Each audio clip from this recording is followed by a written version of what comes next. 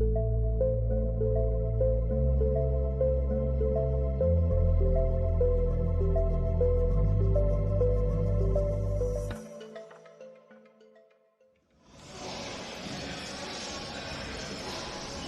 everyone and welcome to the Triton Event Center, the host for the 2026 BSN Sports Showcase presented by Pacifica Christian. We're live from Newport Beach, California as we get ready for an exciting slate of basketball. My name is Noah Alvarez, joined by Cameron Osborne.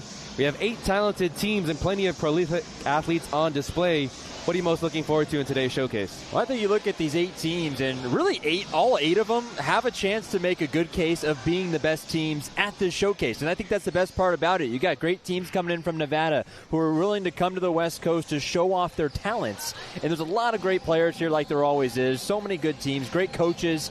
I'm looking forward to it all, Noah. It's going to be a fun night. We wish all of you a Happy New Year's who are tuning in. The first matchup is between Desert Pine Jaguars and the South High Spartans of Bakersfield. Who are some players to watch in this matchup tonight? You know, I'm going to start with South High. I'm going to go a bit off the table. Eddie Ramey Jr., the coach's kid.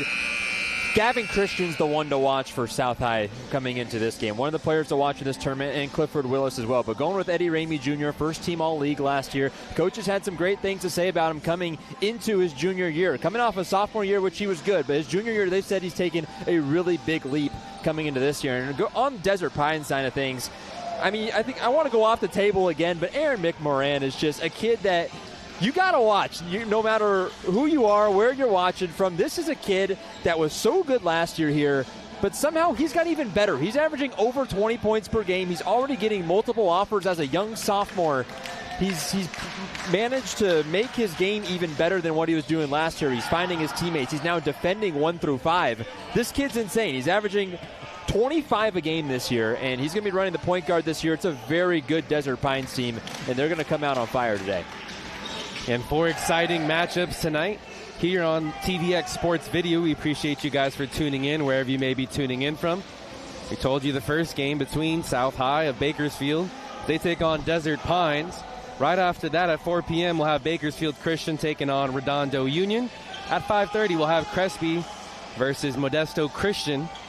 And the nightcap at 7 p.m. Pacifica Christian versus Civica Academy, coming all the way from Nevada. 2 Nevada teams, a couple teams from the Central Valley. A lot different teams, though, than we saw from last year's showcase. Yeah, South High is a new one as well. And then, Civica Academy, I'm really intrigued in what we're going to see from them in that final game versus Pacifica Christian, because their school you can't really find much about. They're fairly new into boys basketball. They play in, of course, Nevada, which is, so many tough schools in Nevada. And we're going to see how they come out 7 p.m. That's the primetime game. And then, Crespi at 5:30. That was a fun team last year. And Modesto Christian is a team that I think will give Crespi a little bit of run for their money in that third game. We're minutes away from tip-off here. Let's get you the starting lineup, starting with the visiting South Spartans. For the South Spartans, they'll start Eddie Ramey, Jeremiah Harris, Jack White, Gavin Christian, and Clifford Willis. For Desert Pines, they'll start Lavelle Lovelace, Chase Robertson, Tyler Murto, Aaron McMoran, and Quentin Stewart. Desert Pine is 10-4 on the year. They're led by head coach Capri Uzon. Took over for his dad, Mike Uzon, who still serves as an assistant, joined by other assistants Devon Colley and Derek Davis. For the South Spartans, they're led by head coach Eddie Ramey. We mentioned his son is a junior on this team. Assistants on the staff are Trevon Johnson, Ryan McGee, Derek Norris, and Clayton Madden. They're 12-5 on the year, and they travel from the city of Bakersfield.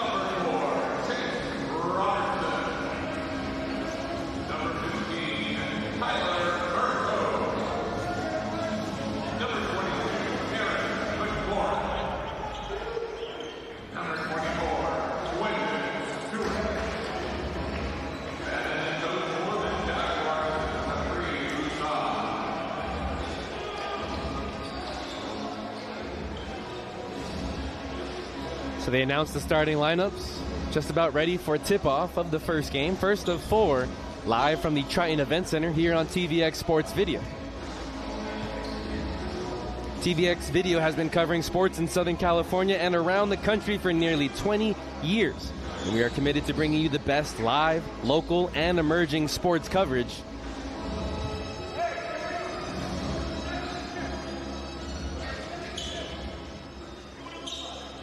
At center court, ready to tip off, Tyler Murto for the Desert Pines Jaguars. They're in their white uniforms. Jeremiah Harris tips off for South High. Interesting decision. Jeremiah Harris stands at 5'11", electing not to go with the 2 6-footers they have on their lineup. Let's see what kind of size that plays for Desert Pines, because Tyler Murto, a guy that plays good second fiddle to Aaron McMorrin. He's having a career year too. Tyler Murto, 6'6" tall, but career high in points, rebounds, and assists, and also can shoot it with that size as well. Murto takes the first three-pointer from the left side and knocks it in. An early lead for Desert Pines. That's McMorrin. Yeah, McMorrin, Sports Illustrated Freshman of the Year last year, Max Preps All-American, honorable mention as a true freshman, already receiving offers from Murray State and Cal State Bakersfield. We'll see the first of the 1-3-1 zone that head coach Capri Uzan said his team likes to feature, and it forces their first turnover. The Desert Pines, we know, could shoot the rock too, so that perimeter defense that Eddie Ramey and his South High Spartans going to have to defend well at the top of the key. Robinson picks up his dribble near half court. Strong on-ball pressure. It leaks out into the back court, and it's a turnover. South High the other way. Layup for 2. Gavin Christian's first points of the evening. It was a great patience from the guards that time. Jeremiah Harris hit 2-on-1 break. It's very rare you see a player stop in that situation, but waited to find his cutter and then found an open Gavin Christian. Jump pass to the far corner. Second three-pointer, no good. South High gets into their offense early. A mid-range jumper converted on by Clifford Willis. Now Clifford Willis, second team All-League a season ago. And South High really running the court well to start early minutes in this one. McMorrin on the right side. Strong on-ball pressure by Ramey. Back to McMorrin. At the top. Guarded by Ramey. Picks up his dribble at the free throw line. Tough shot. Can't get it to go, but he gets his own miss. Shot clock resets. Three-pointer by Murto at the top, and he rattles it in. All created by Aaron McMorrin, getting his miss on his own shot. And Tyler Murto, a really confident stroke from distance this year. 32% he's at. Respectable clip after 33% a season ago. Pass gets tipped, but goes right to the South High Spartans, and Jack Y lays it up for 2. First timeout on the evening. We're tied up at 6, and we'll take a timeout here on TVX Sports Video.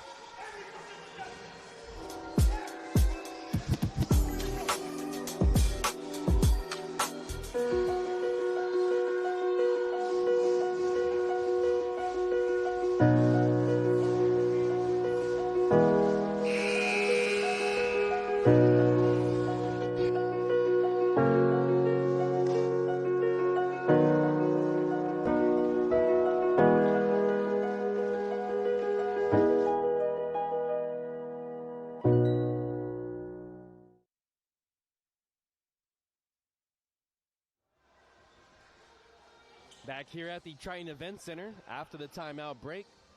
We're all tied up at 6 between the Jaguars of Desert Pines and the Spartans of South High. Jaguars are in their white uniforms. South High in their black. South travels from Bakersfield. Desert Pines travels from Nevada. Murto starts the action at the top. Noah Alvarez joined by Cameron Osborne. McMorrin takes another three. The southpaw drains his second. Kind of scary how good of a shooter this guy is. I mean, that ball barely even touched the net before it went in. Such a great stroke. Pretty cool to watch the growth from last year as well. As a true freshman, competed in the showcase. Ramey picks up his dribble, out to Willis. Tough contested mid-range two, no good. Offensive rebound. Christian kicks it back out. Shot clock resets.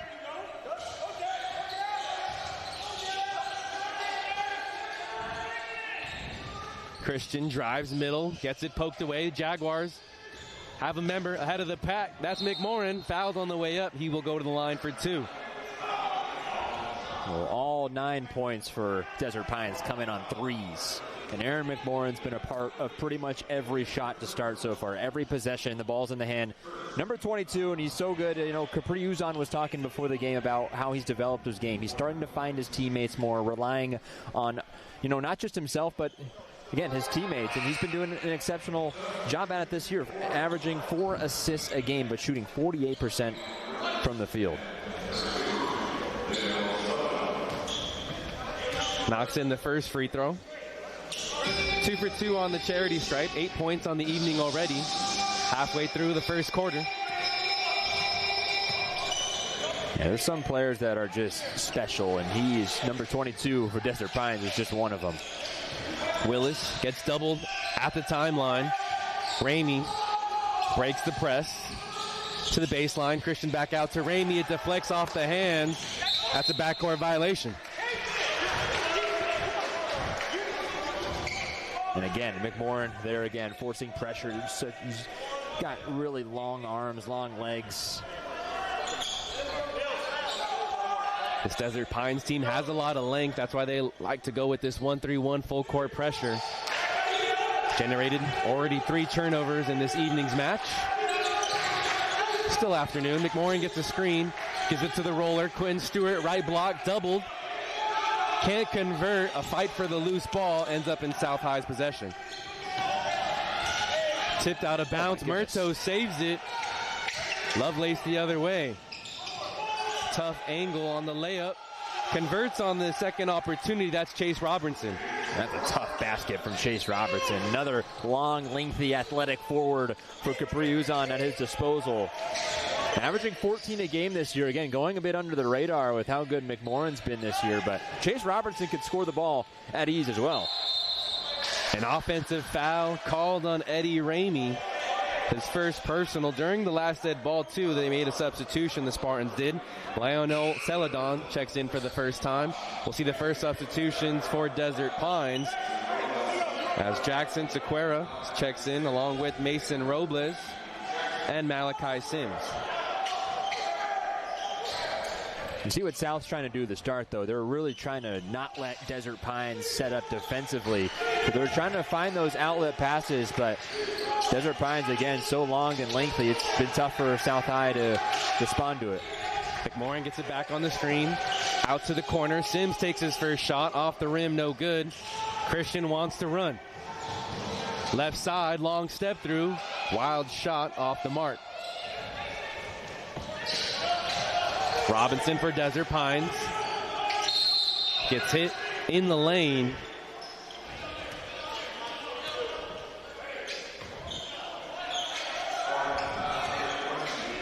Take a look at the foul. Yeah, I got him on the arm, Clifford Willis. First personal on Willis. McMorrin to inbound on the baseline. Shot clock resets to 35. Just over 3 minutes left to go in the first quarter. Sims kicks it out to McMorrin. Wide open look. Corner three. Knocks it in. He's already scorching hot, and it's the first quarter. He's already on pace to surpass his season average of 25. He's a 37% three-point shooter this year. There's really one hole in its game. It's really been his free throw shooting. He's under 70% this year. If he gets that number better, man.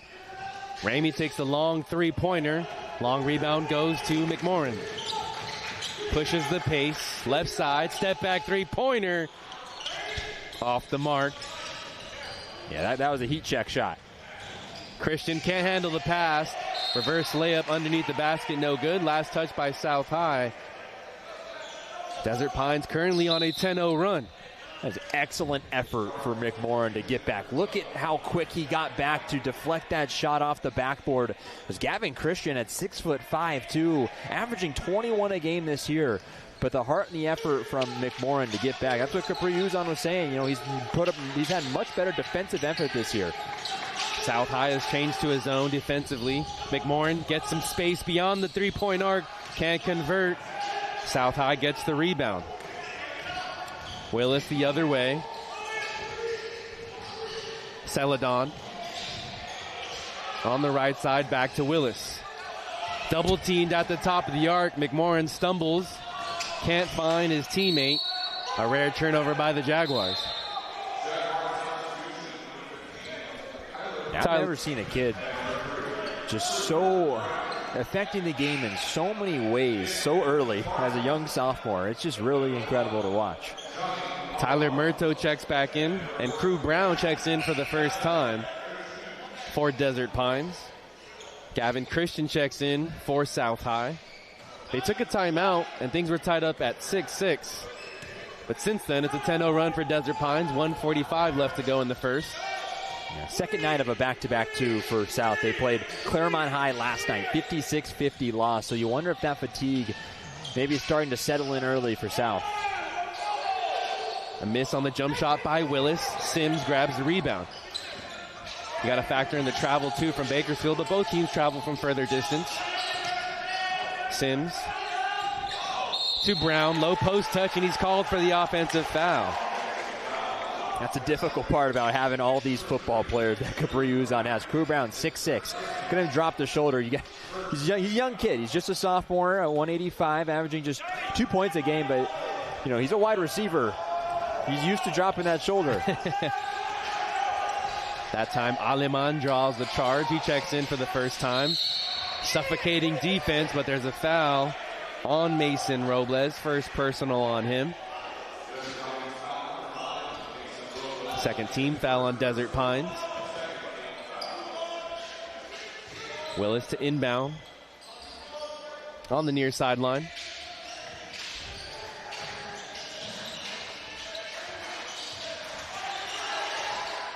Ramey comes off a series of screens out to Christian. Gets a defender in the air, drives the lane, two-hand flush.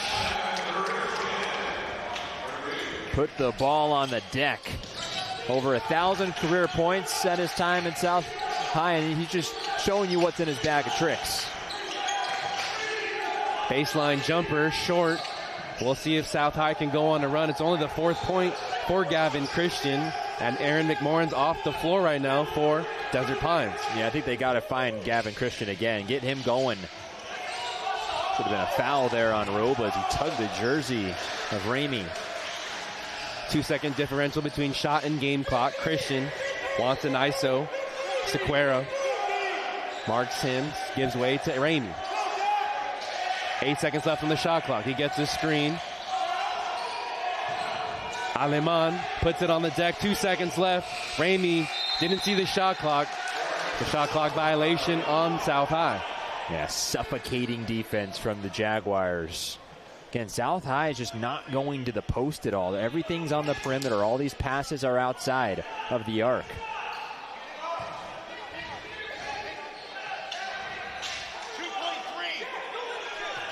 The officials reset the game clock to 2.3. Plenty of time to get a shot off. A quality look. Malachi Sims in the backcourt to inbound. Got time for about 1.5 dribbles. Murto takes a very quick shot. Hits the side wall, and that's going to mark the end of the first quarter. A 10-2 run by Desert Pines to close out the quarter, and they have a 16-8 lead. Noah Alvarez joined by Cameron Osborne here on TVX Sports Video. We'll take a break and return with the second quarter of action.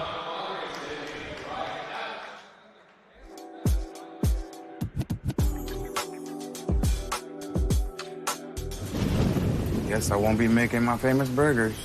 Text everyone to cancel. The Rivera say it's not even raining at their house. Aren't they like 2 blocks away? It is coming down out here. It really is. That was cheese. Yes, it was. Keep walking, Arch. I bet this is a microstorm. What's a microstorm? I don't actually know. Where you're going. At Trilogy Financial, we understand that fact. It's at the core of everything we do. We are a team of independent financial advisors dedicated to understanding your story and helping you reach your highest goals and aspirations. As your story changes, so do we. Our plans grow and change along with your story. Trilogy Financial, wherever your story takes you, Trilogy is there. We're ready for the second quarter of action. Desert Pines has a 16-8 lead over South High of Bakersfield. What do you see in that first quarter, Cameron? A lot of threes. Aaron McMorrin's not afraid to fire it, but Desert Pines, doing a good job. But South High was running the break well, especially in transition. And I think the Jaguars stepped up a bit more defensively and wasn't letting the Spartans out to get them free baskets. Willis drives left. Layup is good with the left hand. A second-team All-Leaguer a season ago, Clifford Willis. Getting multiple offers as a senior now. Has one from Dean College, a Division III school. But they're starting to come for Clifford Willis, so he'll find a home next year. Long two by Sims off the mark. Willis pushes the tempo. It's off his foot, and it leaks out to Ramey. Ramey step through. Finger roll, gets the friendly bounce. His first points of the evening.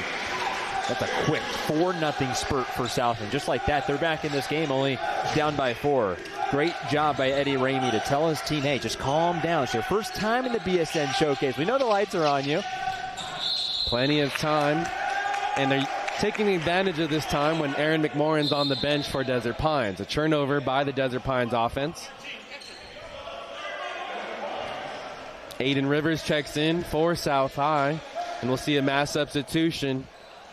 Plenty of starters back into the match for Desert Pines. Lavelle Lovelace, Chase Robertson, Aaron McMorrin, Quentin Stewart, and the new face that we haven't seen yet, Mikey Johnson. 4-point lead for the Jaguars. Step back two. Christian knocks it in.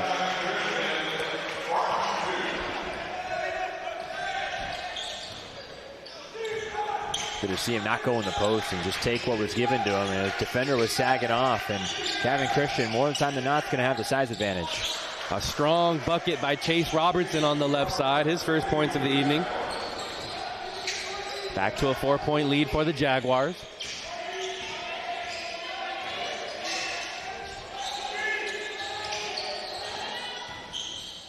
Willis with a hand in his face. Jumper is short. Leaks out to McMorrin. On the break, Lovelace draws contact. The basket is good, and an 9-1 opportunity for Desert Pines. Take a look at the replay on TVX Sports. Gavin Christian got over just way too late to try and step in front of Lavelle Lovelace. Took a little shot to the side. They give McMorrin another assist, and Lovelace, who's been playing his role exceptionally this well, averaging just 7 points on 50% from the field. A guy who doesn't play in too many minutes. It's the second foul on Gavin Christian. He subs out. Jack White checks in. Lovelace can't convert on the free throw. 6-point advantage for Desert Pines. More full court pressure, and Ramey turns it over.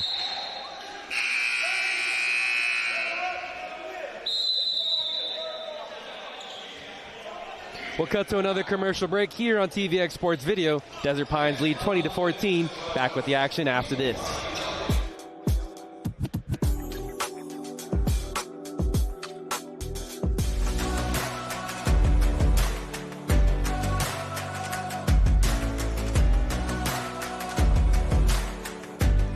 After walking on campus today, seeing the branding, seeing the reactions from my student athletes and my community, the campus makeover has already brought excitement to the student and faculty. With our games, when we show up to school and show up to a game, and we see our brand and the Shorewood Greyhound printed everywhere, it gives us an excitement and that we want to live up to the name. And from the students' perspective, it makes us want to cheer for our athletes and support them. It's a great day to be a Greyhound.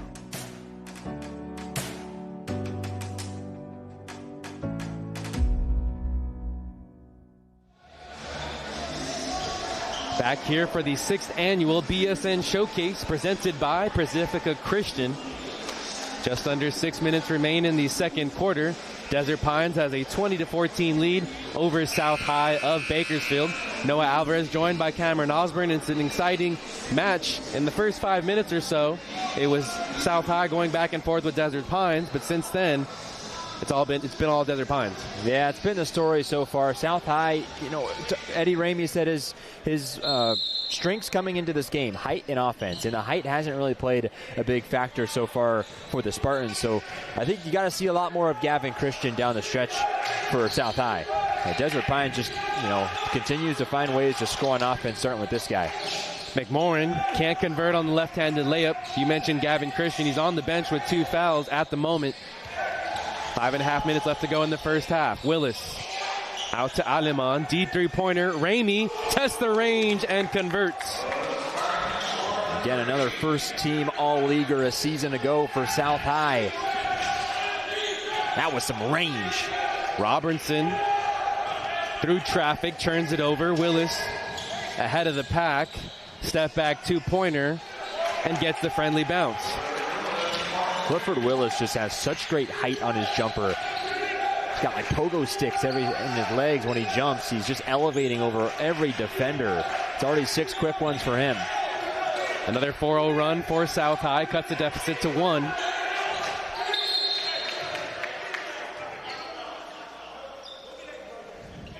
Now they've kind of knocked the Jaguars off their game a little bit with the Spartans kind of running in transitions, what they like to do. Again, the Jaguars did a good job stopping them doing that in the first quarter, but the second quarter has been a bit different story defensively for South High. Gavin Christian checks back in. Leonel Celadon also checks in for South High, and Tyler Murto checks back in for Desert Pines. Robertson on the right side. Waits for McMorrin to get free. After a series of screens, can't convert on the 3-pointer. South High the other way. Dangerous pass. McMorrin takes it right back. He's pushed out of bounds, and that's going to be on Christian.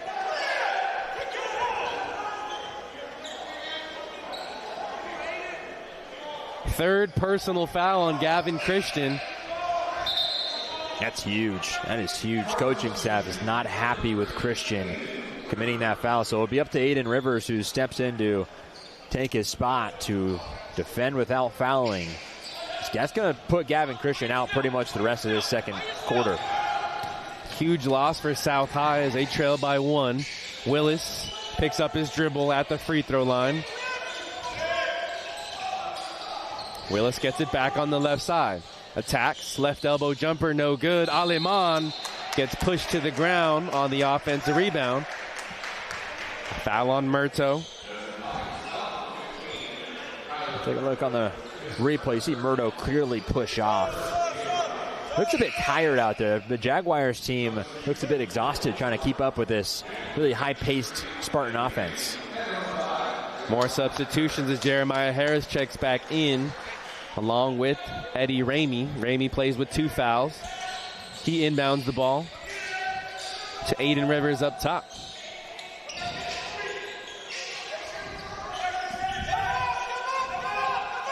Ramey gets it back on the drive. High floating shot, no good. Gets his own miss. Dangerous pass. Rivers secures it. Floater in the lane is good by Celadon. His first points of the evening. And Jaguars are just trying to steal the basketball instead of stepping up in front of their defenders, and it's just not working out for them. Something has to change defensively for Capri Uzan's team. First lead in 7 minutes. Quickly wiped away. Tyler Murto fouled on the way up. An and one opportunity for the big man. And Tyler Murto had 19 versus Olu earlier this year. Look at the fake spin. Going inside, spins baseline. And having to foul him is Jack White.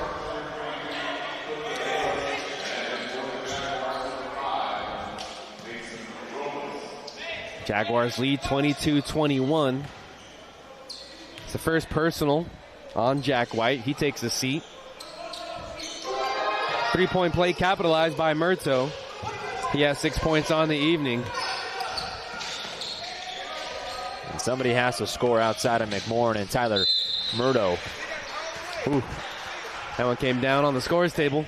Ooh, almost smashed a computer to our right, but thankfully it did not. Under 3.5 minutes left to go in the first half.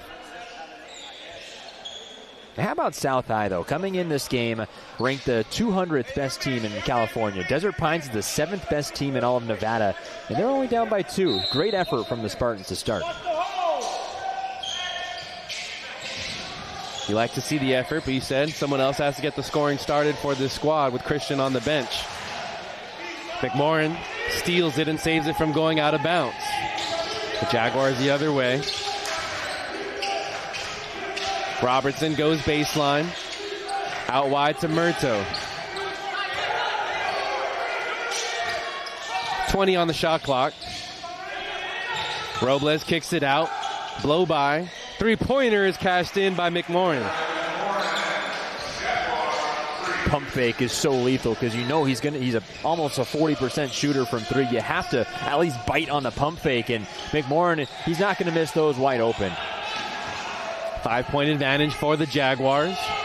McMorrin has 14 on the evening. Ramey, long three-pointer off the mark. South High catches a break as Robles couldn't handle the rebound.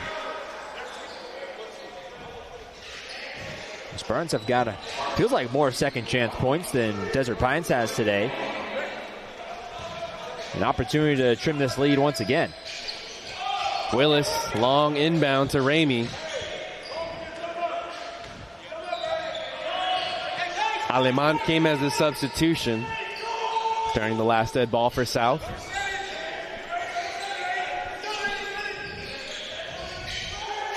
Spartans swing it around the perimeter. Right side, Aleman. Willis takes a deep three-pointer. Short, off the rim, rebounded by Robles. Great contest by Lavelle Lovelace on the 3. Didn't get his feet in the air, didn't get under the shooter. Robles doubled on the baseline, drive, hit on the way up, and converts on the 2. And this team is just so deep. Mason Robles, you haven't said his name much today, but averaging 6 a game this year. He just went on a visit to New Mexico State. In between 2 defenders with some contact, scoring the basketball, but 6 points averaging a game and already getting to D1 offers. That tells you a lot about this kid. Very talented roster here. They have a lot of swagger, says head coach Capri Uzan. And they play with that confidence on the court, both ends of the floor. And they play, in that tough Southern League in Nevada where they have to go against Bishop Montgomery and Sierra Vista every single year. And Bishop Montgomery's off to another good start, 8-5. Sierra Vista's 10-4. They lost to Bishop Gorman, I should say, to end their year last year. Made it to the Final Four, but couldn't take down Bishop Gorman. Very impressive for a young squad. Ramey, tough drive hit on the way up, and he goes to the line for 2. But just learning about Capri Uzan's, story before this game. We saw him last year, but when we saw him, he literally just got the job. He didn't really know much about it, but he was saying, Desert Pines felt like home for him, and he's taken over this team. He was an outstanding player at his time at Desert Pines as well. He was a 2-time champion, a 3-time conference MVP, 3-time first-team all-conference, and Capri Uzan's been the guy. Ramey at the line after getting hit on the drive. Converts on the first. 2 for 2 on the trip. Has 7 points on the evening. Uzan played out here locally, too, for Vanguard University. Also Westcliff. One of the best players to ever put on a Desert Pine jersey. Averaged 18 a game in his time as a Jaguar. South High creates a turnover. Willis slows things down. Under a minute and a half left to go in the first half. South High trails by 6, 29-23. McMorrin on the bench for the Jaguars. Let's see if South High can generate a run. Everything on the perimeter still for South. Willis picks up his dribble. 5 seconds left on the shot clock. Ramey, another deep three-pointer. Off the mark. Rebounded by Mario Fletcher.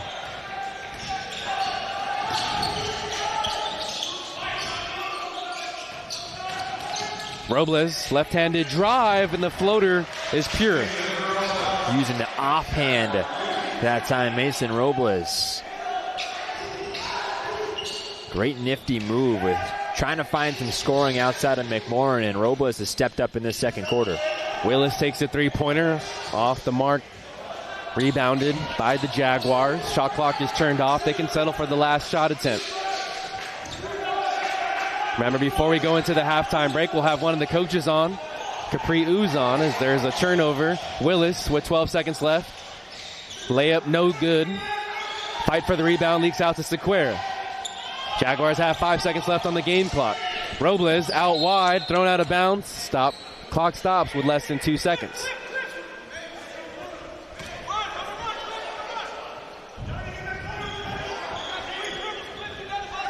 Ramey to inbound. Willis in the backcourt. One dribble at half court. Hits the top of the roof. Guess we'll never know.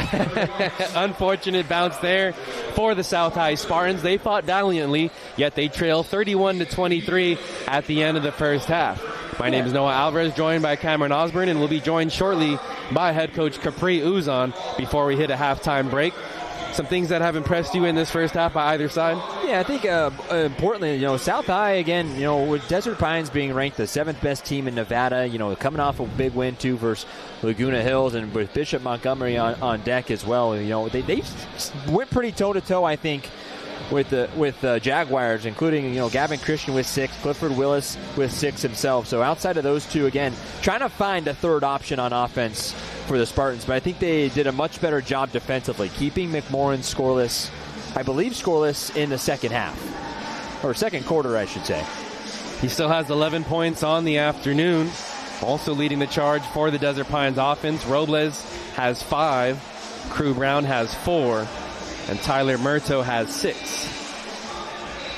Still waiting for that head coach to join us. Neither team has made their way to the locker room. In the years past, we've seen teams head to the locker room, chat in privacy, but both teams have stayed on the sideline a bit different here. Yeah, not a long halftime. You only get 10 minutes, but you can understand why some teams want to stay out here, keep that energy going, keep the blood flowing a little bit. And Capri Uzon said before the game, his team, that Jaguars team, they're trying to earn their respect around the state of Nevada. And they started the season 8-0, then dropped four straight games, and then coming off, like I said, a win versus Laguna Hills. They're starting to find their groove at this time in the season.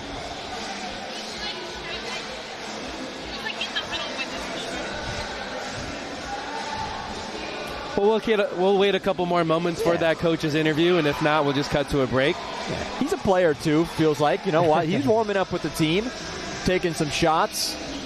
That was pretty cool to see. You have to have a special type of team, a special group of guys to respond to that player's friendly coach. Yeah, not just taking some shots, but he was dressed in the little cutoff. No sleeves. He was running plays out there for his guys. He was having fun. But he's just a really cool dude to talk to be around. Now Capri Uzon makes his way to the table.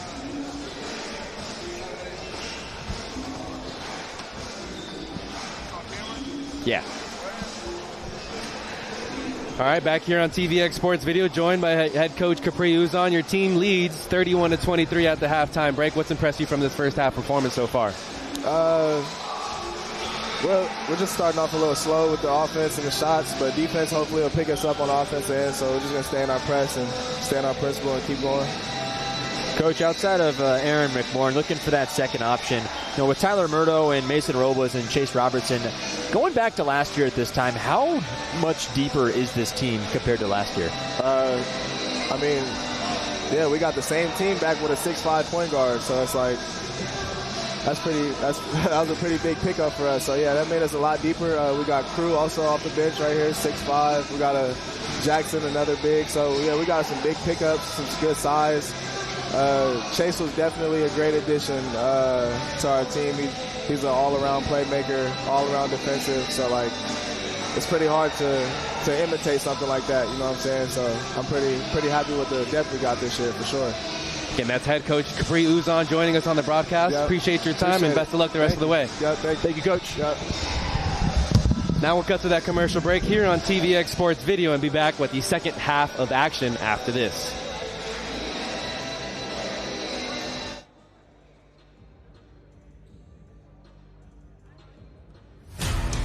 To us, pizza the way it ought to be isn't just our slogan. It's our promise and our passion to give you the best dining experience and the best tasting pizza you expect. For over 40 years, we've been making pizza the way it ought to be. Handmade with the freshest and finest ingredients. Our dough is made fresh daily, and we use 100% whole California milk mozzarella cheese and toppings edge to edge.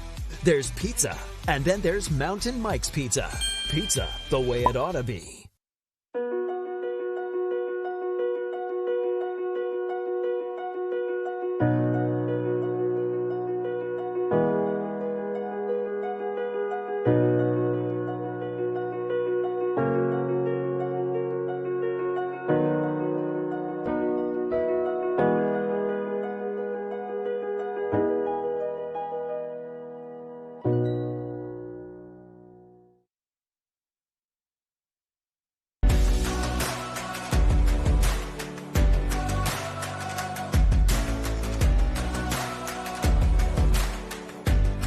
After walking on campus today, seeing the branding, seeing the reactions from my student athletes and my community, the campus makeover has already brought excitement to the student and faculty. With our games, when we show up to school and show up to a game, and we see our brand and the Shorewood Greyhound printed everywhere, it gives us an excitement and that we want to live up to the name. And from the students' perspective, it makes us want to cheer for our athletes and support them. It's a great day to be a Greyhound.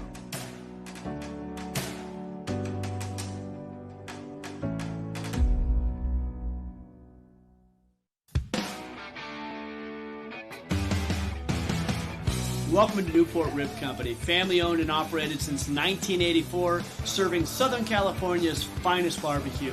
Come on in. We specialize in baby back ribs, but you'll also love our USDA choice steaks, fresh fish, mouth-watering sandwiches, and salads. We also have a special gluten-free menu and a delicious kids menu. Newport Rib Company is perfect for a casual bite while catching a game, celebrating a special occasion, or a family gathering. We even have tableside magic on Sunday nights, and most of our friendly staff have been part of the Rib Company crew for years. Rest assured, they'll take great care of you and your guests. Many of our customers take advantage of our extensive takeout menu, which makes it easy to feed your family or even the whole neighborhood. The Newport Rib Company caters hundreds of events a year, from post-game dinners for the Los Angeles Angels of Anaheim and their major league rivals to high school and college sports banquets. We value being part of the community and love serving our fantastic barbecue at all kinds of life celebrations. Our private banquet room accommodates up to 75 guests. We love working with our clients to guarantee that their event is comfortable, delicious, and stress-free.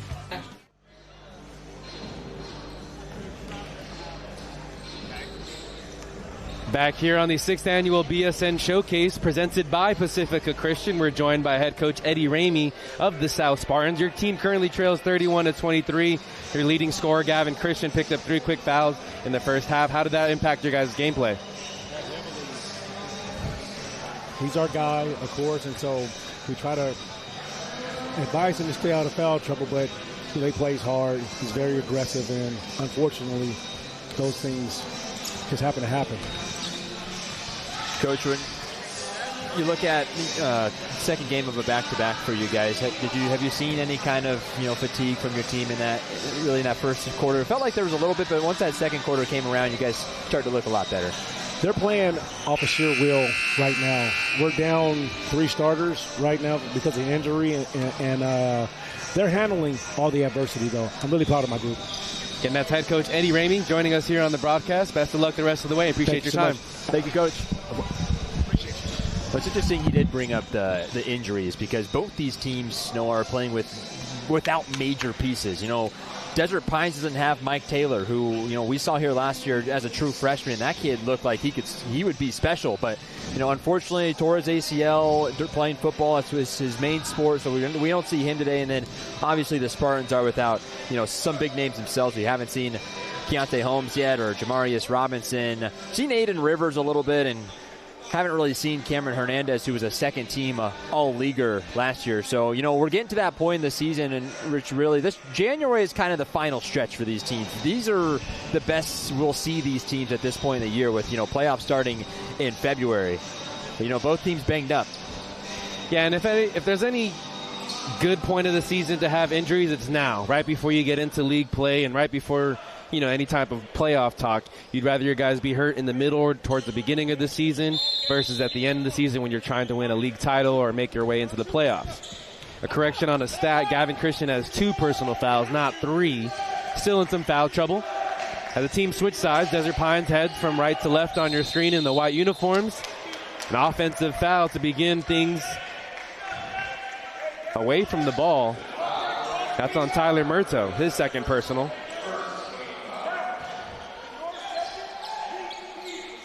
South High in their black uniforms, left to right on your screen. More full court pressure by the Jaguars. Christian back on the floor. Up ahead to Willis.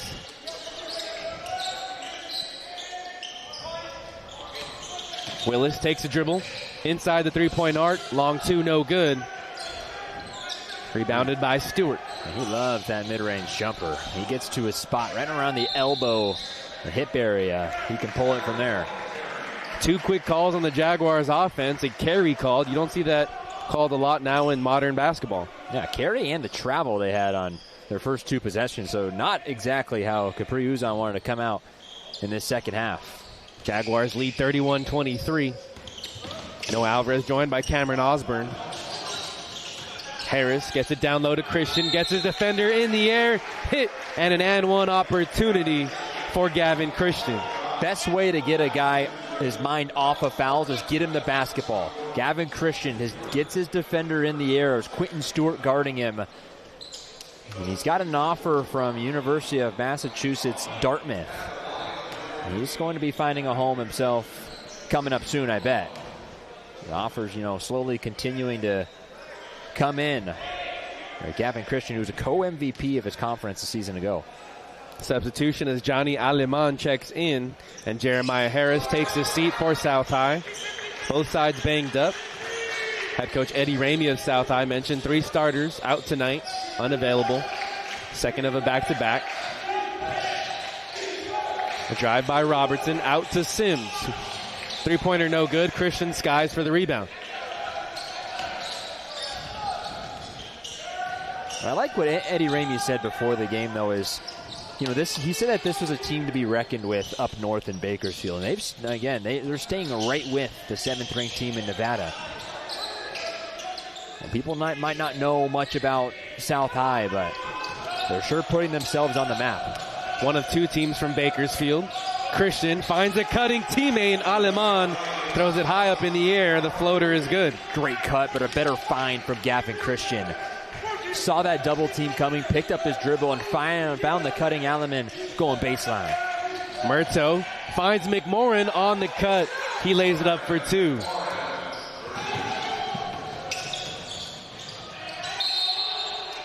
Christian gets his defender in the air, and he will head to the line for 2 more free throws. Yeah, Gavin Christian really starting to find his groove. He's looked like those fouls, those 2 quick ones he picked up, they're surely at the back of his mind now. And he's being aggressive. And you don't often see that with guys at this level being aggressive with in foul trouble a little bit. But once again, the pump fake, Quentin Stewart has to stay on his feet because he's taking advantage of him all game long. 2 quick fouls on Stewart to begin the second half. He takes his seat, and Jackson Sequeira, the quarterback for Desert Pines High School football team, checks in. Yeah, QB1. He's playing with Crew Brown, who's one of his starting receivers. Of course, Mike Taylor. Mike Taylor is just a great story. I wish we really got to see him play because, though he's not here, as a sophomore, Mike Taylor has offers from about every D1 school you could think of. Christian 2 for 2 on the free throw line trip. Gives him 11 points on the evening.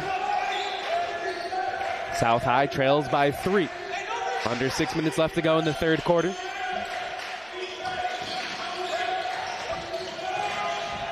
Strong drive on the baseline. Hit on the way up. And Robertson goes to the line for 2. 6'6" is Chase Robertson, but that reach is probably around 7 foot. He's Also just got an offer from Portland State. That's always cool, too, when you start getting your offers, more pile in. So congratulations to that young man. He misses the first free throw.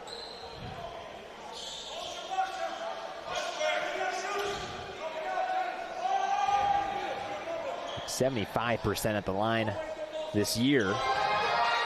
Been a consistent shooter from free throw and from the field, too, 50%. Makes the second free throw, extends the lead back to 4 for Desert Pines. Just goes to show you how deep this team is. 3 of the 5 starters are receiving Division I offers for the Jags. Ramey contested 2, no good. McMorrin grabs the rebound. Looks to push. South High tries to double. The floater in the lane, but they call an offensive foul. I thought he did a good job slowing down right there. Let's take a look at the replay brought to you by TVX Sports. Yes, stepping into him, Gavin Christian. That time he did a good job setting his feet. And McMorrin definitely be on the wrong end of that one. It's a risky decision, too, because he does have 2 personal fouls himself. If he picks up that third, it forces Eddie Ramey to maybe take him out early in this second half. There's a foul on the drive. Again, I think that has to do with his confidence, though. He's scoring the ball better in this third quarter. He has the ability to step in and be confident. You know, I'm not going to take the block. I'm going to draw a charge. It's the 15th foul of the quarter, so Willis goes to the line for 2 free throws, already in the bonus, and over 5 minutes remain in this quarter, so a chance for South High to take advantage of that. They continue to just linger around, you know, not give Desert Pines a huge lead. That 10-0 run that the Jaguars went on the first, that clearly got diminished, and now it's still 4 points. South High did have a lead in that second quarter as well. There's an official's timeout on the floor. They quickly call them back. 4-point lead for the Desert Pines Jaguars. 5:15 remains in the third quarter. Clifford Willis has 6 points on the afternoon, all 6 in the first half. Let's reset the lineups for you. Gavin Christian out there with Aiden Rivers, Clifford Willis, Eddie Ramey, and Johnny Aleman for South High. Willis converts on the first. For Desert Pines, Jackson Sequeira, Aaron McMorrin, Tyler Murto, Chase Robertson, and Malachi Sims.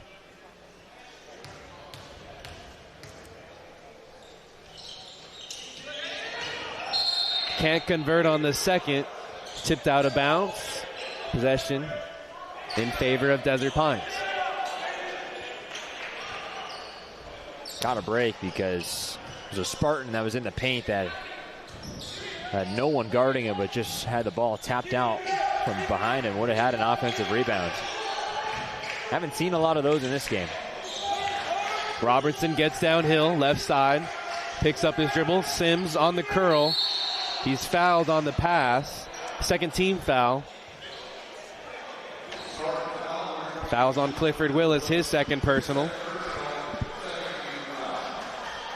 Second foul at this stage of the game. Not going to hurt you too much under 5 minutes in the third. We'll see where he reached in. It's tough to see from that angle. Got QB1 at 6'4", standing in front of the camera. Lovelace checks into the game for the first time, second half. Robertson switches to his left hand and lays it up for 2. Oh, how did he get this shot to go?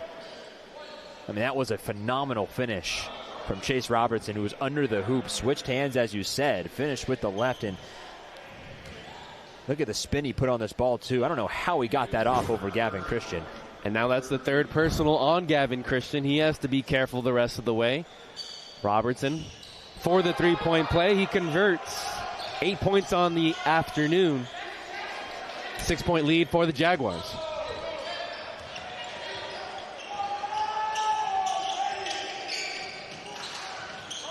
Christian stays in the game, right side, attacks Murto, loses it, stays with it, can't convert the first try, misses the second, and Murto secures the rebound. Big physical rebound by Tyler Murto, one that the Jaguars really needed to get them back on track. Lovelace doubled at the left elbow. Jump ball is called. Possession arrow in favor of South High. Scott Lovelace with his back to him and decided to just attack him and tie him up. With the Spartans another possession. More size on the court for Desert Pines. Crew Brown checks in at 6'6", a sophomore. You also mentioned he plays football. A few football players on this Desert Pines squad. Ramey gets a screen. Stopped in his tracks by Murto. Willis blows by his defender and lays it up for two. That's a guy that's got a knack for scoring, Clifford Willis. Driving right, finishing left. Cuts the ability to use both hands. Cuts the deficit to 4. Robertson through 2 defenders. Surprised there was no call either way. Yeah, I thought he took an extra step, but maybe the tie-up was able to take that extra step. But a miss by White. McMorrin, long pass taken away by Ramey. Ramey sneaks it by, but McMorrin gets a piece. Spin move near half court. He's doubled. Jaguars lead by 6. Robertson, long three-pointer, no good. Lovelace, second chance opportunity. Ramey swats it away. Both teams have really picked it up defensively. It's turning into a much more physical game here in the third quarter. Head coach Eddie Ramey wants to talk things over. Jaguars lead 39-33 over the Spartans. We'll be back on TVX Sports Video after a word from our sponsors.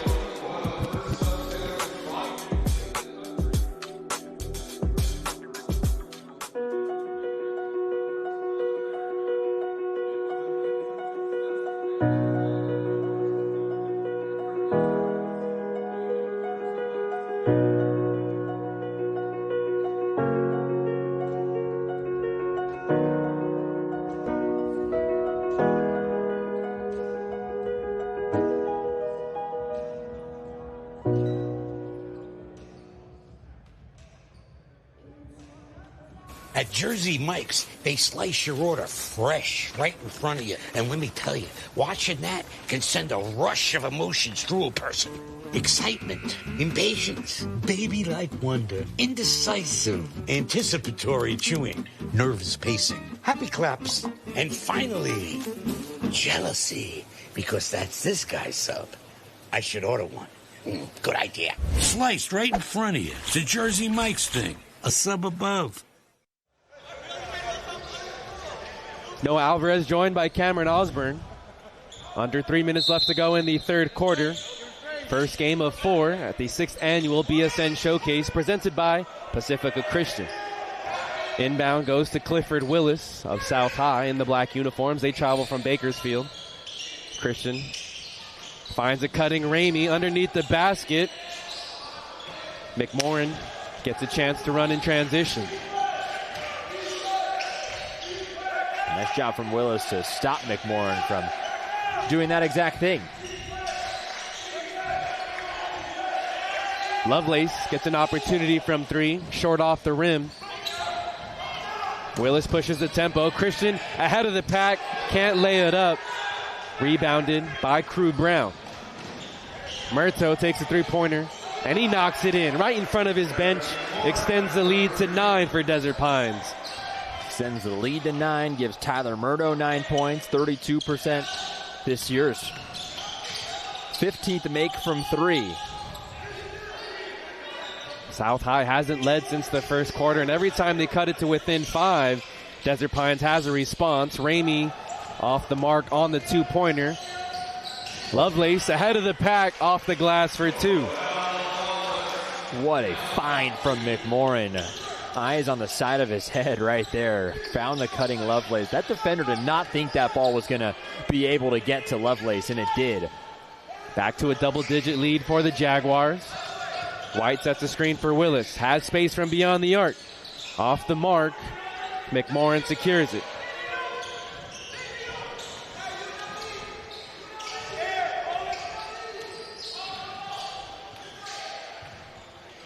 McMorrin pressured by Celadon defensively. 20 seconds on the shot clock. McMorrin gets it back on the flare screen, and he rattles in a three-pointer. 47-33 is the score. And 19 for McMorrin, but a better find from Tyler Murdo. And you see the defender, Celadon, on him. He just can't reach up to the release for McMorrin. He didn't even contest it because it just wouldn't have mattered. Christian down to a knee, and then he came up off that knee. That's a traveling violation.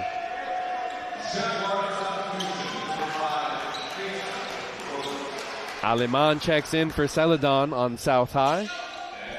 Aiden Rivers check in for Jack White.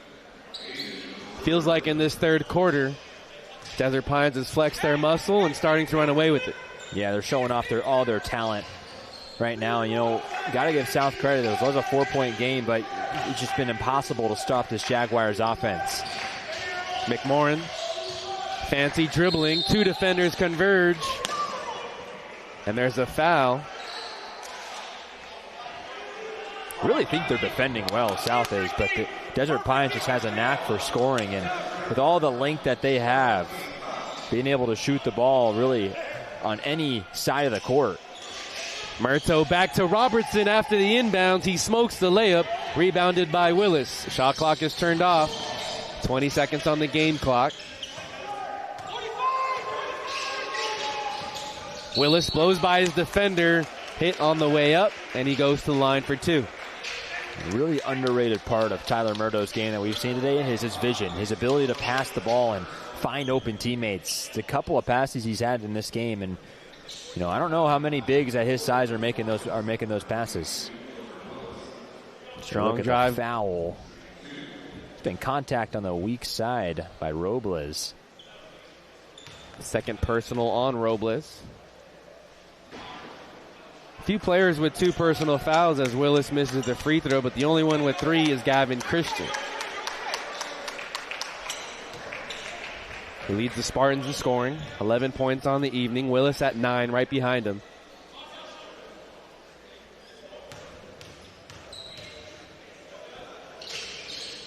Converts on the second. Gives them 10 points on the evening.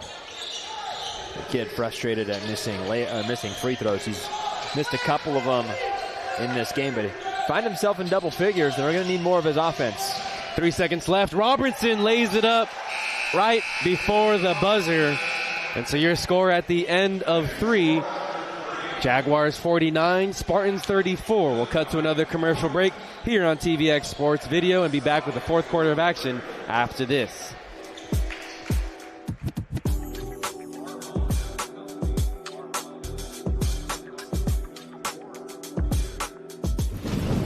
Guess I won't be making my famous burgers. Text everyone to cancel. The Rivera say it's not even raining at their house. Aren't they like 2 blocks away? It is coming down out here. It really is. That was cheese. Yes, it was. Keep walking, Marge. I bet this is a microstorm. What's a microstorm? I don't actually know. Where you're going. At Trilogy Financial, we understand that fact. It's at the core of everything we do. We are a team of independent financial advisors dedicated to understanding your story and helping you reach your highest goals and aspirations. As your story changes, so do we. Our plans grow and change along with your story. Trilogy Financial, wherever your story takes you, Trilogy is there. Final quarter of the first of 4 games here at the 6th annual BSN Showcase presented by Pacifica Christian. Noah Alvarez joined by Cameron Osborne. Desert Pines has a 49-34 lead over South High of Bakersfield. Malachi Sims brings it up the floor. Out there with Tyler Murto, Crew Brown, Jackson Sequeira, and Mason Robles. Sequeira down in the post. Gets the friendly bounce for 2. His first points on the evening. The thing you notice about Desert Pines when you look at their schedules, they play in a lot of close games. This is a very rare game that is really all of a sudden almost becoming a blowout here, almost up by 20. But going back to their past 2 wins, they beat Aquinas High by 1 point and then Laguna Hills by 3. And they play, like I said, in a lot of close games, and that builds them for the rest of the season. A foul on the drive. Christian converts on the layup. Chance for a three-point play the old school way. I give him 13. Look at a strong physical move. Even though he got touched there by Sequeira, it didn't matter.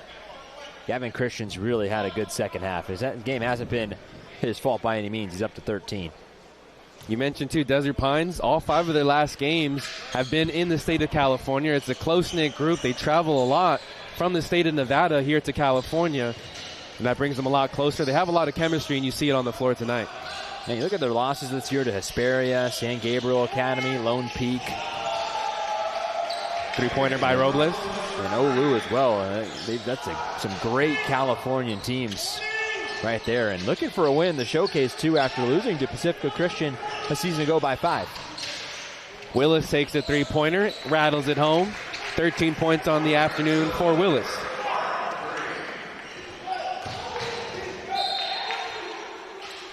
Pass off the mark as it sails out of bounds. Still plenty of time for South High to close in on this deficit. Willis pushes the pace, sneaks it under his defender, high off the glass for 2. Incredible shot by Clifford Willis. He's the leading scorer with 15 for South High. They trail by 13. Sims, baseline drive. Sequeira gets the defender in the air. Left-handed layup, bounces in. And I'm really loving the leadership that Aaron McMorrin is showing on the bench. He is really coaching, it seems like, Malachi Sims, the young sophomore, really coaching him on, hey, you got to be here to do this. You got to be doing this. And he's always up on his feet clapping for his teammates. Just a sophomore McMorrin, but already showing veteran leadership. We love seeing that type of leadership. He was listed as the Sports Illustrated Freshman of the Year as a freshman last season. Willis on the drive, and if that's on Robles, that's going to be his 4th. It is.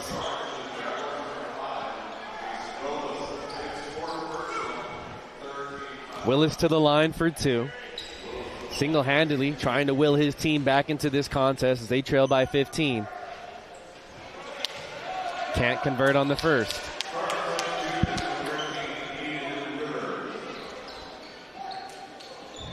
It's a foul there on Robles. Willis was throwing his left shoulder into him.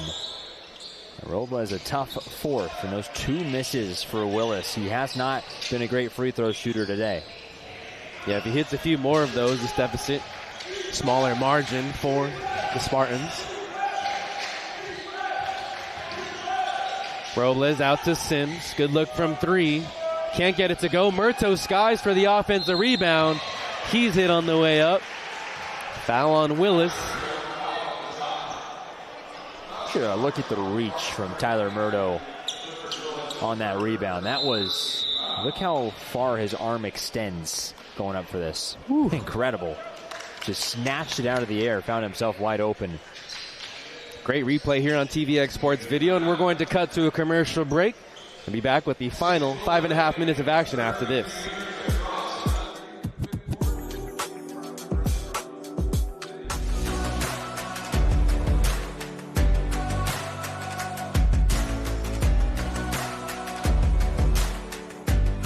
After walking on campus today, seeing the branding, seeing the reactions from my student athletes and my community, the campus makeover has already brought excitement to the student and faculty.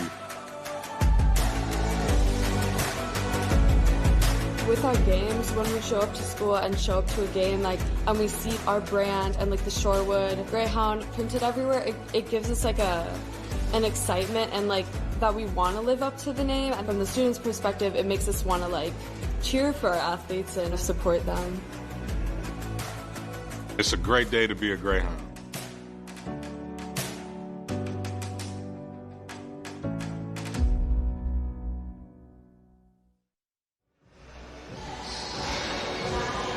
Final 5.5 minutes remain in the quarter. First of 4 games on the schedule. Desert Pines leads 56-41 over South High of Bakersfield. Noah Alvarez joined by Cameron Osborne. Tyler Murto to the line for 2 free throws. There was a foul on Clifford Willis, his 3rd personal. Him and Christian both have 3. the two leading scorers for South High with 15 and 13 points respectively. Murto has 9 as he misses the first free throw. After this game, we have Bakersfield Christian versus Redondo Union. The second of 4 games on the slate.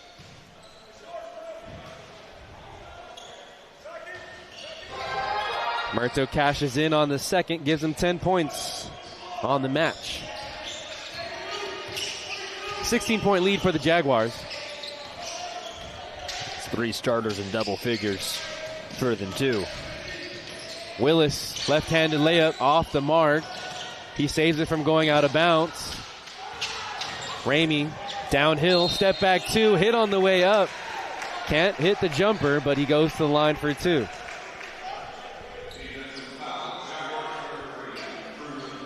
See if he gets hit on the jumper. Well, should have been a push-off. That's what Capri Uzan and his coaching staff is looking for.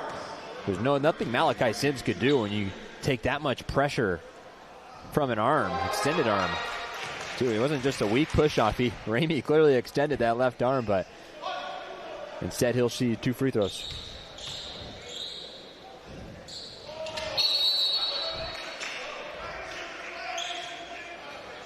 Lane violation on South High. You don't see that too often. Ramey was going to miss the second free throw. First one was good, cuts the deficit to 15. Good run for Malachi Sims. McMorrin on the bench, expected to be, for the lead this big. So we'll see what Sims can do being that second point guard. Robles on the drive. Turnaround jumper is pure. We'll make that 4 starters in double figures now for the Jaguars. A big kid. He's seen his minutes go up this year. Averaged 14 as a sophomore last year. Up to 20 this year. Willis off the mark on the jumper. Aleman last touched it. Jack White to substitute in, along with Leonel Celadon. Rivers and Aleman take a seat. 43% shooter Mason Robles is this year. Showing you what he can do, score to the basketball. The team with only 4 seniors, so still plenty of returners coming back next year. A chance for them to continue to improve as a unit. Robles fouled on the rebound. We'll see who the foul is on. On Willis, that's his 4th.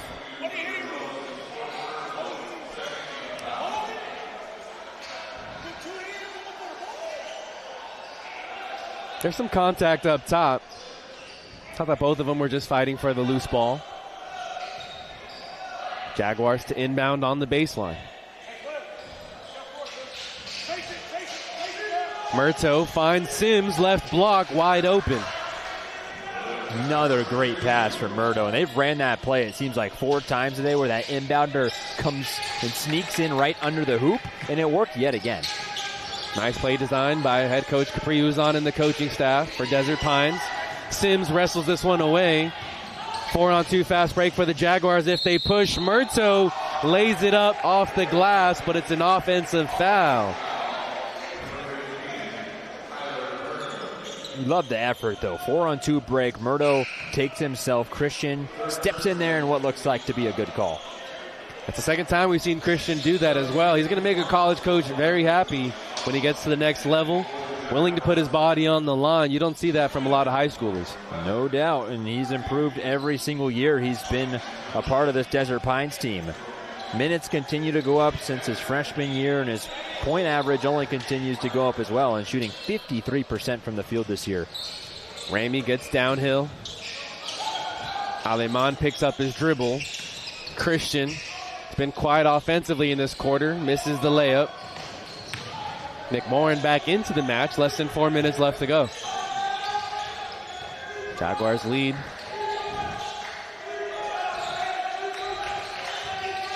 McMorrin doubled on the drive. Out to his shooter, Fletcher. Can't converse. Lovelace there for the rebound, but there's another whistle.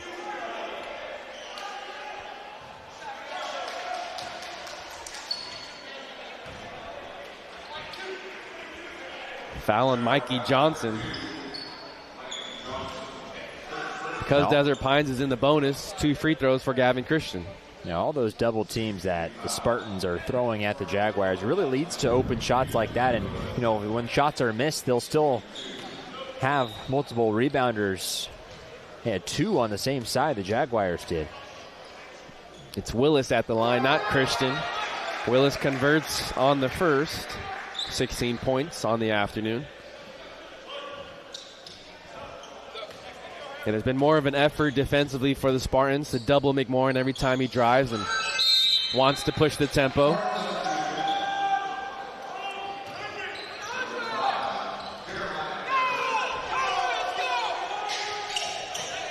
We'll see some forecourt pressure by the Spartans late in this contest.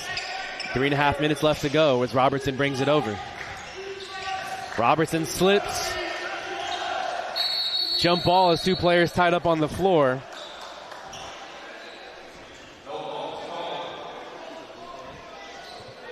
We'll see Jeremiah Harris seeing the offensive player hit the floor. And Harris, who's had a frustrating day at the office today, hasn't scored yet. In his senior season, though, showing some effort, though down by a lot. Different roster build on this squad. 8 seniors and 4 juniors for head coach Eddie Ramey of South High. Pass intended for Christian, taken away by McMorrin. 4-on-3 fast bait, but he loses the ball. Gets it back. Fletcher down low to Lovelace, short on the layup. McMorrin gets it stripped, stays with the Jaguars.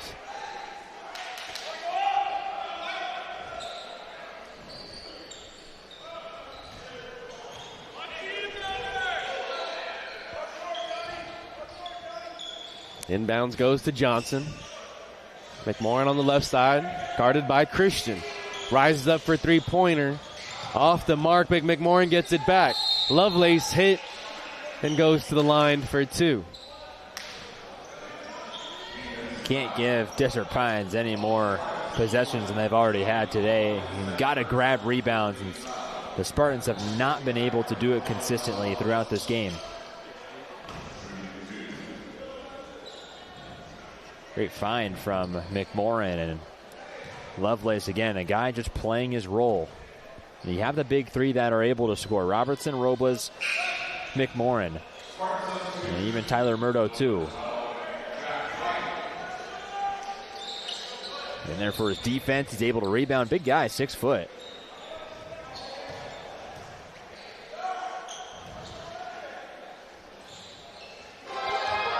Converts on the second free throw. Back to an 18-point advantage for Desert Pines. Ramey downhill, rolls it in, and a chance for a 3-point play.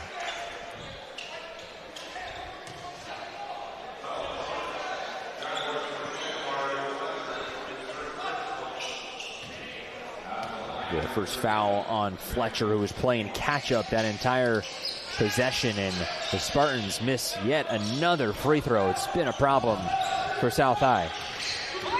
I'm sure the coaching staff will definitely grill their squad in the post-game talk.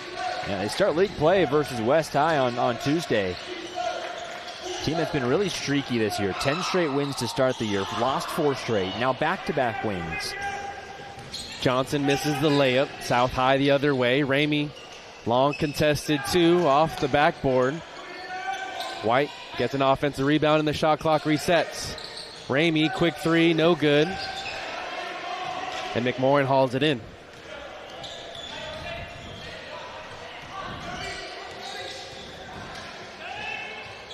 McMorrin, step back 3-pointer off the mark. It's been quiet in the second half. He hasn't been tasked with a lot of scoring opportunities, though. Willis in transition, rattles in a 2. He's almost automatic from mid-range. He's got such a consistent jumper from that area of the court. He's a really good scorer. 17 points for him as a senior. He's got offers continue to come in for Clifford Willis.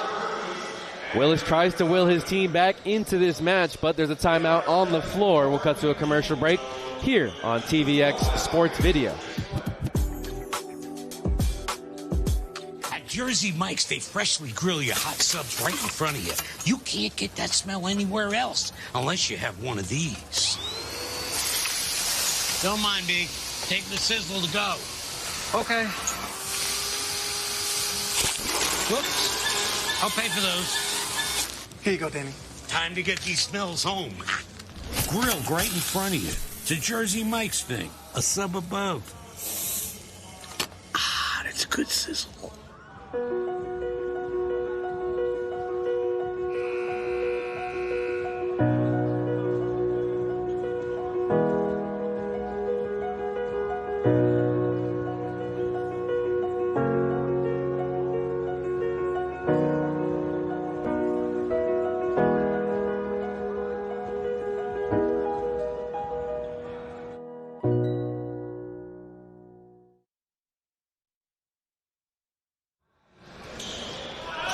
Less than 2 minutes away from a conclusion in this one. Desert Pines 62, South High 48. Aaron McMorrin, the leading scorer, 19 points as he dribbles it up the floor for the Jaguars.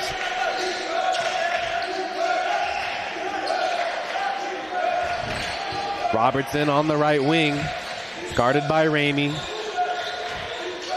Around the perimeter, Fletcher gets it back. Deep three-pointer and drains it.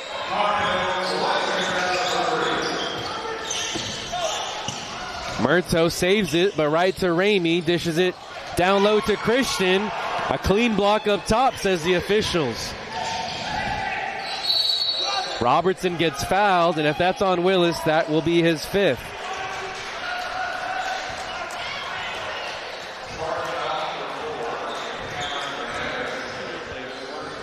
Oh my goodness. Here's the three by Fletcher. Let's see the block. Did it get it clean? Oh, it actually hit the bottom of the backboard. He never got a piece of it. It was Johnson. There was a lot of contact, it felt like. And the coaching staff for South High upset with the call. Robertson to inbound. Might have been a lot of contact after the ball hit the backboard, though. At least I thought that's what I saw. Foul on the drive.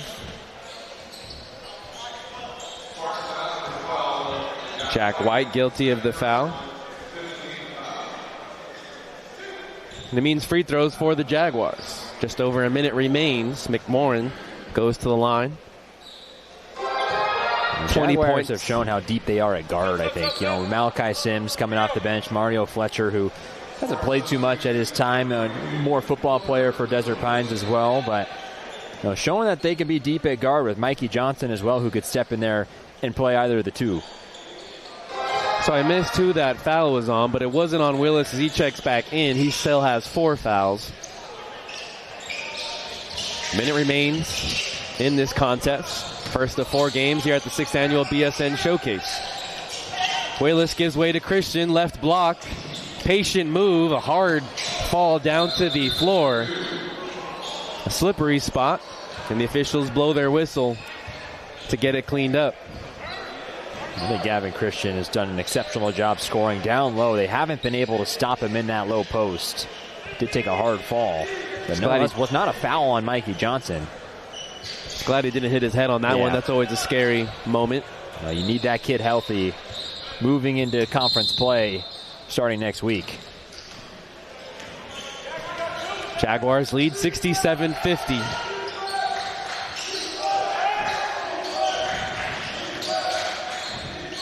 Murto with possession, guarded by Christian, loses it. Willis up ahead to Christian. On the fast break. Too strong on the layup, but there's a whistle, and Christian heads to the line for 2. When Gavin Christian puts his head down like this, he is really becoming unstoppable.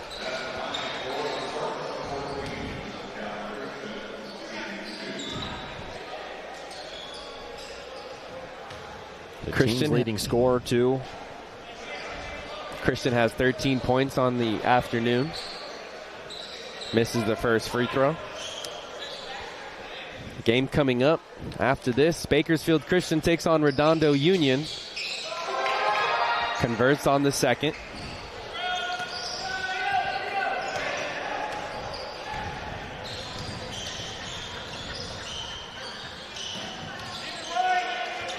Shot clock is turned off. McMorrin and the Jaguars can dribble this out.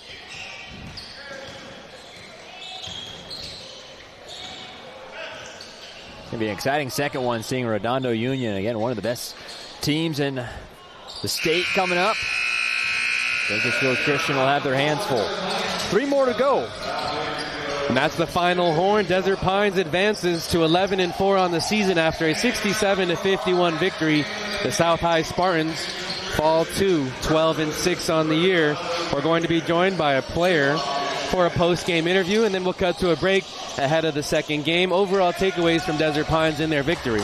Well, they showed you why they're ranked the number 7 team in Nevada for a reason. They got off to a really hot start led by Aaron McMorrin, and then that second quarter, I think, really showed us how tough this Desert Pines team is, because the Spartans were not going away. They kept coming back. They fought their way back to eventually take a lead in that second quarter. And then Desert Pines, they show you how tough they are when they get to the latter half of games, because they just don't ever give up. We're going to be joined by Chase Robertson. Go ahead and put those headphones on. Can you hear me? Cool. So Chase Robertson, player of the game, joining us here on TVX Sports Video. What did you like away from your team's performance today? I like the atmosphere. It was great hospitality when we got here. Got a lot of time to warm up. We haven't got that recently. And, everything was good. The tournament was good. The directors are good. I loved it. First off, Chase, congrats on starting to receive offers. That must be a great feeling for you. But coming over to Desert Pines this year, playing under Capri Uzan, what made you want to make that transfer coming to Desert Pines? I love the coaching staff. My dad's known Mike for a while. I wanted to come play with Tyler Murtho and Aaron McMorrin. I just wanted a new atmosphere. Again, that's Chase Robertson joining us here on TVX Sports Video. Congratulations. Thank you. And best of luck the rest of the way. Have a good one. What a fun team this is. This team is so awesome. They're so much fun. Hey, if we're here for a third time next year, I hope we get to see this team come back to the showcase. No doubt. So with that, we'll cut to a commercial break here on TVX Sports Video. In a few minutes, we'll have game number 2 as Redondo Union takes on Bakersfield Christian.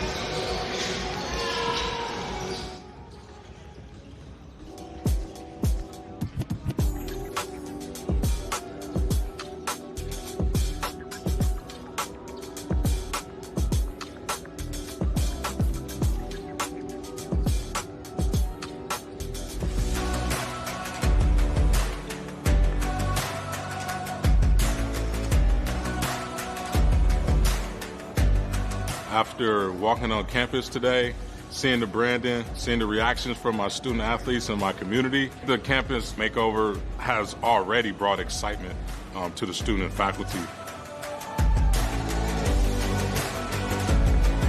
With our games, when we show up to school and show up to a game, and we see our brand and the Shorewood Greyhound printed everywhere, it gives us an excitement and that we want to live up to the name. And from the students' perspective, it makes us want to cheer for our athletes and support them.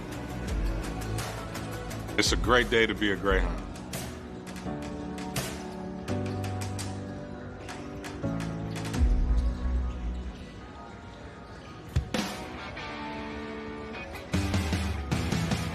Welcome to Newport Rib Company, family owned and operated since 1984, serving Southern California's finest barbecue.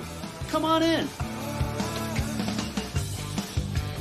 We specialize in baby back ribs, but you'll also love our USDA choice steaks, fresh fish, mouth-watering sandwiches, and salads. We also have a special gluten-free menu and a delicious kids menu. Newport Rib Company is perfect for a casual bite while catching the game, celebrating a special occasion, or a family gathering. We even have tableside magic on Sunday nights, and most of our friendly staff have been part of the Rib Company crew for years. Rest assured, they'll take great care of you and your guests. Many of our customers take advantage of our extensive takeout menu, which makes it easy to feed your family or even the whole neighborhood.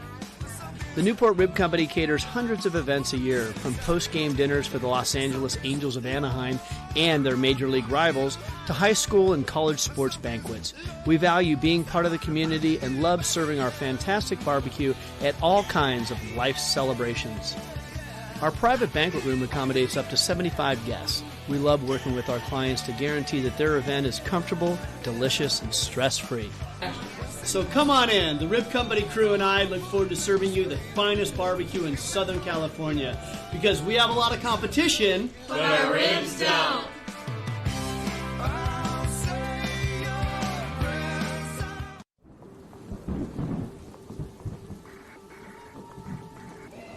6 years ago, our head of school had this incredible idea to throw toilet paper. Him and our AD and myself met, and we just said, let's do it. It sounded like this great idea that we could toss toilet paper at a basketball game, and the rest is history. This event is so endearing to know that everybody is here for the same purpose, to cheer on our basketball team. The best thing about Bring the Rain is that it brings everybody together. When we throw that toilet paper, we are all one.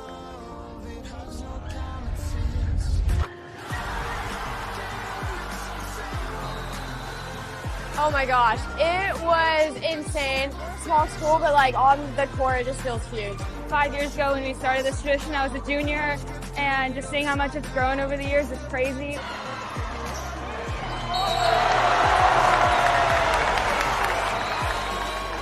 We're all cheering for our team, and especially when that first three-pointer hits and all the toilet paper comes flying, it's just such an amazing feeling.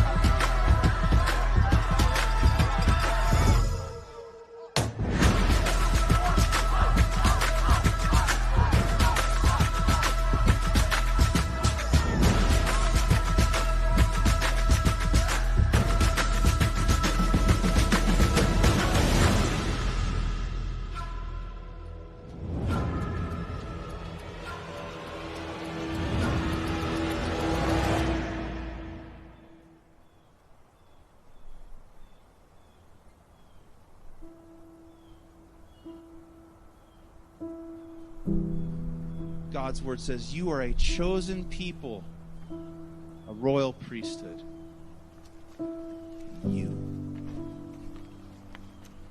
You're wonderfully made. The apple of God's eye. You are the light of the world, salt of the earth, a city on a hill. You are a temple of the Holy Spirit. You belong to the body of Christ. You are a new creation. You are a child of God, known by Him. Behold, the one beholding you and smiling. Do that, and it will rob shame of its power.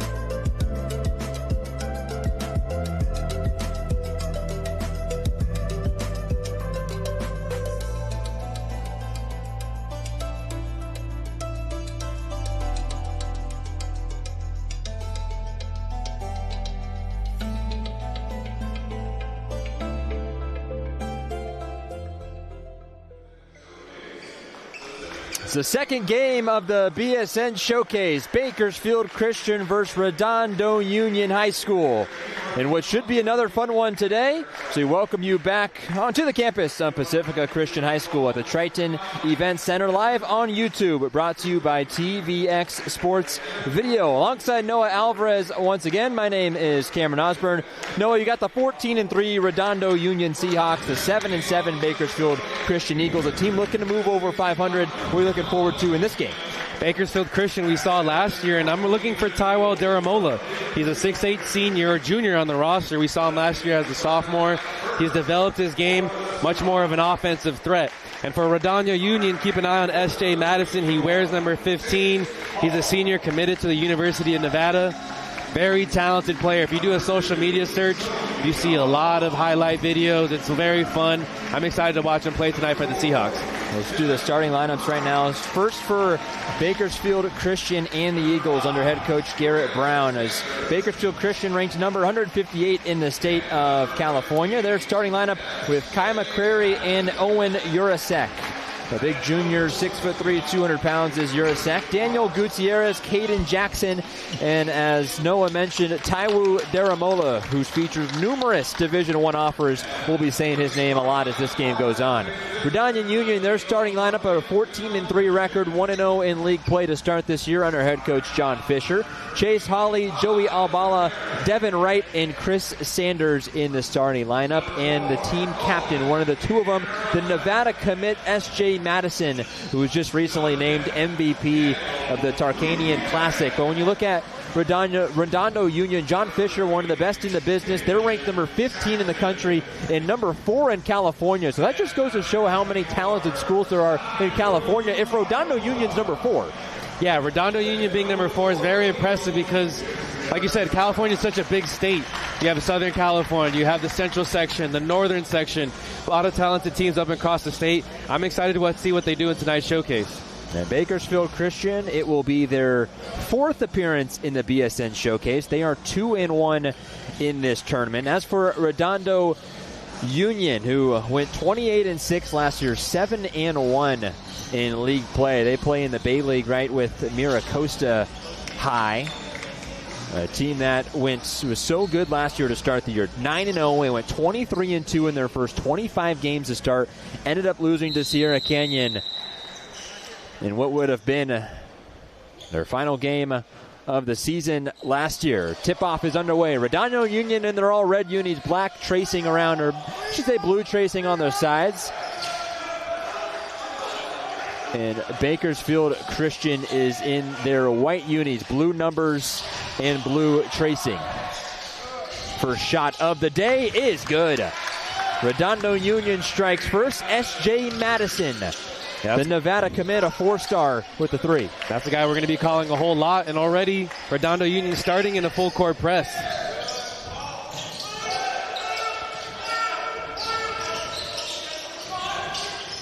Bakersfield Christian a season ago, 25-8 last year, 8-0 in conference play. They won their league as Madison grabs his first rebound. There's Chris Sanders underneath. That layup underneath, I should say, falls. Good persistency by Redondo Union we've seen thus far, and that results in a second chance point. That was Devin Wright underneath, and one of the 2 team captains for Redondo Union. Him and S.J. Madison are the 2. A turnover by Bakersfield Christian, a big advantage. Dunking it, little finger rolls. Chris Sanders, another bucket for him. Wouldn't be surprised if we saw a timeout early on by Garrett Brown of Bakersfield Christian. A quick 7-0 run for the Seahawks. You want to settle your guys down. The Eagles, who have played just some brutal competition this year. Daramola, I should say. His layup is off. Devin Wright, ball swinging around the court. Fading away. That shot no good, but the tap in on the other side by Devin Wright. And it will be a quick timeout. A 9-0 run to start for the Seahawks, Noah. This seems like a big mismatch as the physicality. Look at the Seahawks defensive. Next time Bakersfield Christian runs their offense, a lot of strong ball denial away from the possession. Show your support for live, local, and emerging sports on YouTube at TVX Sports Video. Hit the like button and subscribe for more great live sports in your feed.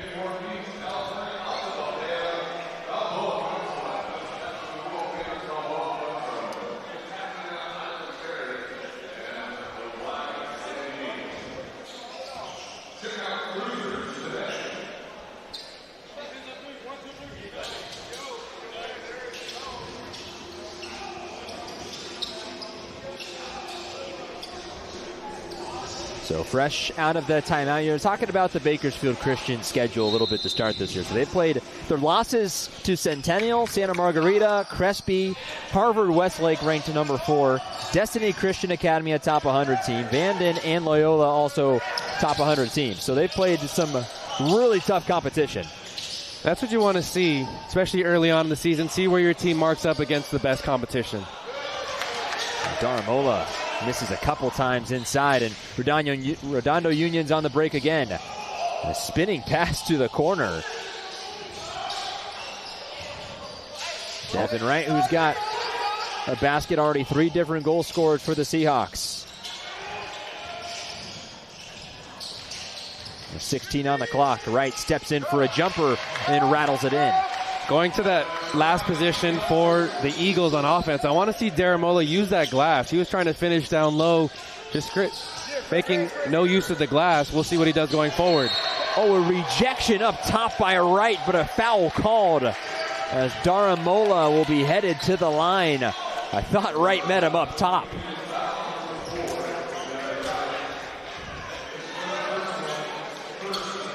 Man, what a great shot.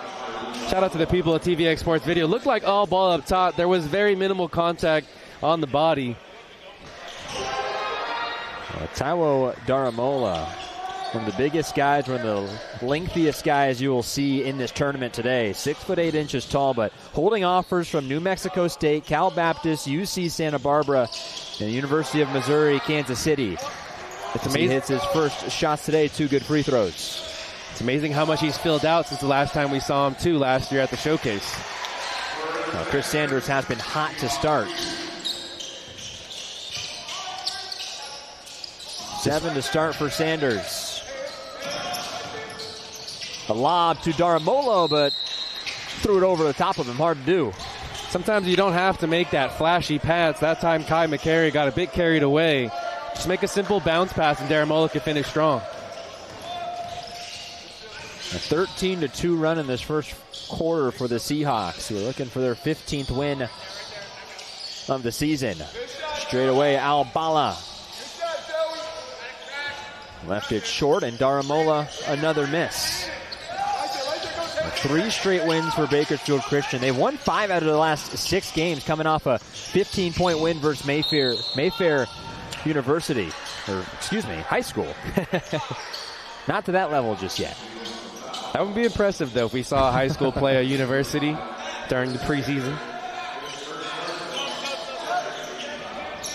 Owen Urisic is a player we saw last year, too, for Bakersfield Christian. If you remember, he shot that full court heave when they had a chance to tie things up with Montgomery at the final seconds.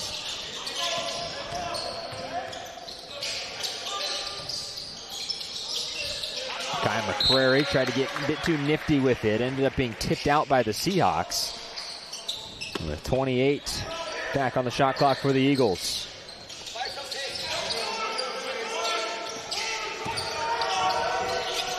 Back-to-back wins, 2 for the Eagles by 15-plus points. A turnover into the hands of Chase Holly. Ball movement has been incredible to start for Redondo Union. They play with such a quick pace. It's hard for Bakersfield Christian to get set. Daramola almost got a tip on the shot, but Zach Khatib floats it right over him and uses the glass as well. Biggest lead yet as of 13.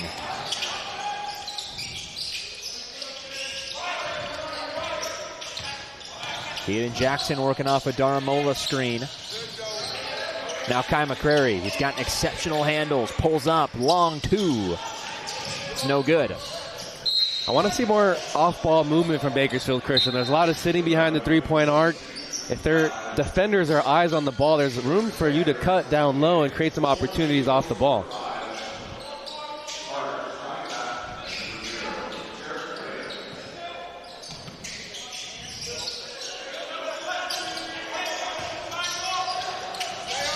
Caden Jackson double teamed at the top.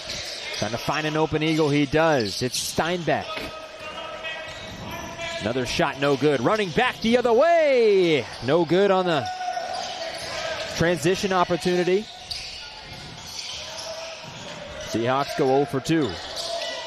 I know it was a miss, but Chase Hawley looked like one of the fastest players that we might see in today's showcase down the court.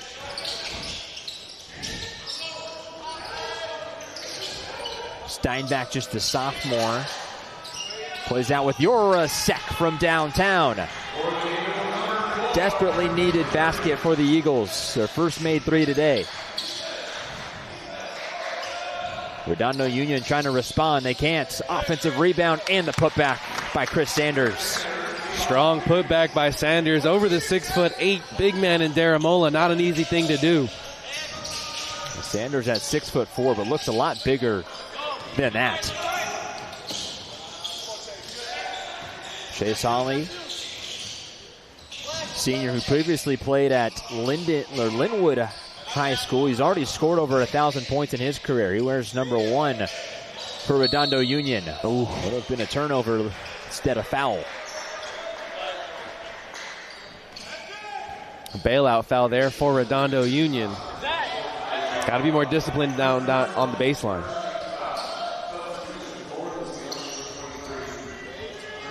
Take a look at the replay as almost turning it over was Chris Sanders and got pushed out of bounds by Daramola. But once again, Chris Sanders with 2 more.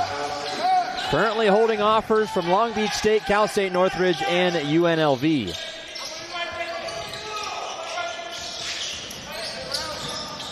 Feed inside, Daramola finishes. Try and get that guy going. Taiwo Daramola with 4 points to start as Bakersfield Christian trails 19-7, under 2 minutes left in the first quarter.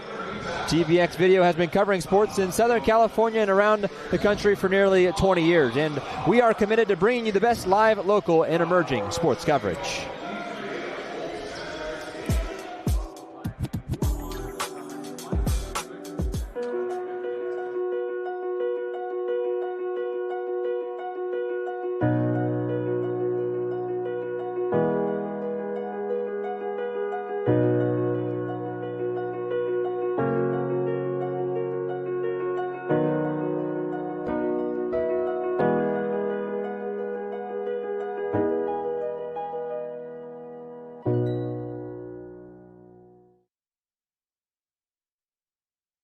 At Jersey Mike's, they slice your order fresh right in front of you. And let me tell you, watching that can send a rush of emotions through a person. Excitement, impatience, baby-like wonder, indecisive.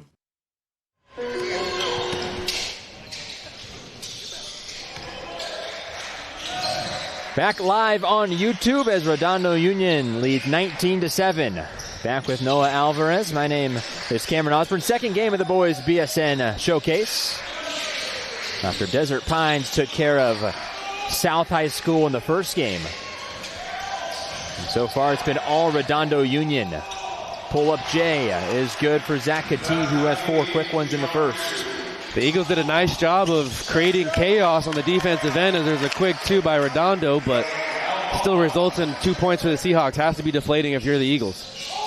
Inbounds pass that turned into a turnover. Almost another one. Great effort from the Seahawks.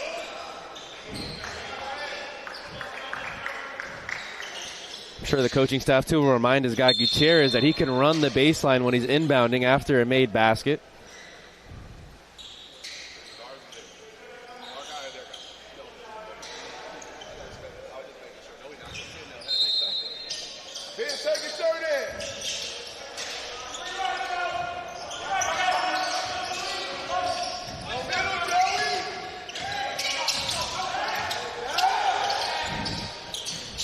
Also the second night of a back-to-back for Redondo Union as Daramola uses those big long arms, but again, still can't find his stroke from down low in the paint. That's an opportunity for the Eagles off-ball players to make a cut. So much focus is put on Daramola when he puts it on the deck.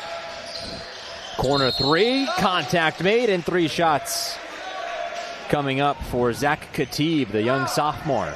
It's a rookie mistake by the senior, Jarek Reyes. I'm sure he wishes he had that choice back.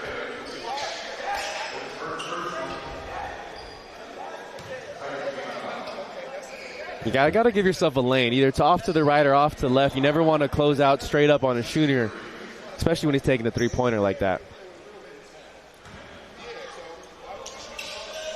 It's an 89-54 win versus Santa Barbara yesterday. The Redondo Union team that finishes the month of December just with 3 losses in the entire month. Record at 15-3 right now.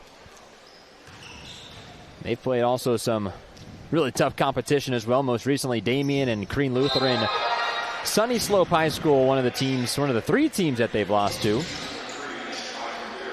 They're ranked number 9 in the country. They're the best team in terms of ranked-wise, Sunny Slope High in Arizona. I like seeing that too, because sometimes in high school athletics you see teams sort of ducking equal competition, but you don't really get to see how valuable or how strong your team is in the preseason. Use this time during the preseason. Yeah, you might take some tough L's, but I think you could see how your team responds better in a loss versus just continuously beating up talent that's not at your level. And you look at their 3 losses too. They've been by combined in 19 points. They've not lost by double digits this year. It'll be a lane violation. So no free throw for Khatib. Under 10 seconds left, 25-7. Redondo Union up. Caden Jackson with 4, kicks it out. Deep 3, McCrary. Last and final shot by Steinbach, no good as Redondo Union continues to show how good this team is. They hold Bakersfield Christian Noah to just 7 points in the first quarter. And there was really no offensive flow. I'm sure Bakersfield's Christian coaching staff, led by head coach Garrett Brown, will continue to relay that message. They need to be more off-ball movement. They need to set some off-ball screens and create some opportunities away from the action. We'll take a break ourselves. 25-7. Be back for the start of the second quarter.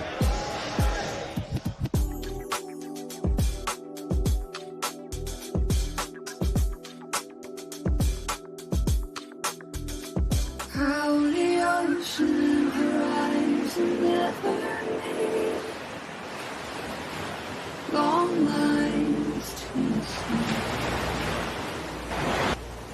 Long lines to see.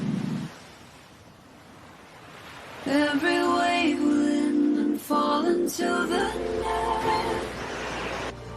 The ocean stirs itself forward, folds itself forward. Infinite.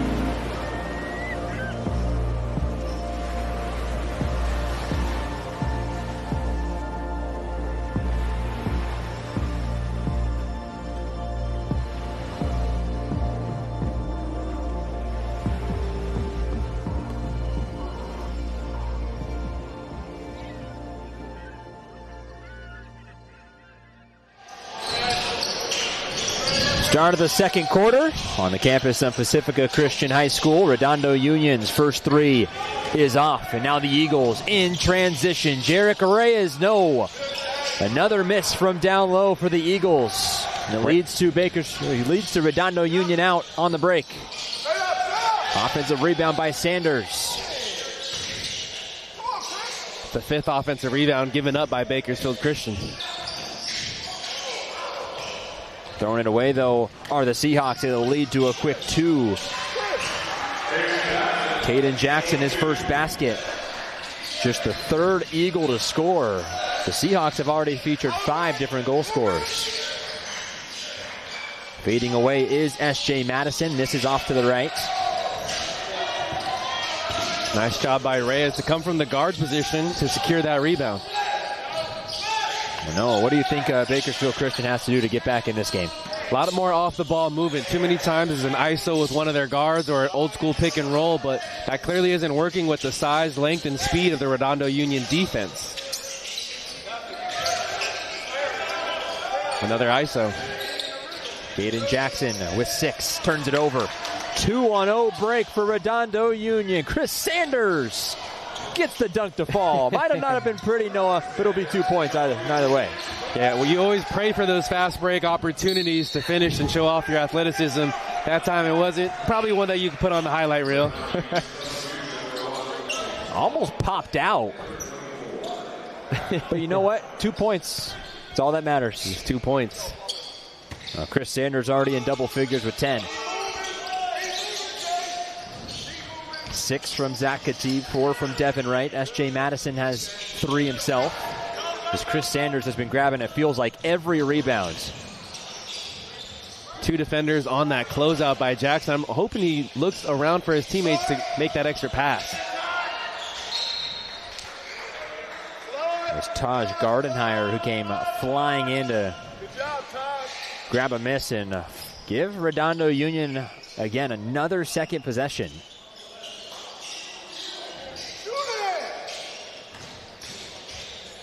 Big high floater over the arms of Daramola. The shot will not fall. For the Eagles, no one can ball watch on a defensive rebound. All 5 have to crash out because there's been 7 offensive rebounds by Redondo Union thus far. The slippery court leads to an Eagle falling. S.J. Madison with 5. This team is just so athletic. They're playing with so much energy right now. Just really nothing it looks like Bakersfield Christian can do. Yeah, they have the size advantage, but they're quick as well. They can keep up with the speedsters of Bakersfield Christian. There's a lob up top in the Daramola slam. Nice job by breaking the full court press, and that leads to a 2-on-1 opportunity for the Eagles. They need more of that. Better passes, getting it up the floor. Daramola, one of the highlighted players.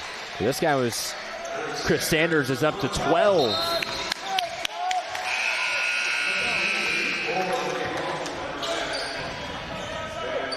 Jarek Reyes throwing it up to his big. And Daramola looks like the biggest player on the court.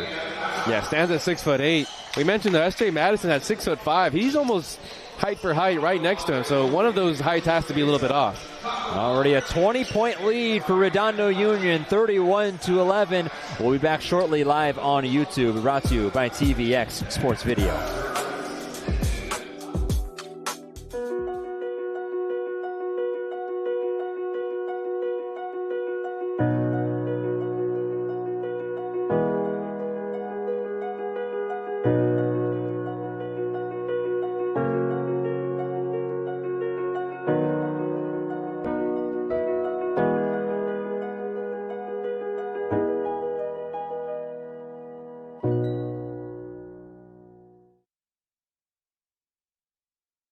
At Jersey Mike's, they slice your order fresh right in front of you. And let me tell you, watching that can send a rush of emotions through a person.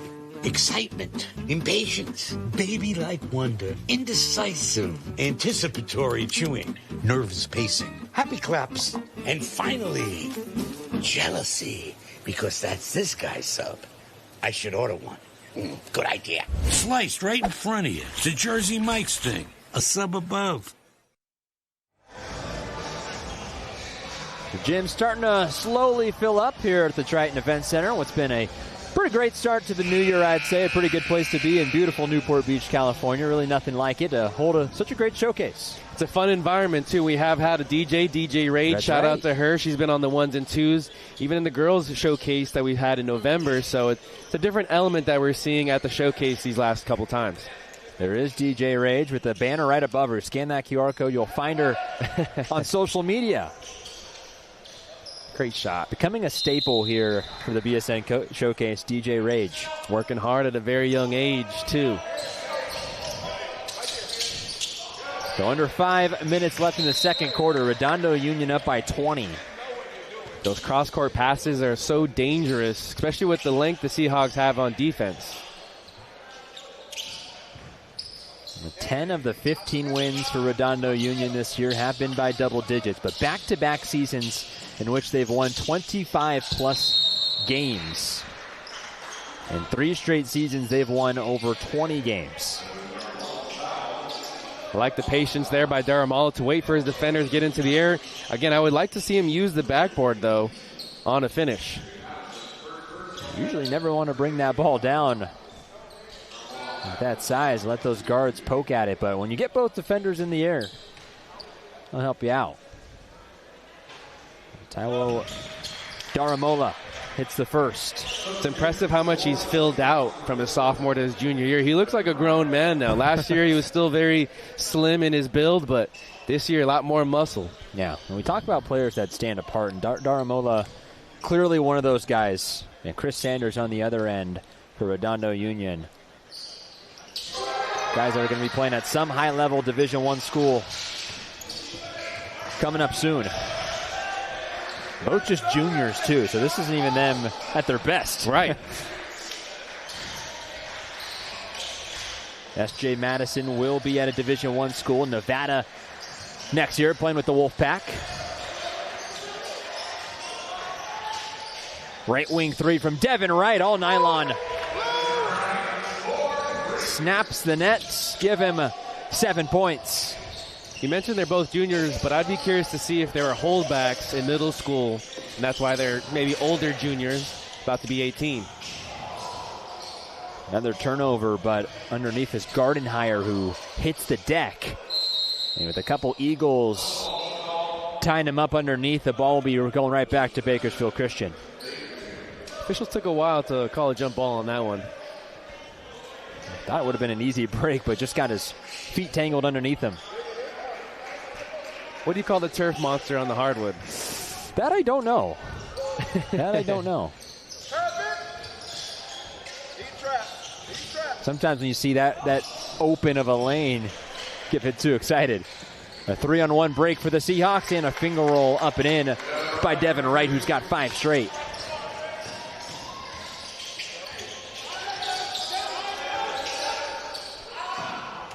Owen Urasek, who hit a 3 earlier, can't spin home the layup. Daramolo the miss. Third chance points coming up for the Eagles. Top of the key 3 is rebounded by Madison. Missed opportunity by Urasek on the first shot. Madison showing off the range. This 3 doesn't fall. Second chance. Chris Sanders cleans it up. The 8th offensive rebound by Redondo Union. They're killing the Eagles on the offensive glass.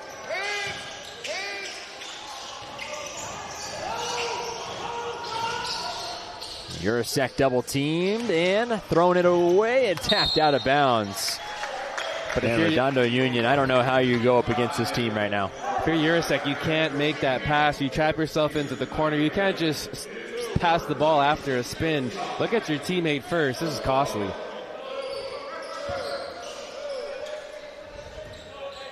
Sanders in double figures with 14. The only Seahawk to be there right now. Daramola with 6. 38-13 game. Straight away 3 is good. Carter Steinbach, the 6-foot sophomore, makes the second 3-pointer for Bakersfield Christian. The Eagles will need more 3-pointers if they hope to claw back into this match. Oh. Sanders skipped through underneath. Professional scorer. Chris Sanders with 16. Yeah, it doesn't matter if it's Sanders or Wright or Madison. They've been giving Daramola that work offensively on that low post.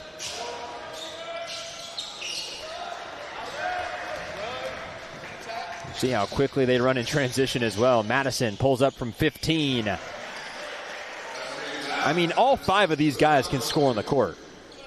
It's impressive to see the Seahawks continue to keep their foot on the gas. It's so easy for a team by this margin to let up just a little bit, but they haven't so far.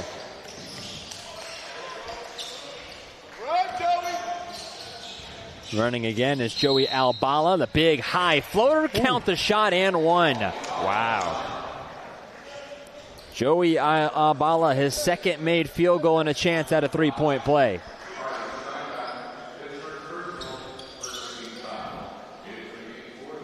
That's an impressive drive. Taking the contact from Steinbeck, getting it over the arm of Daramola. Just enough touch from short range.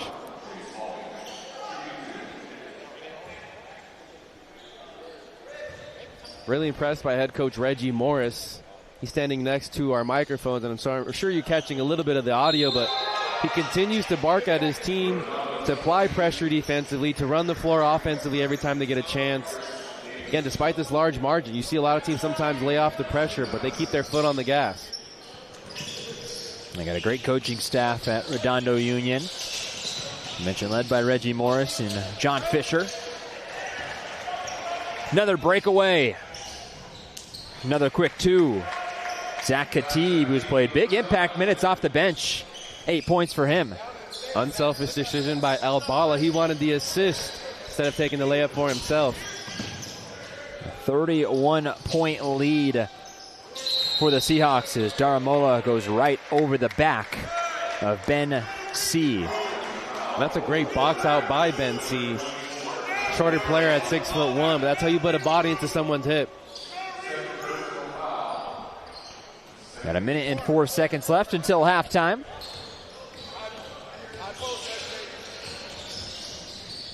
Redondo Union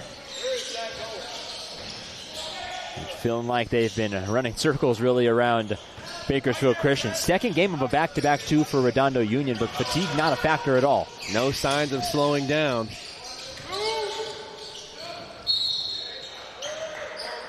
Sometimes you could just get a feel that teams practice intense by the way they play, and the Seahawks certainly feel like they have some intense practices. It's Caden Jackson, who has 2 points today. He was fouled trying to attack the hoop.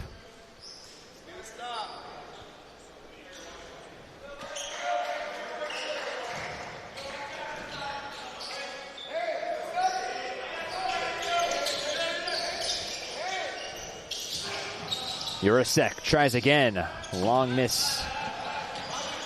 And the Eagles with the shot clock turned off. A 47-16 lead for Redondo Union, looking for one more basket. They dropped 89 points yesterday versus Santa Barbara. Well on their way to get to that margin. Joey Albala with 6. Chris Davis, the sophomore, back out. S.J. Madison from the free throw line is pure. So 2 more for S.J. Madison, make it 49-16 at the break. All Seahawks. You mentioned it. The Seahawks team is running circles around Bakersfield Christian. Just a total mismatch. They don't have the horses to keep up. And when you don't have the horses athletically, you have to make better decisions. Too many turnovers, too many offensive rebounds given up by the Eagles, and it's tough go of it in the first half. We'll be joined by Garrett Brown, the head coach of Bakersfield Christian, in just a second. But talking to the refs right now, you know, the Eagles team, 7 straight seasons with 20-plus wins. They're clearly well known here at the Showcase. This is their 4th appearance in the BSN Showcase.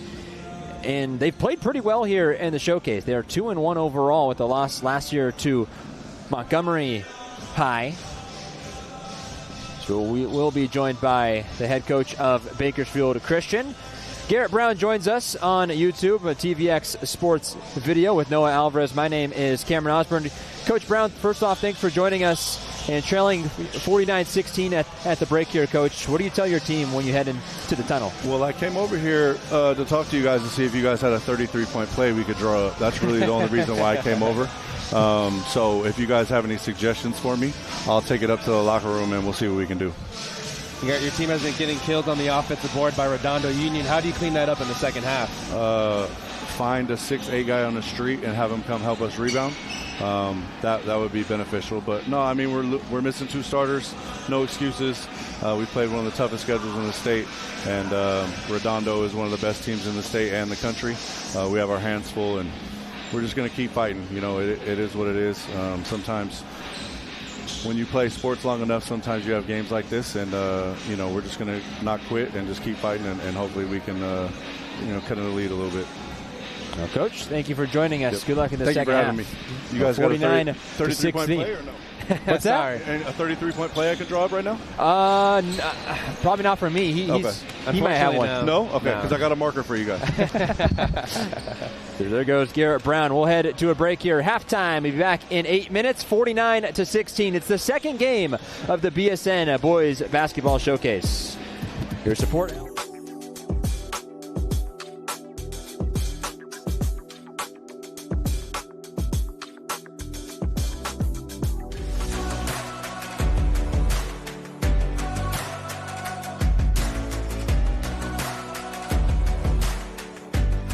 After walking on campus today, seeing the branding, seeing the reactions from my student athletes and my community, the campus makeover has already brought excitement to the student and faculty.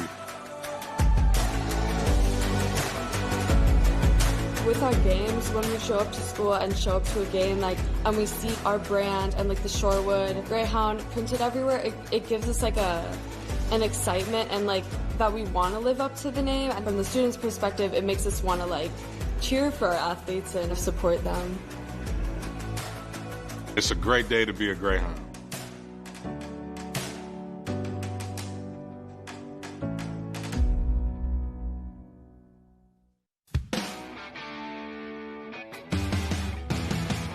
Welcome to Newport Rib Company, family owned and operated since 1984, serving Southern California's finest barbecue. Come on in. We specialize in baby back ribs, but you'll also love our USDA choice steaks, fresh fish, mouth-watering sandwiches, and salads. We also have a special gluten-free menu and a delicious kids menu. Newport Rib Company is perfect for a casual bite while catching a game, celebrating a special occasion, or a family gathering. We even have tableside magic on Sunday nights, and most of our friendly staff have been part of the Rib Company crew for years. Rest assured, they'll take great care of you and your guests. Many of our customers take advantage of our extensive takeout menu, which makes it easy to feed your family or even the whole neighborhood. The Newport Rib Company caters hundreds of events a year, from post-game dinners for the Los Angeles Angels of Anaheim and their major league rivals to high school and college sports banquets. We value being part of the community and love serving our fantastic barbecue at all kinds of life celebrations. Our private banquet room accommodates up to 75 guests. We love working with our clients to guarantee that their event is comfortable, delicious, and stress-free. So come on in. The Rib Company crew and I look forward to serving you the finest barbecue in Southern California, because we have a lot of competition, but our ribs don't.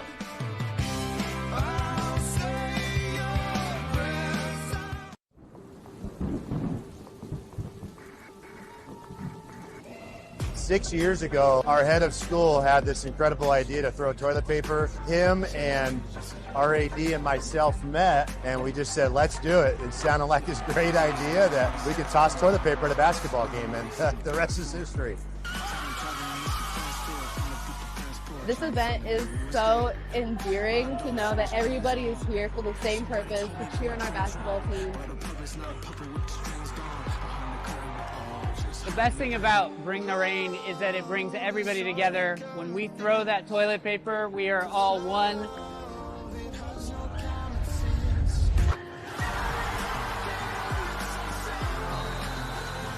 Oh my gosh, it was insane. Small school, but on the court, it just feels huge. 5 years ago when we started this tradition, I was a junior, and just seeing how much it's grown over the years is crazy.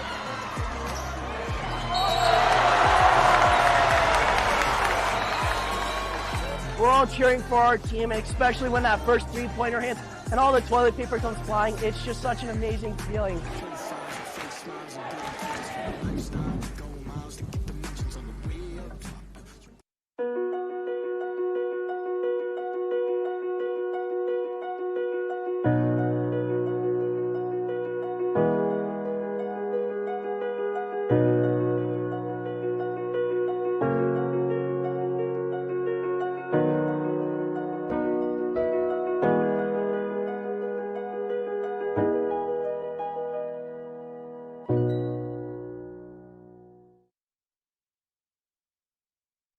At Jersey Mike's, they slice your order fresh right in front of you. And let me tell you, watching that can send a rush of emotions through a person. Excitement, impatience, baby-like wonder, indecisive, anticipatory chewing, nervous pacing, happy claps, and finally, jealousy, because that's this guy's sub. I should order one. Good idea. Sliced right in front of you. It's a Jersey Mike's thing. A sub above.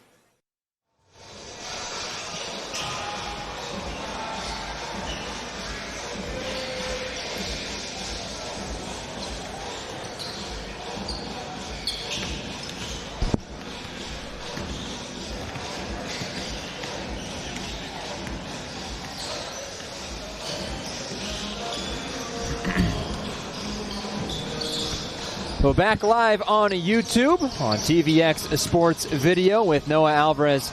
My name is Cameron Osborne as Redondo Union leads 49-16 coming out of the break. We will be joined by the Redondo Union head coach, Coach Reggie Morris. Coach, can you hear us all right? Coach, for a team that's as talented as yours, you got 3-star, 4-star players all around the court.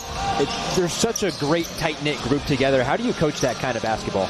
I mean, we fall into the same traps as other teams do. There's times, you know, particularly in tight games or games where we get a little bit ahead, where we kind of want to do our own thing. So it's been a focus where we got to continue to play as a team and share the ball consistently. I mean, you guys, we try to get on them about, you know, playing hard and seeing the effort, the rewards to their effort. And when they hold on to the ball, sometimes we don't necessarily always see the rewards. Coach, in the first half, your defense has been relentless with its full court pressure. What do you do in practice to prepare and execute something like that in a game? I mean, we just try to get after people every day, just pushing up and being aggressive defensively, and just that's our calling card. So we know we definitely have to practice that every day and try to wear people down, and by doing it and practicing it. Coach, best of luck the second half. Thank you for joining us. Thank you, guys. Thank you, Coach. We know Garrett Brown, when we talked to him before the break, he said his team was dealing with a couple injuries, and they are. They're missing their top two guards right now. Jeremiah Killebrew, who will be going to play Division I or Division II at some point in his career. He's a junior, but they're missing both him and Braylon Smith, their top two guards, and it's really shown today. And it's not a very experienced team. They have 3 seniors, 8 juniors, 3 sophomores on the roster, so there's still a lot of youngsters on the roster, and we've seen that with the turnovers, with the lack of boxing out. If there was more seniors on this team, you'd expect some more leadership, but 2 huge players missing out of the lineup, that's going to cost them a lot. So Redondo Union up 49-16. They have seen scoring from 5 different Seahawks, led by Chris Sanders with 16 of them. And where do you start if you're this Eagles offense? We have to continue to fight. Head coach Garrett Brown mentioned that during the halftime break when we had him on for the interview. I still want to see more off-ball movement. I know it's a drum that I've been banging all first half, but we haven't seen any changes. They've done a lot of ISO and pick and roll, but that hasn't worked against the size and speed of the pressure by Redondo Union. Can he create some opportunities on the weak side of the court? This is not a Bakersfield Christian team that is used to struggling. I mean, mentioned that they won league last year. They lost in the regional semifinals to Chatsworth.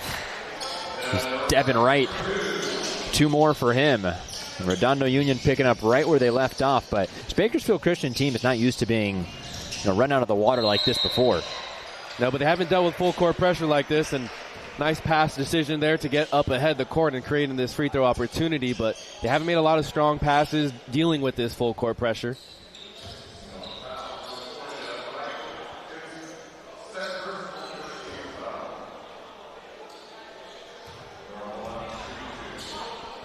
Two shots coming up for Taiwo Daramola.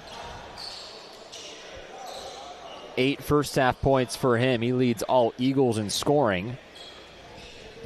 Other than that, Owen Urasek has 3. Carter Steinbach with 3 himself. Daramola goes 0 for 2. Redondo Union keeping on pushing the pressure. Devin Wright in the corner, no. Applying the pressure, playing with such a great pace as well. Haven't let their foot off the gas just yet. Eagles do save it inbounds. Lead to a corner three right in front of his own bench. But an offensive rebound by Gutierrez. A rare second chance opportunity. Eagles can't convert. Devin Wright tries it again. Short corner. Rims out. S.J. Madison, no. The shot will not count. The foul will be against S.J. Madison. And a foul on Kai McCrary. So much height, and McCrary is just unable to do anything. Yeah, great hustle by Madison. Typically, you see those 4 or 5-star players that are committed to D1 universities not do the little things well, right? Like hustling off for an offensive rebound. But this time, Madison shows you the athleticism and the hustle to go for that loose ball and generate an opportunity at the foul line.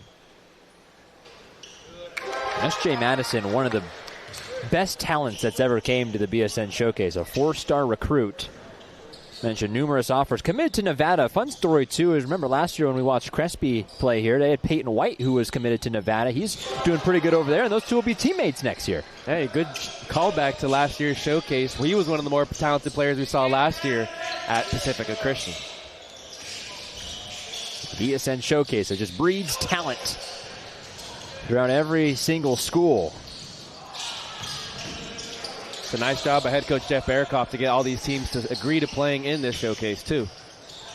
No doubt about that. We'll see the Tritons at 7 p.m. scheduled time versus Pacifica Academy, a team coming from Nevada.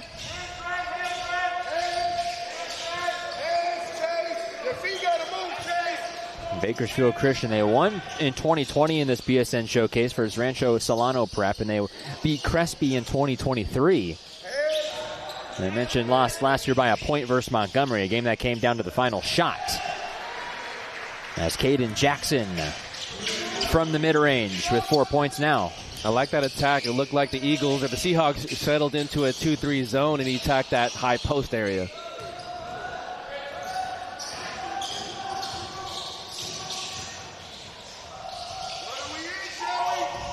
See how much fight this Eagles team has in them. Down 53-18 with under 6 minutes. In the 2-3 zone, you want to see someone flash to the high post and generate an opportunity. You're either going to pull the post player, and that frees up things for Daramola, or you free up a weak side shooter. When you go all 5 out, doesn't do any benefits for your offense. We'll see how they adjust. And Chase Holly will hit the bench here. Mentioned one of the transfers coming into Redondo Union who played at Linwood High School. Transferred to Redondo Union because the head coach Reggie Morris coaches him on his ABL team. Urasek gets out-muscled down low, but stepping out of bounds off the deflection was Zach Khatib, so it remains with the Eagles. Khatib's brought great energy off the bench, has 8 points offensively, and that time meets Urasek at the rim. Great contest. 10 on shot clock for Jackson. Daramola, a hard screen. Urasek from the wing. He got it. Owen Urasek, really a smooth jumper. Hits his second 3 today. Yeah, love to see that jump shot improve from last year's showcase as well when he was a youngster. Seahawks trying to retaliate. Daramola fights for the rebound. It comes out to McCrary. So Daramola really the only Eagle, it seems like, who's in every rebound. Yeah, and he uses his height, but I mentioned it earlier in the first half. You have to have all 5 players crashing because Redondo Union shows the persistency and the aggressiveness to continue crashing the boards every chance they get. So if you're the Eagles, you have to respond with all 5 players crashing and get your guards involved too. Urasek pulls from the left wing this time. It's too strong. And S.J. Madison tried finding Sanders, wasn't looking for the ball. Madison from way downtown. S.J. Madison in double figures. His second made 3. Yeah, first three-pointer of the evening, too, from Madison since the first quarter. Showing you a little bit of everything tonight. That's 12 for Madison. Daramola with 2 more. All his 5 made field goals, all 2-pointers. Long 2 with some toes on the line, but nonetheless, Khatib. It's another shot to fall. Just a young sophomore, Zach Khatib, 6'2" tall, but Probably could be a starter on any other team. Yeah, I wouldn't be surprised if Redondo Union made a deep run in the playoffs with so much depth that they have. Oh, 3 by Caden Jackson. Rolls all the way around the rim and uses the glass as well to fall in. A much better third quarter offensively for Bakersfield Christian, who will be trailing 58-26. It's a final shot that was halfway in, got the shooter's roll. Rims in favor of the Eagles right now, but 58-26. Effort has felt a lot better for the Eagles. And that's what you want to see with your head coach Garrett Brown and the rest of the Eagles coaching staff. You know that it's probably very unlikely that you come back and win this match, but you want to see how your team responds. I said it in the first game too. Sometimes you see more on the character of your team when you're down this big versus being up this big against a lesser opponent. Show your support for live, local, and emerging sports on YouTube at TVX Sports Video. Hit the like button and subscribe for great live sports in your feed.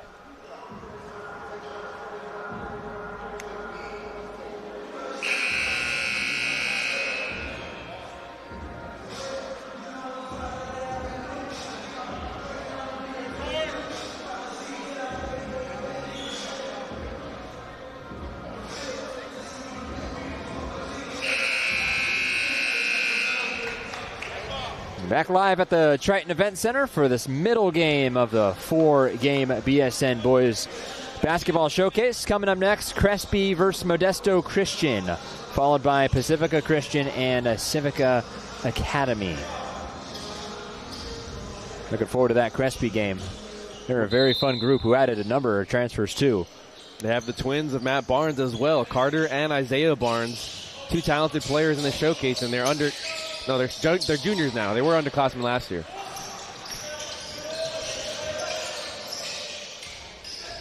Uh, 58-26. Eagles get a turnover out the timeout. Back to that 2-3 zone look by Redondo Union.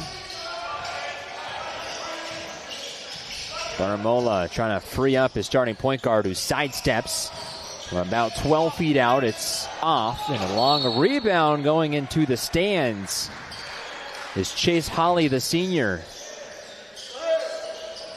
Yeah, great hustle by the senior and great defense by Redondo Union. If no one flashes to the high post, there's really no weakness or no one exposing the weakness of this 2-3 zone defense. Well, Urasek will little inbound right on the far side of the court. Bakersfield Christian play in the South Yosemite League with Highland High and Independence.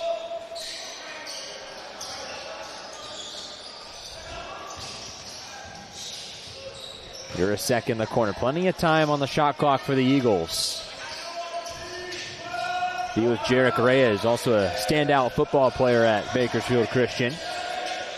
Ball in the hands of Reyes. Urasek, short corner, got it. Third made three-pointer for Urasek. He's someone that can light it up from beyond the arc. You don't want to see him get hot if you're Redondo Union. And Urasek on the other end forces a turnover, back the other way. Layup a bit too strong. And Redondo Union getting that loose ball, stepped on the baseline. It remains with the Eagles. Would have liked to see Urasek utilize a pump fake in that fast break opportunity with a trailing defender.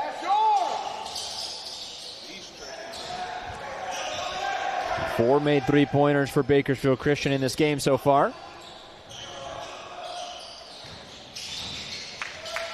Daramola got double-teamed underneath. Tried to save it inbounds, but it comes out to the Seahawks.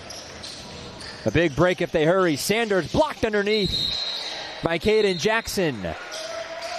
Pretty impressive blocks on both ends, and it just amazes me. Daramola, 6'8". Madison, I think, got the block on him last time. He says at 6'4", but he went up with the big man and wasn't intimidated.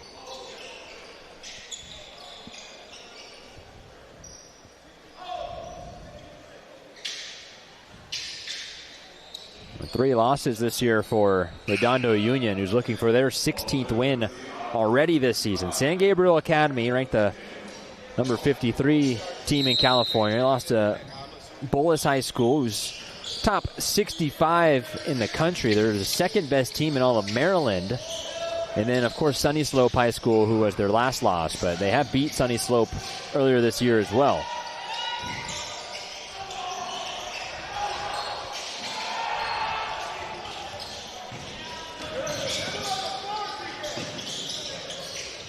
Ball swinging inside.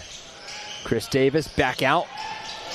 And the left wing three by Zach Khatib, who continues to stay hot.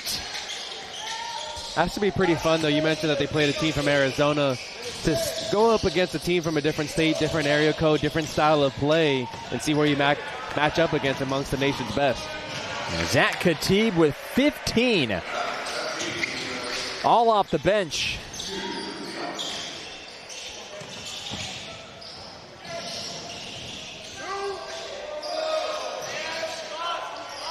Jurasek again.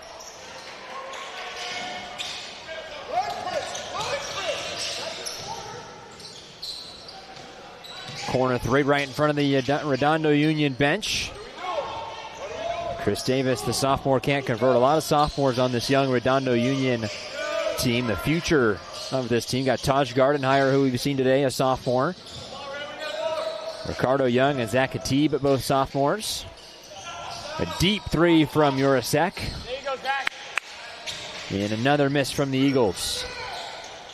It's not a whole lot of going for the Eagles late in this third quarter. They had a spark at the beginning, but haven't been able to capitalize on some open shots.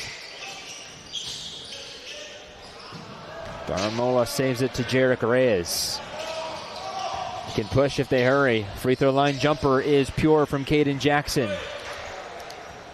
6 for the young junior.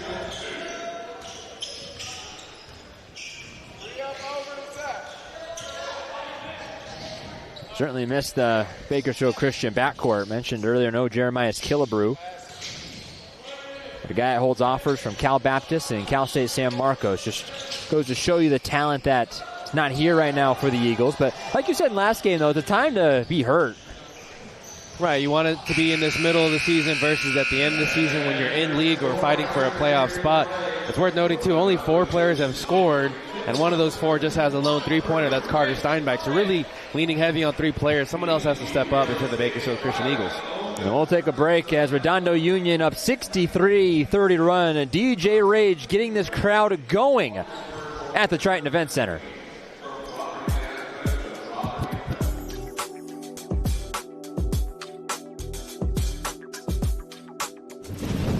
Guess I won't be making my famous burgers.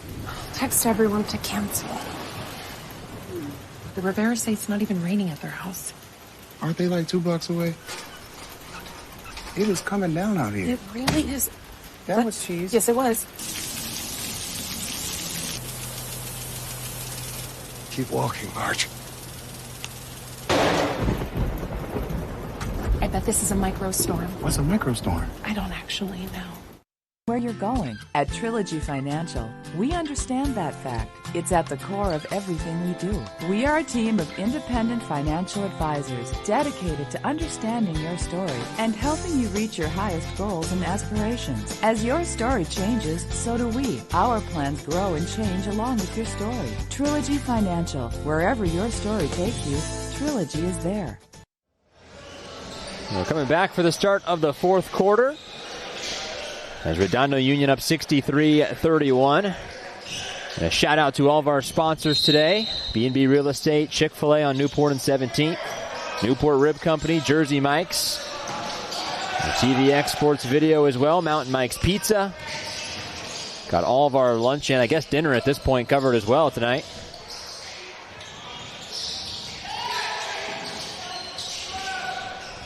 Bakersfield Christian, they need a big fourth quarter comeback. Reyes misses in the corner. Devin Wright's had a really solid game today as 3 starters are in double figures for the Seahawks. Speaking of Devin Wright, he grabs the offensive rebound and is fouled. It's been a good game, too, for Joey Albala. He only has 2 points on the match this evening, but he's done a nice job studying the table, running that point guard position, and getting good looks for his teammates. Excuse me, that's 4 starters for the Redondo Union that are in double figures. Ben C found himself open, couldn't hit the jumper.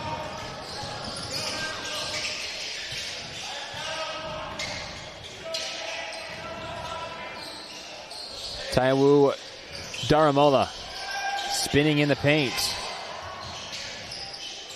Threaded the needle to get it to the corner where Steinbach stands. But the three ball just hasn't been working for the Eagles today. Outside of Owen Urisak, has only been one made three-pointer. I do like the off or weak side cut by Reyes on that last possession by the Eagles. That's the type of movement you want to see when Daramola gets a post touch. The next game for Bakersfield Christian will be on the 7th. They will be playing a Ridgeview High.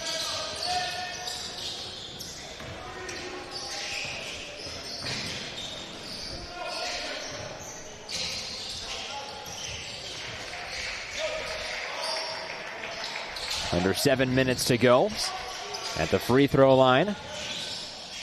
Now baseline back to the top of the key. Stuffed inside was McCrary. Eagles stay alive on this chance. Let's see. Long-armed rebound. The height has impacted the Eagles' shots all night long. Redondo Union, just a team that plays with such energy, and they have that height advantage. It's really impacted the Eagles' offense.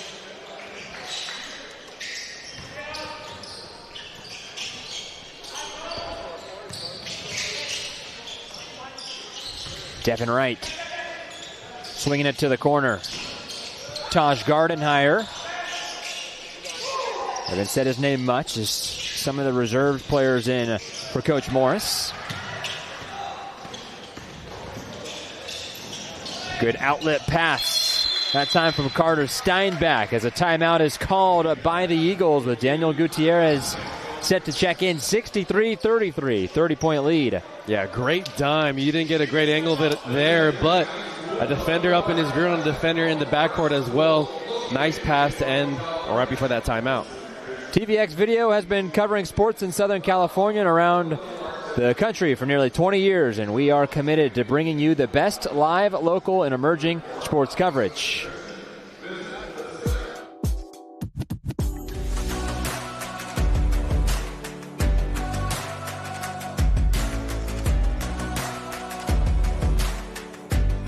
After walking on campus today, seeing the branding, seeing the reactions from my student athletes and my community, the campus makeover has already brought excitement to the student and faculty.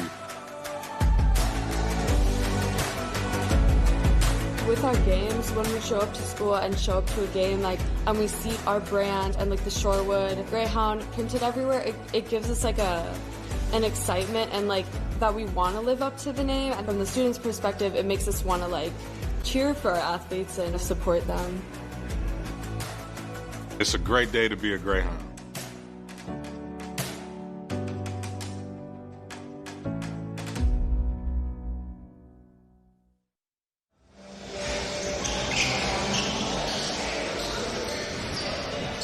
Five and a half minutes left between Bakersfield Christian and Redondo Union. Garrett Brown's team be headed to play Ridgeview High on the 7th. We're going to end this fourth quarter, showing some fight. He brings in some of his bench here. Got Daniel Gutierrez out there with Jarek Reyes, Kai McCrary, Taiwo Daramola. Big floater from Taj Gardenhire, who has his first basket today. I like that some of these younger guys are getting a look against the zone defense by Bakersfield Christian and being able to execute and get a quality shot. Back the other way come the Seahawks. Quick little finger roll up and in for Chris Sanders with 18.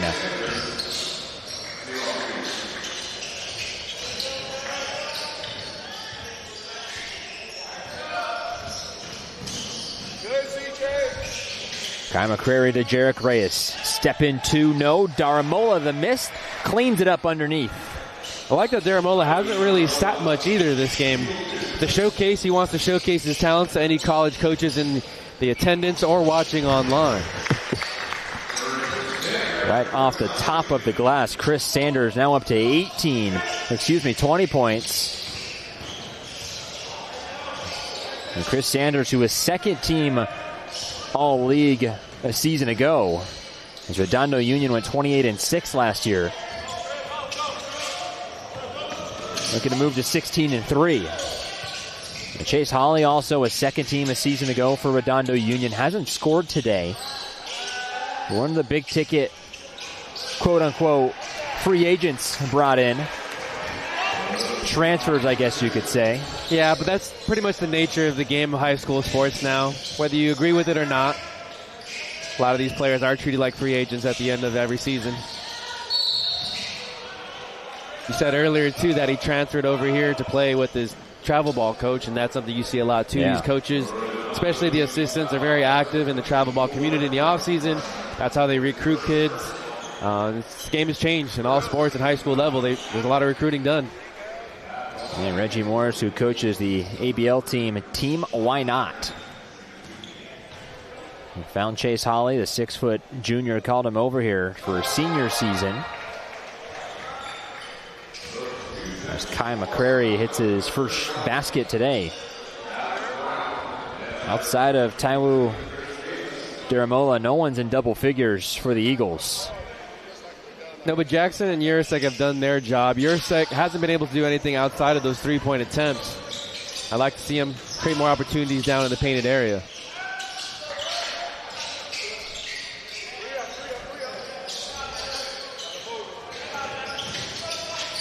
Gardenhire fading away. Urasek battling underneath. Is tapped out of bounds. Stays with Redondo Union. Doesn't matter who's on the floor. That time it was Chris Davis crashing the boards hard. He stands at 6'4", so good length, and he uses that hustle to create a second chance opportunity for the Seahawks.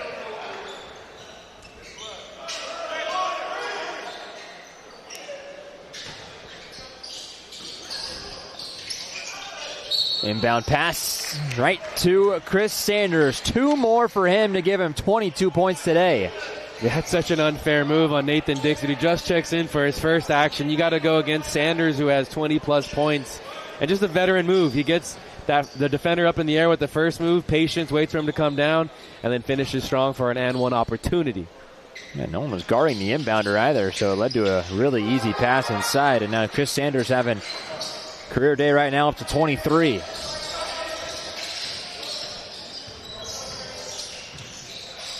.23 for Sanders. Devin Wright in double figures with 11. Albala with 4. Zach Khatib with 15. And S.J. Madison, really the 4-star that expected to have a big role today, but they haven't really needed him much because it's been a 20-point lead after the first quarter. Probably a nice night off for him, too. I'm sure this team practice is intense the way they play. So it's good to rest those players. A 12 for S.J. Madison. See if he gets any more minutes as we're under 3 to go in the fourth quarter. Eagles force a turnover. 3-on-3 break. Far corner 3 for McCrary.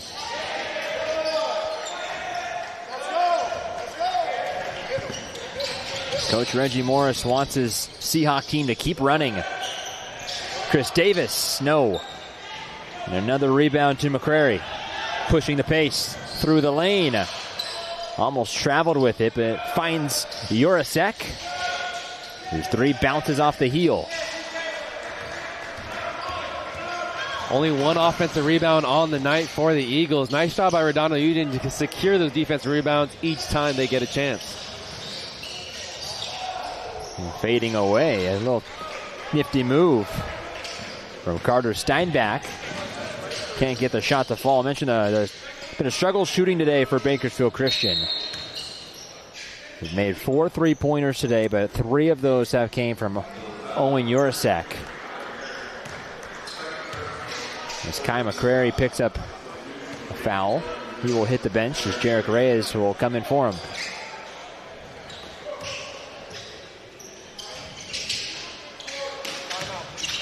Redondo Union ranked 15th best in the entire country, and they will take a timeout. Reggie Morris with one final timeout. Under 2 minutes to go, 1:33 left in the second game, the boys basketball showcase. Jersey Mike's, they freshly grill your hot subs right in front of you. You can't get that smell anywhere else unless you have one of these. Don't mind me. Take the sizzle to go. Okay. Whoops. I'll pay for those. Here you go, Danny. Time to get these smells home. Grilled right in front of you. It's a Jersey Mike's thing. So Ezike Nwankwo fresh out the timeout. His first basket today, a sophomore, standing at 6'5" tall. The officials stop time to reset the shot clock.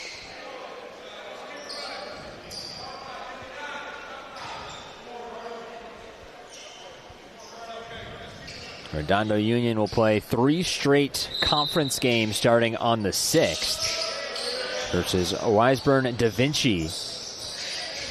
And they'll play Palos Verdes and Miracosta. Good start this year for the Bay League as well. Miracosta 16-2 to start.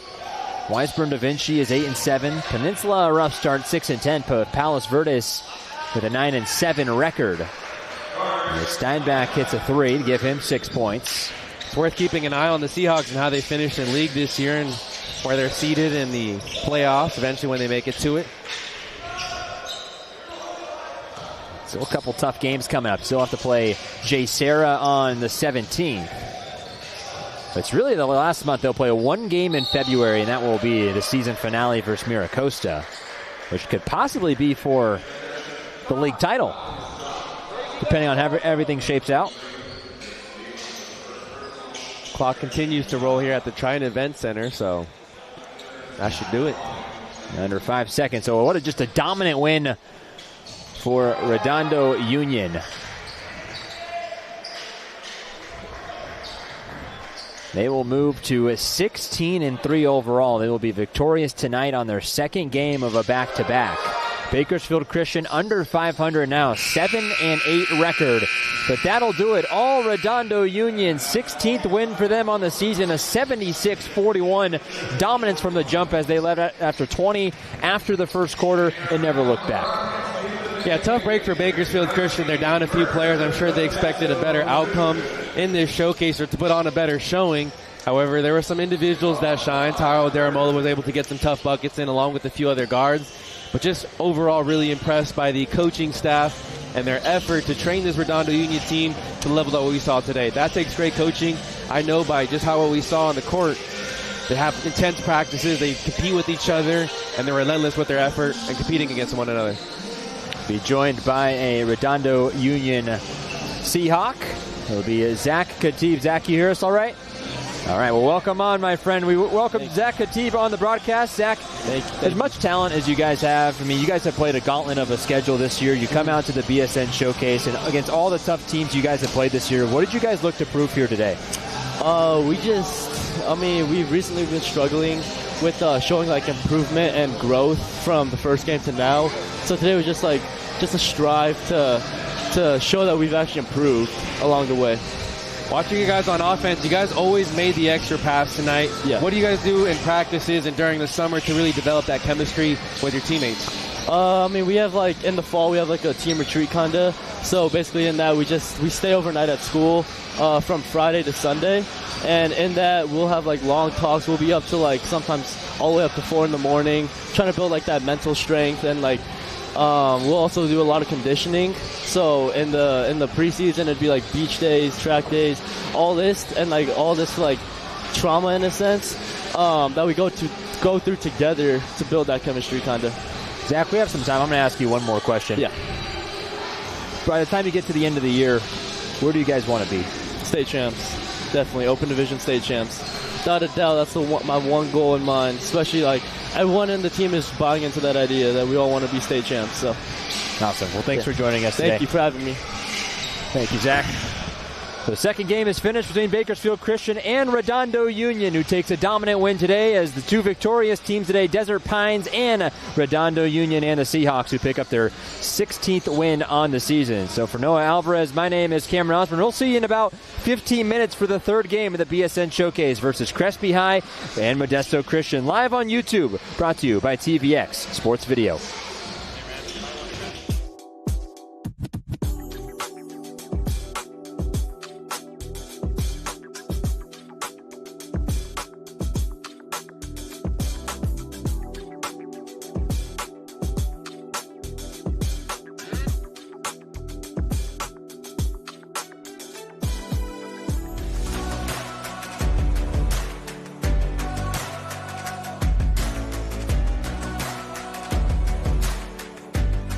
After walking on campus today, seeing the branding, seeing the reactions from my student athletes and my community, the campus makeover has already brought excitement to the student and faculty. With our games, when we show up to school and show up to a game, and we see our brand and the Shorewood Greyhound printed everywhere, it gives us an excitement and that we want to live up to the name. And from the students' perspective, it makes us want to cheer for our athletes and support them. It's a great day to be a Greyhound.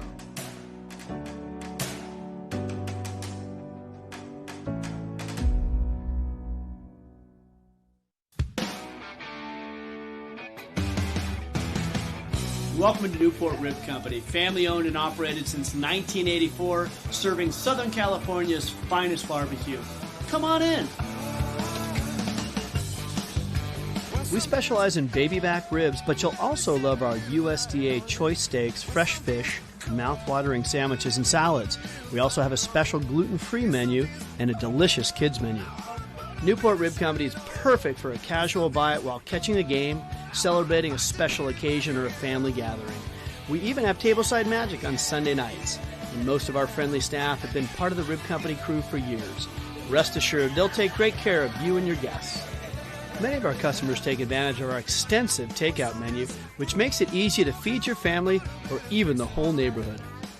The Newport Rib Company caters hundreds of events a year, from post-game dinners for the Los Angeles Angels of Anaheim and their major league rivals to high school and college sports banquets.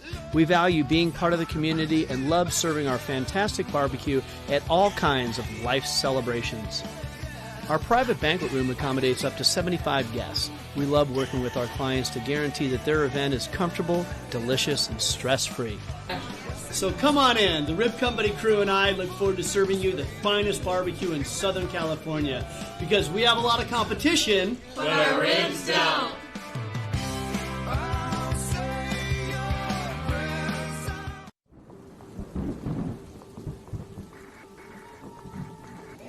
Six years ago, our head of school had this incredible idea to throw toilet paper. Him and our AD and myself met, and we just said, let's do it. It sounded like this great idea that we could toss toilet paper at a basketball game, and the rest is history. This event is so endearing to know that everybody is here for the same purpose, to cheer on our basketball team. The best thing about Bring the Rain is that it brings everybody together. When we throw that toilet paper, we are all one.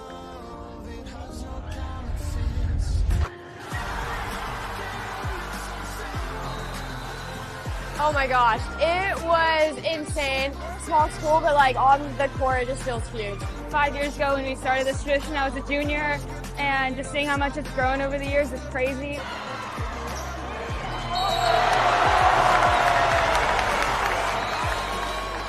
We're all cheering for our team, and especially when that first three-pointer hits and all the toilet paper comes flying, it's just such an amazing feeling.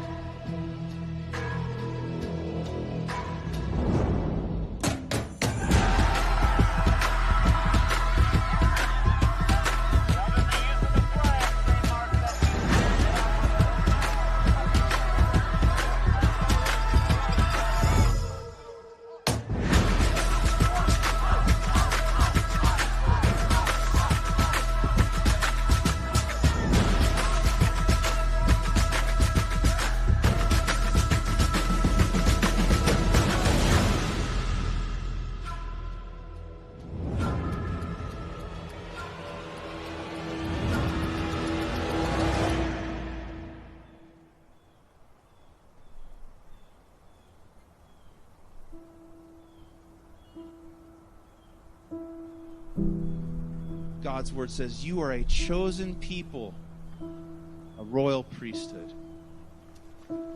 You. You're wonderfully made.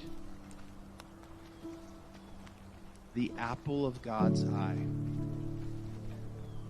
You are the light of the world, salt of the earth, a city on a hill. You are a temple of the Holy Spirit.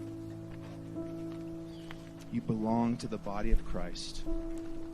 You are a new creation. You are a child of God, known by Him. Behold, the one beholding you and smiling. Do that, and it will rob shame of its power.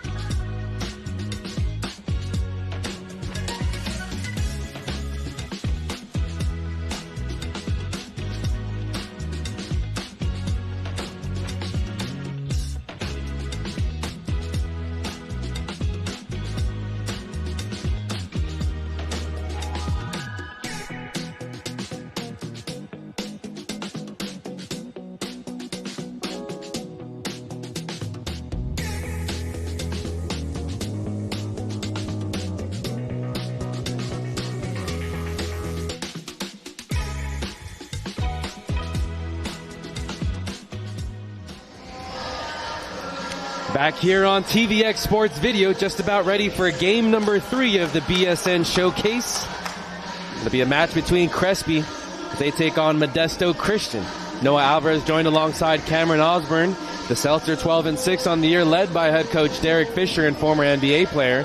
While Modesto Christian, the Crusaders, are 7-3, and led by first-year head coach Chris Teven.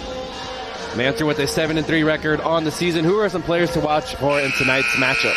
Crespi, I think you look at one of the transfers, Rodney Mukendi in the starting lineup for Derek Fisher, who transferred from Santa Monica High School. One of 2 transfers that are coming to Derek Fisher's team this year. But, I mean, you look at Isaiah Barnes, too, in the starting lineup. You know, last year we saw Carter Barnes, his brother, also start in the lineup as well. But this year, moving Carter Barnes to the bench to provide some offense for Derek Fisher. And on the other side for Modesto Christian, Sincere Hudson, another 4-star prospect who's got multiple Division I offers, LMU, UNLV, Sac State, just to name a couple of them. But he's known as the top guard in the San Joaquin section for a reason, is because this kid has known how to score the basketball. And keep your eyes on Hudson and also the true freshman Samto Patrick, who's out of Bahrain. You probably haven't heard his name too much, but he is a special young talent. 6'9", almost 200 pounds as a true freshman for Modesto Christian. It's the 6th annual BSN Showcase presented by Pacifica Christian. Glad we can be a part of it for the 2nd year in a row. A lot of talented teams here. We saw Crespi last season take on this Modesto Christian squad, and they came out with a 76-63 victory. While Modesto Christian hung in there, it was a pretty dominant win for the Celts. Yeah, it kind of feels like a BSN Showcase staple. You know, Crespi versus Modesto Christian. It's just meant to be these 2 teams playing each other. And Carter Barnes was huge in that game. 21 points. Peyton White also had 21. Isaiah Barnes grabbed 13 rebounds. But this Crespi team they're really starting to find their groove at the best time right now. 12-6 record. They were ranked the 10th best team in all of California after going 21-9 a season ago. But back-to-back 20-win seasons, and Derek Fisher is really turning this program around. This is also the 2nd game of a back-to-back for them, so we'll see if a little bit of tiredness or fatigue starts to step in for Crespi early. Just to recap the action, Desert Pines defeated South High School of Bakersfield 67-51 in game number 1 of the afternoon. Then, following, we just saw Redondo Union take down Bakersfield Christian by a final score of 76-41. This is game 3 of 4 here at the 6th annual BSN Showcase. They're announcing the starting lineups down on the floor. Let's get to them here down on the YouTube channel. For Modesto Christian, they'll start Elijah Payne, Sincere Hudson, Cole Martin, Trevor Dixon, and Samto Patrick. A number change as Samto Patrick wears number 20 this evening. And for Crespi High School, they'll start Rodney Mukendi, Malachi Parantes, Phoenix Smith, Christian Tashina Zombie, and Isaiah Barnes. You mentioned Carter Barnes comes off the bench. Both Carter and Isaiah, the twin sons of former NBA player Matt Barnes. Yeah, both are also just got offered from the University of San Diego, so they just picked up their first offers in both their junior years, respectively. Isaiah Barnes also has an offer from Sac State as well, but those two have really improved their game, and it started with Isaiah Barnes, and looking what he did from a season ago. Coming over to this year, he's averaging 15 a game. Mukendi wins the tip. He stands at 6'10", battles against Patrick, who's 6'9". Celts head from left to right on your screen in the white uniforms. Modesto Christian in the navy blue with the red and white striped trim. Barnes puts it on the deck. Out wide to his shooter on the wing. Tashina Zombie can't convert. Fight for the rebound goes to Mukendi. Second chance opportunity for the Celts. That's what he can do. A layup for 2. Isaiah Barnes hits the first points of the evening. Rodney Mukendi, too, 6'10" tall. He's the biggest guy on the court right now.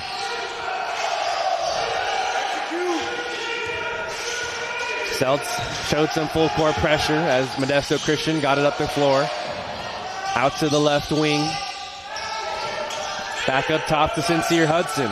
Loses his defender and lays it off the glass for 2. And we'll see if that becomes a problem because Phoenix Smith is 5'7", so we'll see if they try and pick on him maybe a little bit defensively, but great gritty guard.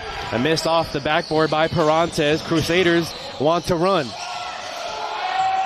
Back to Hudson, 3-pointer from the top of the arc. He knocks it in. A quick 5-point swing for the Crusaders in the first quarter. Sincere Hudson is an absolute stud.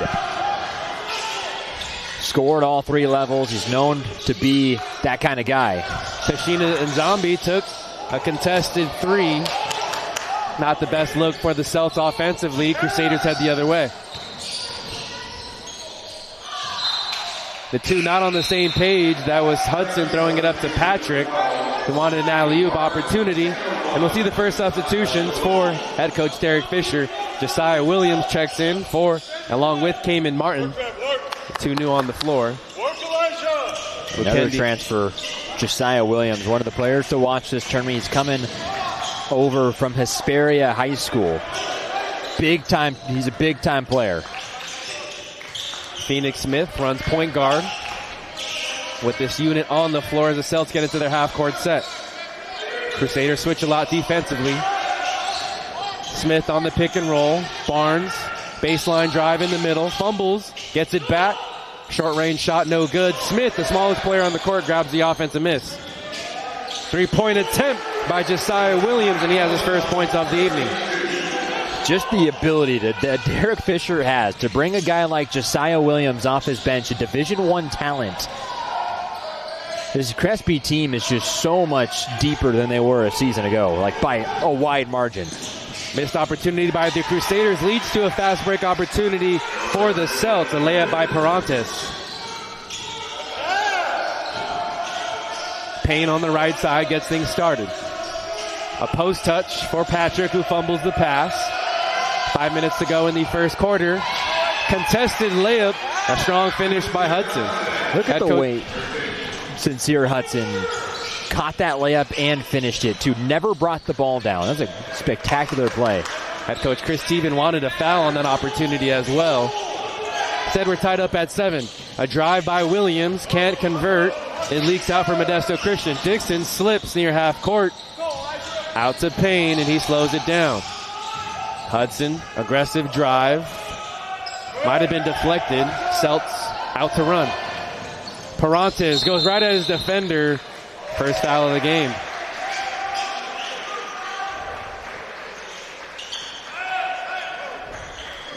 It's a foul on Elijah Payne, the junior guard. A lot of height that we've seen from both sides on the floor. One looked a bit 50-50. It looked like maybe Elijah Payne was moving just a bit to his left. But Malachi Parantes, who's averaging just 3 points a game this year, he is sure attacking the hoop to start. What's interesting about both these squads, they have relatively younger squads. One senior from Modesto Christian, only 3 seniors for the Celts. So a lot of youth, a lot of juniors on these squads. Expect them to be very talented next year if they're in the showcase as well. No, there's no doubt. It's 2 of the best teams in this showcase. Trevor Dixon, who we haven't talked about for Modesto Christian, he's a 3-star talent. Again, fielding multiple Division I offers. Top shooting guard in the class of 2027. Carter Barnes checks in for the first time. Subs in for his brother Isaiah. Second free throw, no good. Parantes has 3 points. Crespi leads 8-7. Hudson brings it up the floor. Crusaders swing it around. On the left side, Dixon. Guarded by Martin. Spins, gets doubled. Williams there, and there's a traveling violation called by the official.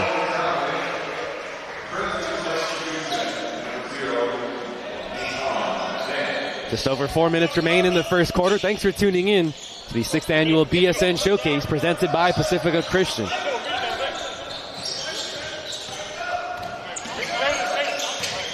Nick Onday, who just checked in during the last dead ball, gets it down low. Martin loses it out of bounds, and it's Modesto Christian ball. That's a great job. I believe that was that Payne in there. It was Elijah Payne who ripped down those arms, got all ball as Cayman Martin tried to going up with it. Great defensive effort. In comes Jaden Richardson for Modesto Christian. Quick 3-pointer from the far side. No good. Fight for the rebound, leaks out to the Celts. They want to run, but Martin slows it down. Williams has possession. Both teams haven't scored in the last minute. Smith gives way to Carter. An aggressive drive by Day. He loses it, and there's a foul.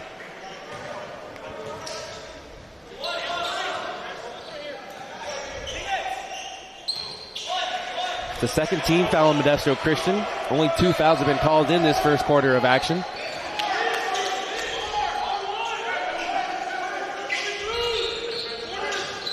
Quick inbounds to Martin. He's doubled in the low block. Banks it home for 2. Cayman Martin, just an exceptional story. Kid's averaging 15 a game this year. Nikon Day applies full court pressure. Hudson able to defeat it. Get across half court. Contested 2. Not able to finish. Day gets it poked away. Sloppy possession. It leaks back out to Day.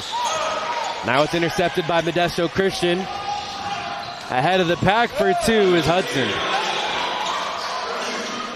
Hudson has all 9 points for Modesto Christian.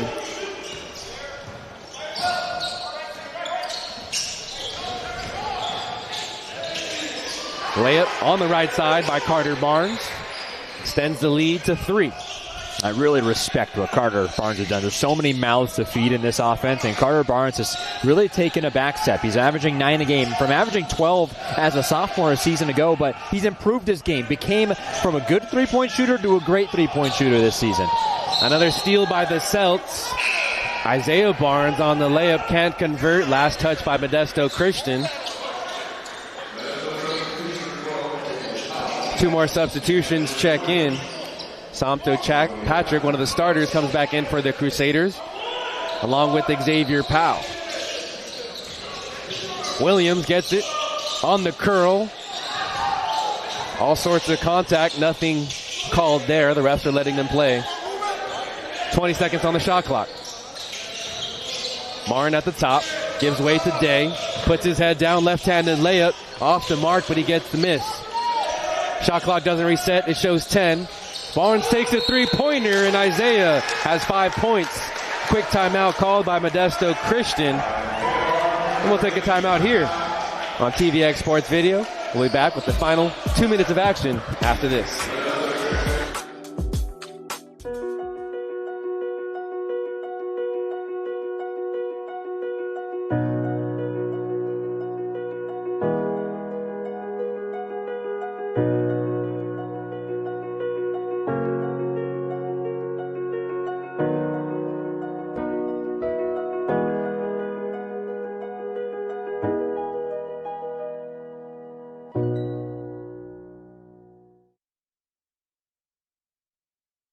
At Jersey Mike's, they slice your order fresh right in front of you. And let me tell you, watching that can send a rush of emotions through a person. Excitement, impatience, baby-like wonder, indecisive, anticipatory chewing, nervous pacing, happy claps, and finally, jealousy, because that's this guy's sub. I should order one. Good idea. Sliced right in front of you. It's a Jersey Mike's thing. A sub above. Back here on TVX Sports Video, Crespi has an early 15-9 lead over Modesto Christian. Third game of 4 here at the showcase, hosted by Pacifica Christian. More full court pressure by the Celts. Results in a miss. The Celts secure the rebound. Day makes an entry pass to Rodney Makundi. Pivots, left block. High off the glass, no good. It's a fun little battle between Samto Patrick and Mukendi. 2 big athletic guys going at it down low, a bit old school. Yeah, 2 legit bigs. You rarely see that at the high school level. Yeah. Both near 7 feet. Yeah, Crespi really, I don't even think it's hit their best game yet this season because Mukendi had to sit the first 13 games of the season due to the transfer rules coming from Santa Monica High School. So he's only played, this is now just his 5th game. So he's still getting his feet wet. Patrick gets the inbound pass. A fresh shot clock for the Crusaders. Hudson blows by his defender. All 11 points by Sincere Hudson. It's just going to be the Sincere Hudson show today. He might have to score 70 for them to pick up a victory. And he's capable of it. That would be something, wouldn't it? No, I'm all for it. No, I'm telling you, I'm for it. Chance for the Crespi half-court offense. Carter Barnes comes off a screen. Mid-range jumper. No good. Mukendi can't corral it. It leaks out to Hudson. Why not? Hudson spins in the lane. Contested 2, and it falls in. Cuts the deficit to 2. Almost there. We're getting there. 13 in the first quarter. That'll help you out. Mukendi, baseline touch. Off the glass. Assist goes to Isaiah Barnes. He's averaging 8 points, 4 rebounds in just his 4 games this season. Mukendi. Big time threat for Derek Fisher. Shot clock is turned off. 18 seconds left in the quarter. It really seems like last year when we watched this team too, Christian, Tashina, and Zombie, he was like the center for them, it felt like. And then this year they can kind of push him out to a forward position and have Mukendi do his job down low. And it's opened up a whole wave of possibilities for this team. Tashina Zombie checks in and Josiah Williams checks out. Crusaders inbound. 15 seconds remain in the quarter. They can settle for the last shot. Martin hangs on to possession. He's guarded by Isaiah Barnes. A double team comes. Hudson out on the perimeter. 2 defenders on the drive, and there's a foul called. Foul on Nikon Day as Hudson got spun up. Yeah, he got the arm, left arm, just a little bit. Hudson to inbound on the baseline. Strong ball denial defense by the Celts. Tough contested 2 by Dixon. There's the final horn. At the end of the first quarter, Crespi has a 17-15 lead.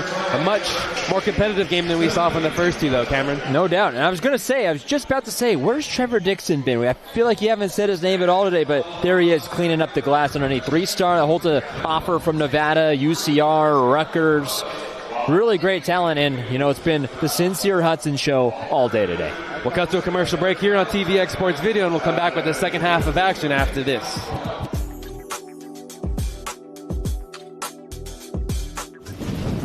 Guess I won't be making my famous burgers. Text everyone to cancel.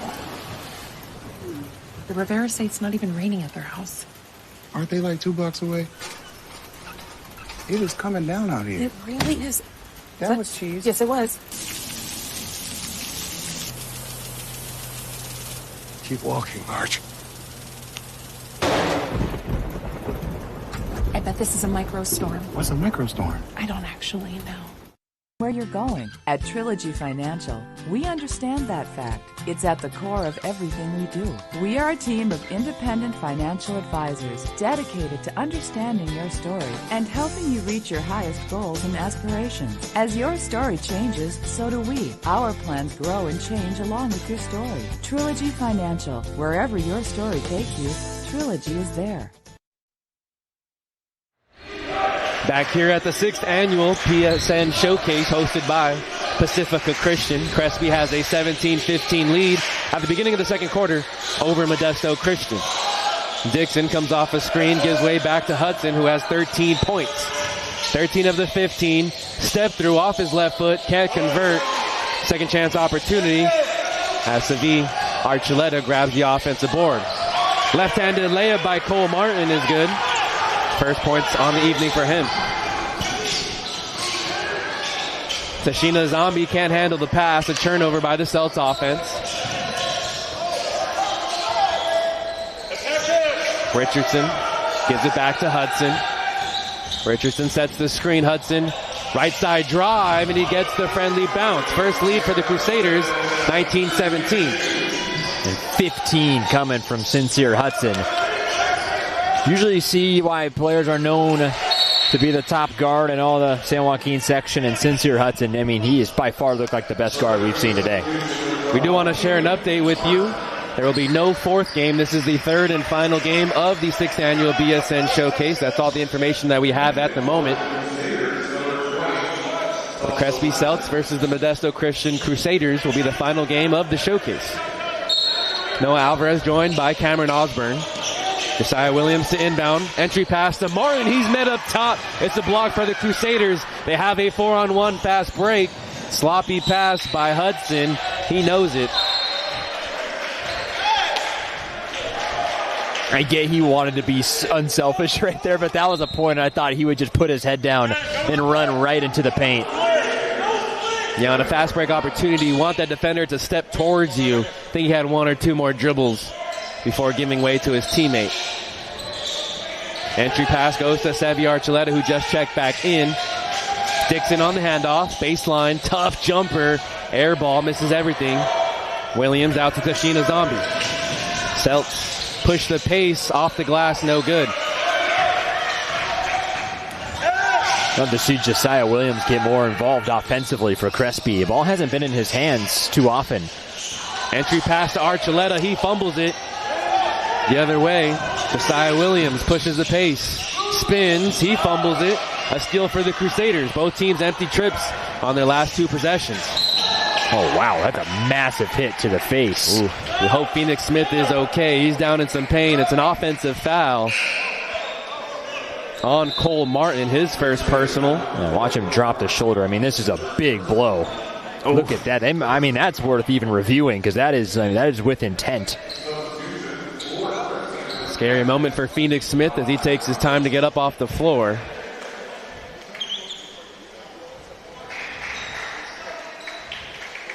That kid is so gritty at his size. 5'7", played just 6 games last year, averaging 4 a game this year, but drawing the starting point guard duties under Derek Fisher as a sophomore says something about the kid. Yeah, you know he's tough. When we're researching this roster and you saw him at 5'7", you know he's no slouch because obviously to be at that stature and start with amongst the best players on this team, he has a lot of respect from this squad and the coaching staff. 6 minutes remain in the second quarter. Williams comes off a screen, right side, 2 defenders in the air.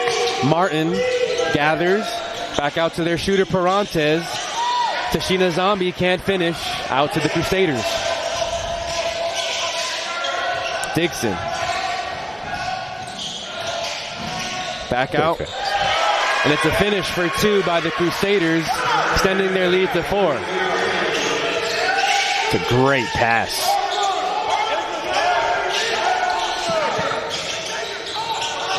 Martin with space at the top. Down low to Tashina Zombie. He's hit on the way up. He will go to the line for 2.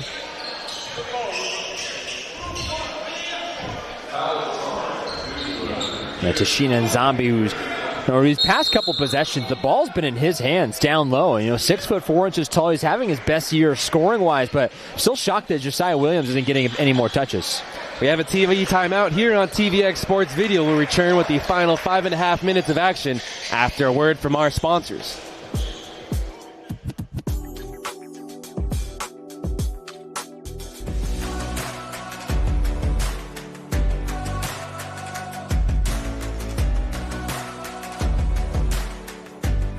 After walking on campus today, seeing the branding, seeing the reactions from my student athletes and my community, the campus makeover has already brought excitement to the student and faculty. With our games, when we show up to school and show up to a game, and we see our brand and the Shorewood Greyhound printed everywhere, it gives us an excitement and that we want to live up to the name. And from the students' perspective, it makes us want to cheer for our athletes and support them. It's a great day to be a Greyhound.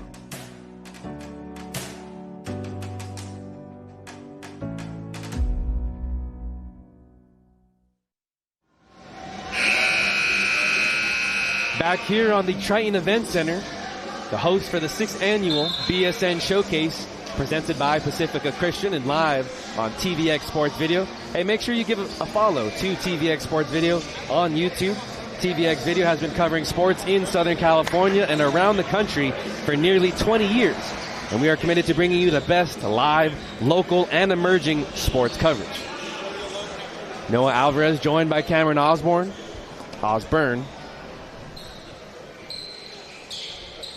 Modesto Christian has flipped the script. It was all Crespi in the first quarter, but the Crusaders have a 4-point lead over the Celts. Yeah, Crusaders ranked number 63 in California, 24-plus wins in each of their last 4 seasons. And you look at the history of Modesto Christian, if you go Max Preps goes back to 2004-2005 season, you go all the way back then, they've won over 20 games in every single season. That's 20 seasons of 20 or more wins in every year. It's incredible. That's pretty impressive. Yeah, it's one of the deepest runs I think I've ever seen from a high school. What's the saying? Death, taxes, and Modesto Christian yeah, winning 20-plus games in a year? Yep. Sincere Hudson brings it up. More full court pressure by the Celts. Dixon gets it poked away out of bounds. Stays with the Crusaders. Under new leadership, too, this year under head coach Chris Teven in his first year. So we'll see how things go after Bryce Fantasia had such a long run with this program. In case you missed it earlier, this is the third and final game of the BSN Showcase. There will not be a fourth game. That's all the information that we have at the moment. Crespi takes on Modesto Christian. Martin on the drive. Gives way to Powell. Powell loses it. Stays with the Crusaders. Last touch by the Celts. Noah, right into the hands of Matt Barnes. He's still got the hands. He makes an appearance here at the Triton Event Center with a baby in his arms as well. Pretty impressive, as you see on your screen. Double duty today. 2 NBA players, or former NBA players, in the building. Hudson puts his shoulder down, and Carter Barnes draws the offensive foul. And you know Dad's loving that. That is exactly what Dad did for so long, so well. Defend his tail off. And Carter Barnes is showing he could do it on the defensive end as well. Pretty cool shot there by TVX Sports Video, and here's the replay. Hudson definitely extends that arm. That's why they call the offensive foul. Celts find themselves trailing by 2. Parantes brings up the ball. Hesitation. Out to Carter Barnes. Pivots to his brother. Day takes a 3. Right wing. No good. Hudson has been handling the ball all day, and he's fouled that time. Second foul on Nikon Day. We also got Pablo Martinez, head coach of the Pacifica Christian girls basketball team, in the stands. Jeff Barakoff as well. Unfortunately, won't have a chance to see his boys team in action tonight. There's a 30-second timeout taken on the floor, and we'll cut to another commercial or break ourselves here on TVX Sports Video. Jersey Mike's, they freshly grill your hot subs right in front of you. You can't get that smell anywhere else unless you have one of these. Don't mind me. Take the sizzle to go. Okay. Whoops. I'll pay for those. Here you go, Danny. Time to get these smells home. Grilled right in front of you. It's a Jersey Mike's thing. A sub above. That's good sizzle. Back here on TVX Sports Video. My name is Noah Alvarez, joined by Cameron Osborne. Modesto Christian has a 21-19 lead over Crespi High School, 2 of the top teams in the state of California. Martin starts the offensive set. Dixon takes a quick 3-pointer off the mark, and Josiah Williams skies for the rebound. Full court pressure by Martin. Just over 4 minutes remain in the first half. Smith back into the game after taking that collision early on. Good sign to see. Williams, left-handed drive, blocked at the rim by Patrick. He had a foot on the baseline when he touched it. Possession stays with Crespi.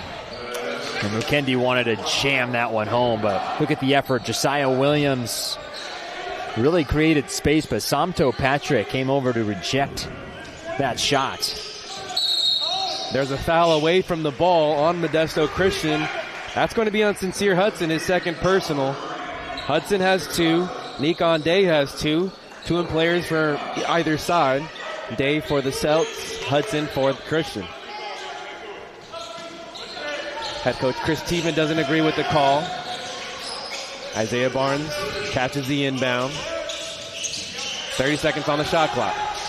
Bukendi goes right, aggressive drive, and there's a foul on the way up.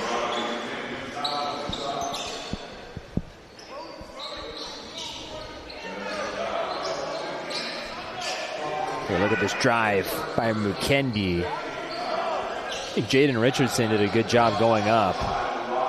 Same with Patrick. Must have been something on the lower body First foul on Somto Patrick. Getting a legit big man battle down low. McKendy stands at 6'10". Patrick stands at 6'9". McKendy hits on the first. 3 points on the evening thus far. Patrick's a guy who's played in a very good basketball. When mentioned he was out of Bahrain, he's played in the U16 Asia Cup. He just put up some enormous stat lines in that Asia Cup. But he's a guy, for his youth, he is so physically gifted. Powell kicks it out to wide open shooter Martin short. Smith grabs the rebound. Ahead of the pack is Carter Barnes. The right-handed finish is good. Celtics retake the lead, 22-21. The back and forth game we've been seeing so far. More full court trap by the Celtics defense. The Crusaders do get it over, and it's a three-pointer by Dixon. When you notice, you could see why this guy's the top shooting guard in the class of 2027. He's ranked number 3 in his class, 6'5", 165, but his trigger is so quick. He's a catch-and-shoot expert. McKendy with an and one opportunity after a Carter Barnes miss. Meanwhile, Rodney McKendy looks like he should be in the NBA right now. This guy is huge. Strong, physical. Does it on both ends as well. Yep. Very talented player here at the showcase. I want to go back and say something. You don't really often see this, but I want to compliment you on all the work that you did into the research. You had a U16 stat. Like, that's pretty impressive. I man. appreciate that. Thank you for that,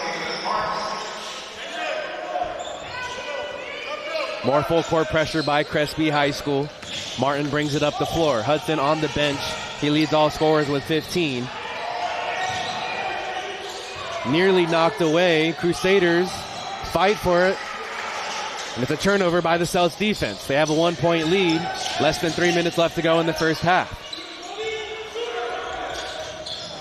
Barnes guarded by Martin. Gets a screen from Kamen Martin. Man, he doesn't want a screen. He wants to go at him. Gives way to his brother Isaiah. Kamen Martin with another screen. Out to Carter. Corner 3. Off the mark. Fights for the loose ball, but it stays with Modesto Christian. A great pass from his brother. You like the shot quality. It was an open shot. You take what's given to you. Carter Barnes, he's going to hit those more often than not. 39% clip this year. Hasn't shot the ball a ton. Sevi Archuleta checks back in for the Crusaders. Dixon ahead to Archuleta. Patrick beyond the arc. Shows you his versatility.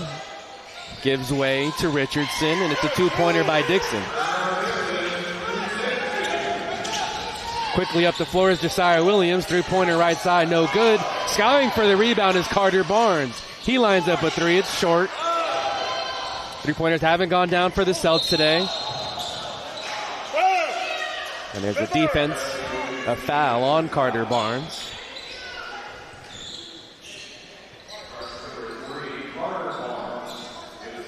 Could have gone either way. Yeah, definitely some push-off with that left arm from Cole Martin. There is that push-off, but he is moving laterally. If you're Carter Barnes, you want to have your feet set. I think that's why they called it a defensive foul. First personal on him. Martin in the paint, pivots, partially tipped. Celts want to run the other way. Isaiah Barnes goes right at his defender, and now we see the offensive foul called. I think he should have dropped it to Kamen Martin, who was right on his heels, but I don't think he noticed him. We'll have to take a look on the replay. Brought to you by TVX Sports. Yeah, it's tough. You could see Kamen Martin right behind him. If he just bounces it to him, he would have had an easy layup. Nice job by Jaden Richardson to put his body on the line like that. Not an easy thing to do. Yeah, because he's like more nowadays. Guys aren't afraid to take charges. Guys are more than willing to step in there. I was afraid to take charges. I am too. Martin being hounded by Smith. Smith trips up. Martin, mid-range jumper, no good. Just over a minute left to go in the first half. Entry pass to McKendy over the top. He lays it up for 2. credit Isaiah Barnes on the assist. Just floated it over a couple defenders, and Mukendi did what a big should do. Catch the ball high, finish the ball high. Martin works against Smith, loses the ball. No one for the Celts touched it. A turnover and a chance for the Celts to get a 2-for-1.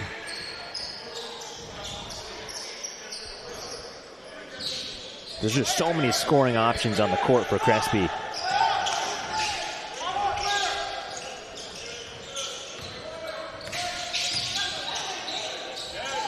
McKendy gets a post touch, back to the basket.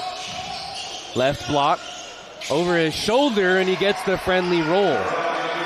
Yeah, he knew the move he was going to do when he caught the ball. He didn't trick Somto Patrick. Instead, just ran right over him. Shot clock is turned off. The Crusaders can hold for the final bucket of the first half. They trail by 3. A chance to tie things up. A double comes his way. Martin back out to Dixon. Good look from 3, and he knocks it in.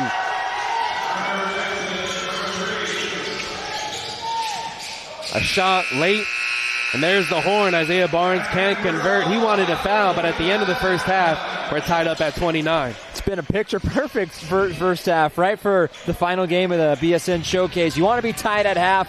Going to be a fun game for the rest of this one. So we'll be having a coach join us, I believe. I mean, it's been a great start. I mean, Trevor Dixon has shown that he could shoot lights out. 6, 7, 8, 9, 10 points for him, and Sincere Hudson with 15 of them. It's been just 3 different goal scorers for Modesto Christian. We're going to be joined by Crespi head coach Derek Fisher. You can hear us okay? And we're joined here on TVX Sports Video by head coach Derek Fisher of Crespi High School. Your team's tied up with 29. Seems like every time you guys have delivered blows to Modesto Christian, they respond. What's impressed you most about their opponent? I don't know if we've delivered a blow yet, to be honest. We're making the game really difficult. And so we just have to keep working at it. I think our kids are fighting hard and trying to figure out how to play the game the right way. But Modesto's a good opponent. They play really hard. I thought they came out to fight a little harder than us at the beginning. And so it's going to be a tough battle. Coach, knowing you going back to this past offseason, you knew you were going to lose Peyton White to Nevada, but you bring in guys like Josiah Williams and Rodney Mukendi. What kind of options does that give you both offensively, defensively, and how much deeper of a team does this make you this year? Yeah, it's a great question. Josiah brings us some guard and wing versatility that we still need to continue to try and find and develop, within our own program. But versatile ball handler, tough kid, can play multiple positions, which we really like within our group. And then Rodney just gives us a size and a physicality around the basket that we do miss not having Peyton White. And then also we feel really good about the fact that most of our guys are juniors and will be back next year. And so we're trying to learn how to win at the highest level now, while also knowing that we do have a bright future. And that's Crespi High School head coach Derek Fisher here on TVX Sports Video. Best of luck the rest of the way, Coach. Thank you, guys. Appreciate it. Thank you, Coach. Take care. We'll cut to a commercial break for halftime. We're tied up at 29 between Crespi High and Modesto Christian. We'll see you after the break.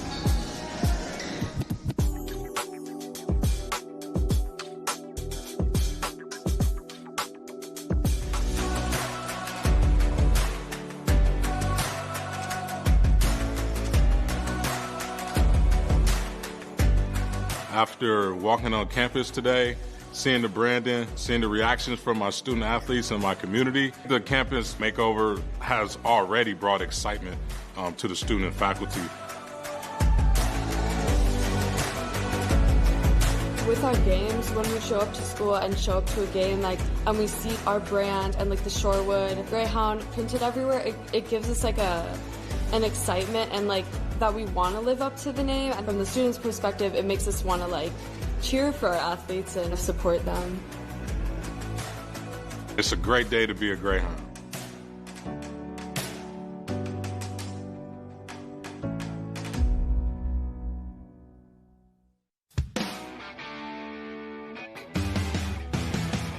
Welcome to Newport Rib Company, family owned and operated since 1984, serving Southern California's finest barbecue.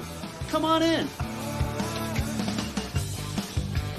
We specialize in baby back ribs, but you'll also love our USDA choice steaks, fresh fish, mouth-watering sandwiches and salads.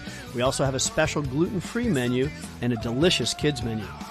Newport Rib Company is perfect for a casual bite while catching the game, celebrating a special occasion, or a family gathering. We even have tableside magic on Sunday nights, and most of our friendly staff have been part of the Rib Company crew for years. Rest assured, they'll take great care of you and your guests. Many of our customers take advantage of our extensive takeout menu, which makes it easy to feed your family or even the whole neighborhood. The Newport Rib Company caters hundreds of events a year, from post-game dinners for the Los Angeles Angels of Anaheim and their major league rivals to high school and college sports banquets. We value being part of the community and love serving our fantastic barbecue at all kinds of life celebrations. Our private banquet room accommodates up to 75 guests. We love working with our clients to guarantee that their event is comfortable, delicious, and stress-free. So come on in. The Rib Company crew and I look forward to serving you the finest barbecue in Southern California, because we have a lot of competition, but our ribs don't.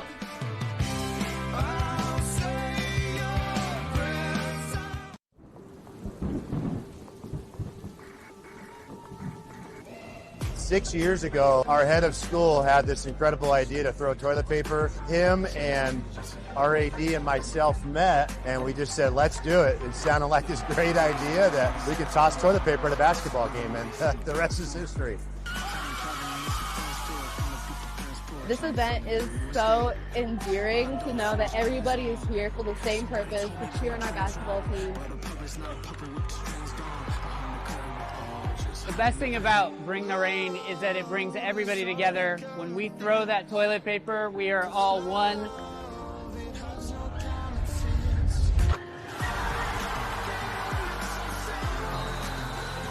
Oh my gosh, it was insane. Small school, but like on the court, it just feels huge. 5 years ago when we started this tradition, I was a junior, and just seeing how much it's grown over the years is crazy.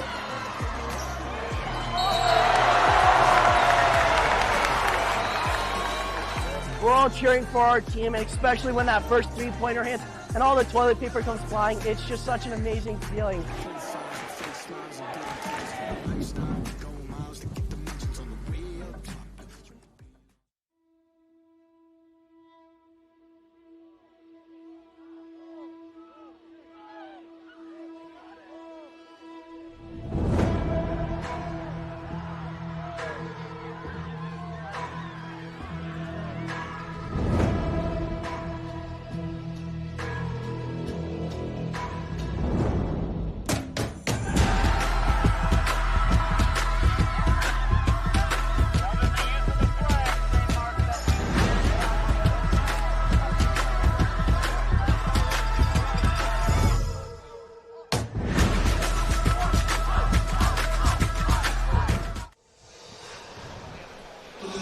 Back here on TVX Sports Video, my name is Noah Alvarez, joined by Cameron Osborne. And before we come back towards the second half, we had head coach of Modesto Christian, Chris Teven. Your team's tied up with 29. What's impressed you from the first half against Crespi High School?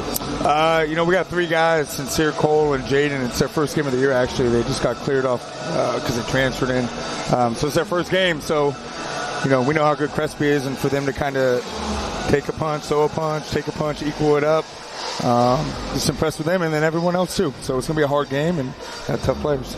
Missing that much time, Coach, how do you think they've came out against a Crespi team that is just so gritty, they're so deep, and they're very big as well? How do you think those three came out, and how your team came out in that? Yeah, we thought like Crespi's, this is their 17th or 18th game. It's really our first game because these guys, not only are they new, but they play quite a bit. Two are starters, one's one of the first off the bench. We knew it was going to be an adjustment period, but we trust in the talent of the players and the mental. All the emotion and all the cliches don't really matter as much. We have to tighten up our high ball screen coverage, and we have to get back in transition, and we have to secure rebounds. And that's head coach Chris Teven of Modesto Christian. They're tied up at 29 with Crespi High School. Good luck the rest of the way, Coach. Thanks, guys. Appreciate you, Coach.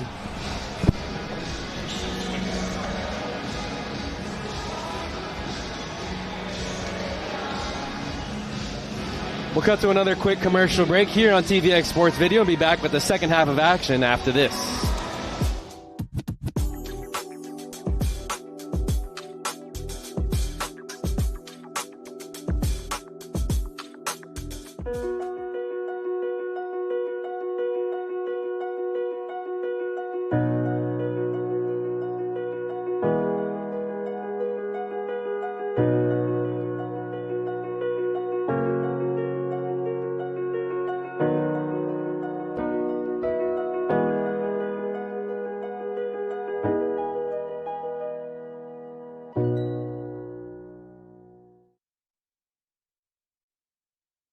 At Jersey Mike's, they slice your order fresh right in front of you. And let me tell you, watching that can send a rush of emotions through a person.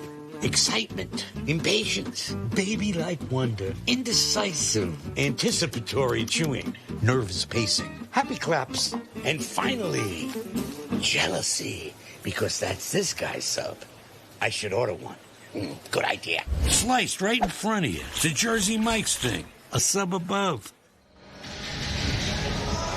Back from commercial break here at the Triton Event Center, the 6th annual BSN Showcase presented by Pacifica Christian.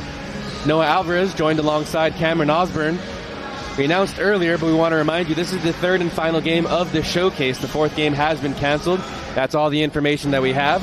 But the 3rd and final game of the day, Modesto Christian and Crespi, has been a fun one. We're tied up at 29. What's impressed you the most in the first half of action? I think it's Sincere Hudson. I mean, he's shown why he's a 4-star talent, and his ability to just go off in the first quarter and score pretty much every single point for him was probably the most impressive thing I've seen all day. And the fact that they're still in the game, the fact that he scored every point and they're still tied up at halftime goes to show a lot about this Modesto Christian team who, if we look at this team in a month, how good could they be when they got their 3 guys back?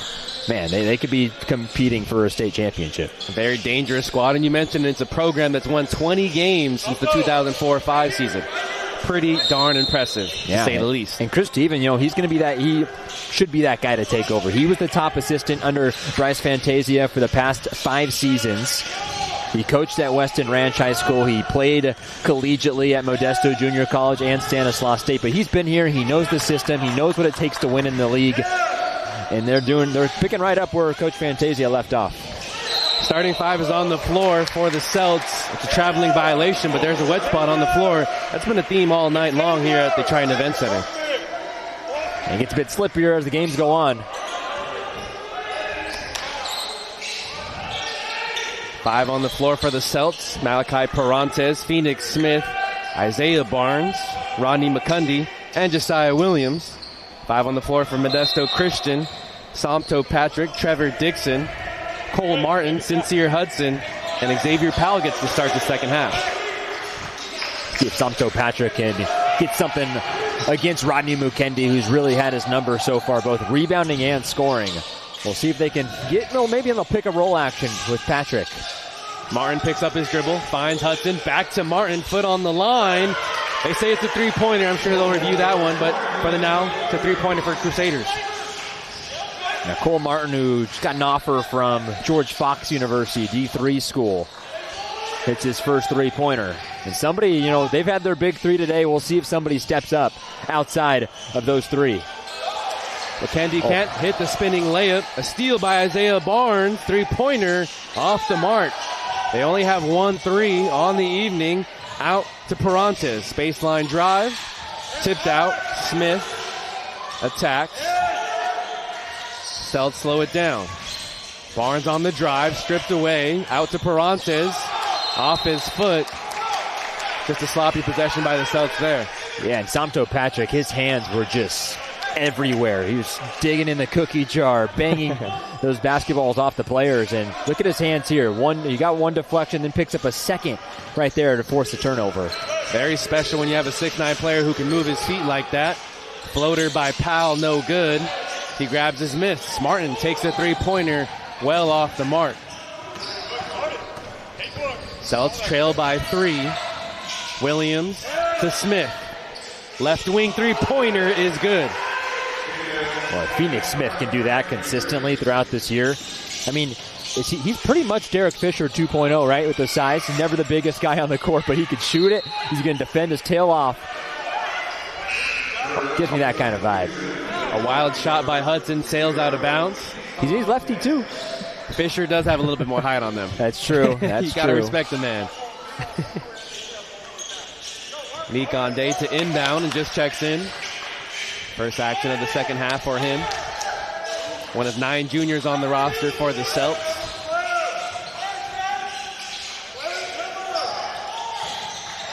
Smith on the left side gives way to McKendy out on the perimeter. Turns it over right to Dixon. 2-on-1 fast break. Dixon takes the 3, halfway down and out.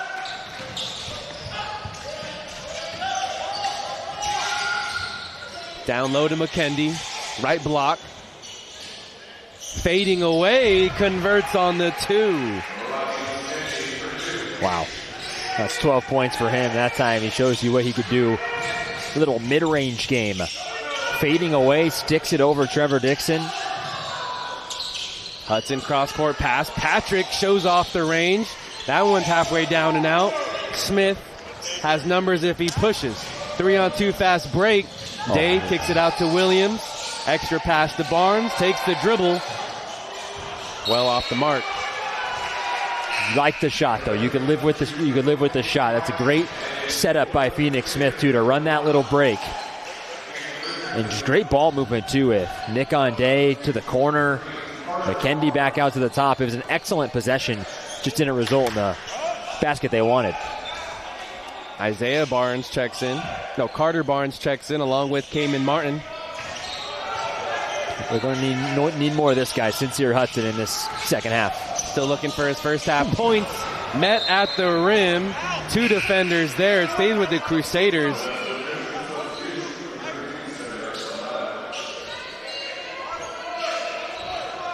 Sincere Hudson driving 2 defenders, clean block. It was Cayman Martin who got him from behind.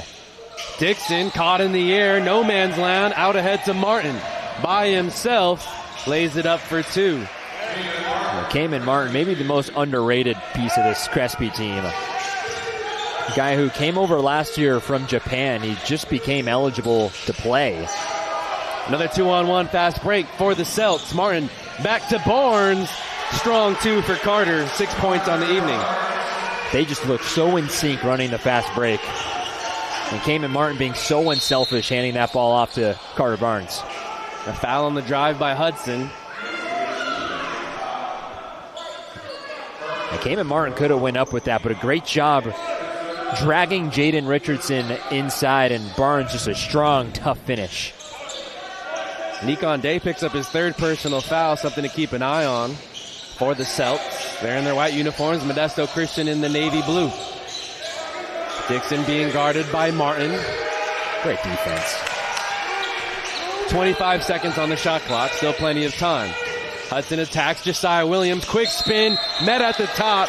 Jump ball violation. Or jump ball. Yeah. I don't know why I said violation. Sincere Hudson, he created something out of nothing. Still had some open space, but again, the weak side defender there, Carter Barnes, came in to tie him up. He's becoming a really talented defender, Carter Barnes. It does feel like in the second half the Crusaders are depending more on this ISO ball, and it's resulted in empty possessions. Another turnover by Modesto Christian. Martin nearly travels. Can't connect with his teammate. Williams on the ground. 3 players down there. Another jump ball. Stays with Crespi High. I want to see Cayman Martin go up with that one. Shocker wasn't a foul there. Yeah, pretty fortunate for Williams. There's no injury. Yeah.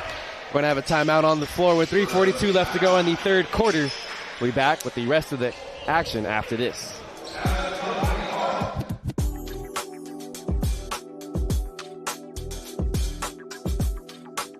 At Jersey Mike's, they freshly grill your hot subs right in front of you.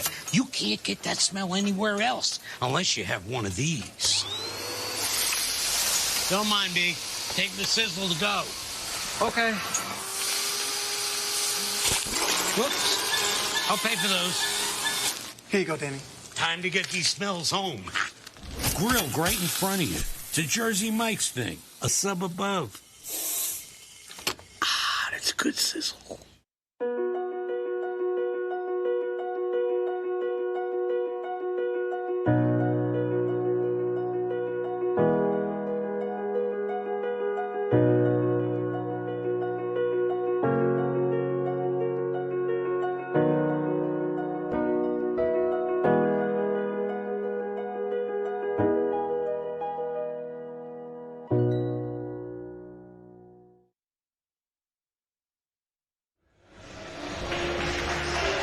Just under 4 minutes left to go in the 3rd quarter. Crespi has a 38-32 lead over Modesto Christian. It's the 3rd and final game. In case you missed it earlier, there will not be a 4th game between Pacifica Christian and their opponent. That's all the information that we have. An inbound for Crespi High School. Nearly an and one opportunity. Cayman Martin goes to the line for 2. That was the strongest he's gone up all today. It came in Martin between 2 defenders, almost got it to fall too, but this kid's story. So mentioned he came over from Japan, right? He played for the Japanese national team. Still currently does play for the Japanese national team, but he played at Kaishi Kokusai, which is Japan's top high school program. So that says a lot about the kid. He played at the top high school program in Japan, then comes over here. Derek Fisher brings him in, and it's just one of the 3 big-ticket transfers to his team this year. And Cayman Martin has been everything, averaging 15 a game this year. Really in his first legit action in the States. I really hope the viewers appreciate the amount of work that you put in for this broadcast. Well, you do too, Noah. You do too. 8-point advantage for Crespi High School. Hudson wants to create. Martin gets the 3-point attempt blocked in the air by Martin. He goes crashing into the stands. It stays with Modesto Christian. I apologize if I mispronounced that. Japan's top high school, but I gave it my best effort. Yeah, you would have done better than me. Look at him climb the ladder right here. Look how high he gets. Sheesh. Oh, my goodness. I do want to see Modesto Christian make that extra pass, right? You have a person closing out on you late. I mean, there's probably someone else open on the floor. We haven't seen a really good look for the Crusaders in the second half. Martin, strong defense on Hudson. Pass to Martin of Modesto Christian. He's tied up with Williams. It's a great pass, too, from Sincere Hudson. Look at that fastball right to the back door. And then got Josiah Williams in the air. Cole Martin. Second personal on Josiah Williams. Chris Stevens making a good point. There really hasn't been many free throws this game, and his team hasn't shot any. It's been that kind of game, though. I'm okay with the refs letting them play like this. Carter Bonds up ahead to Cayman Martin, and it feels like Crespi High School starting to flex their muscle a little bit here over Modesto Christian. Yeah, Cayman Martin's really turned it up to another level in this third quarter.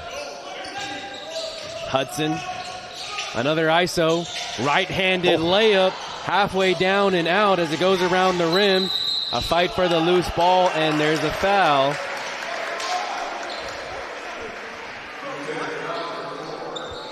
You have to look at the replay on this one. It looked like both guys were just going for the ball. Here it is. Yeah, that's a tough call. With that right arm, it did look like he was hooking onto his leg, so maybe that's what the referee saw, but I do like letting them play. It's a 50-50 ball. Both players hit the deck. I do think it's been a very good officiated game today. Just because there's not a lot of fouls doesn't mean a lot of them were fouls, and you got to credit both teams for defending without fouling. Carter sets a screen for Isaiah Barnes. 18 seconds left on the shot clock. Williams gets a screen from Martin. Right side attack. Now on the left block. One too many steps, a traveling violation. It's a blessing, really, for Derek Fisher to give Rodney McKendy a break and then just to bring in Josiah Williams to be that backup center. And this team, they go 9-10 players deep. You can look at just all these guys, and I bet 6 of them are going to go Division I at some point. Pressure near the half-court timeline. We'll take a commercial break as there's a timeout by Modesto Christian. They trail by 10, 42-32. Back with the action after this. How the ocean and horizon never meet. Long lines to see. Long lines to be. Every wave will end and fall into the night.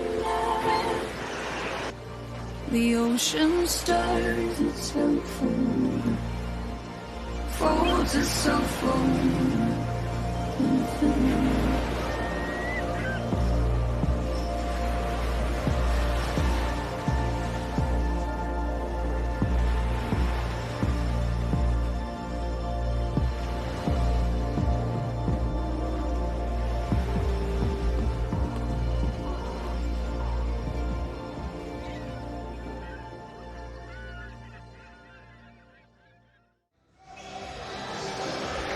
Back here on TVX Sports Video, Crespi has a 10-point lead over Modesto Christian. 2 minutes remain in the third quarter. The third and final match of the 6th annual BSN Showcase presented by Pacifica Christian High School. Sincere Hudson starts the action for the Crusaders. They only have 3 points in the second half. They were tied up at 29. The three-pointer by Dixon off the front rim.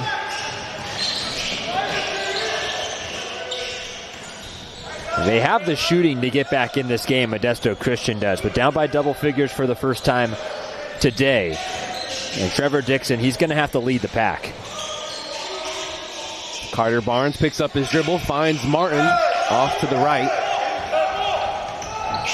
At one point, Modesto Christian had a 5-point lead in the first half. Hudson creates some separation and knocks in a three. That is a killer crossover. That's his first bucket of the second half. Tashina Nzambi puts one in from the corner and responds with a three of his own. Best year shooting the basketball. He's 20 of 40 from three-point land this year. Hudson back to work. Right side, the hesitation move. Dump off. Can't get the friendly bounce. Last touch by the Crusaders. And Santo Patrick has to finish. I mean, that's a big basket to miss on a great creation from Sincere Hudson. You just have to be able to convert those layups. They haven't called Patrick's name a whole lot. Still looking for his first points on the evening. Isaiah Barnes starts the action. Less than a minute left to go in the third quarter. Post touch for Isaiah. Baseline, 2 defenders there. Patrick swats it out. Hudson, 4-on-3 fast break. Isaiah Barnes gets back. A blocking foul on the Celts.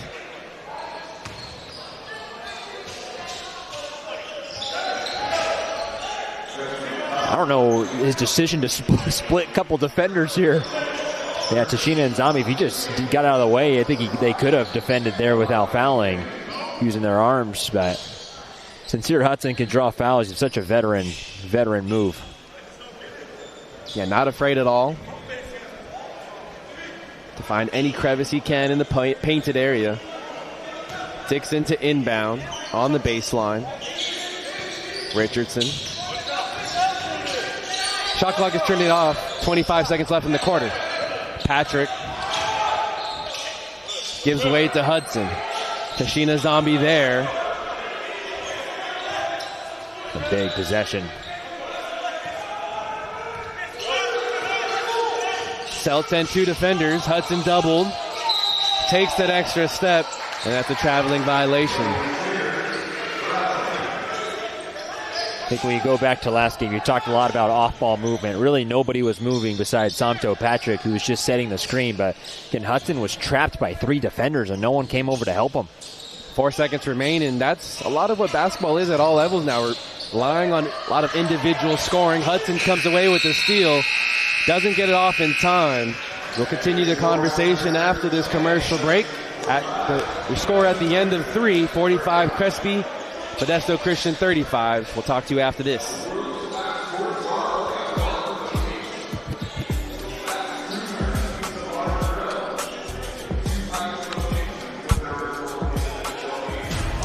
To us, pizza the way it ought to be isn't just our slogan. It's our promise and our passion to give you the best dining experience and the best tasting pizza you expect. For over 40 years, we've been making pizza the way it ought to be.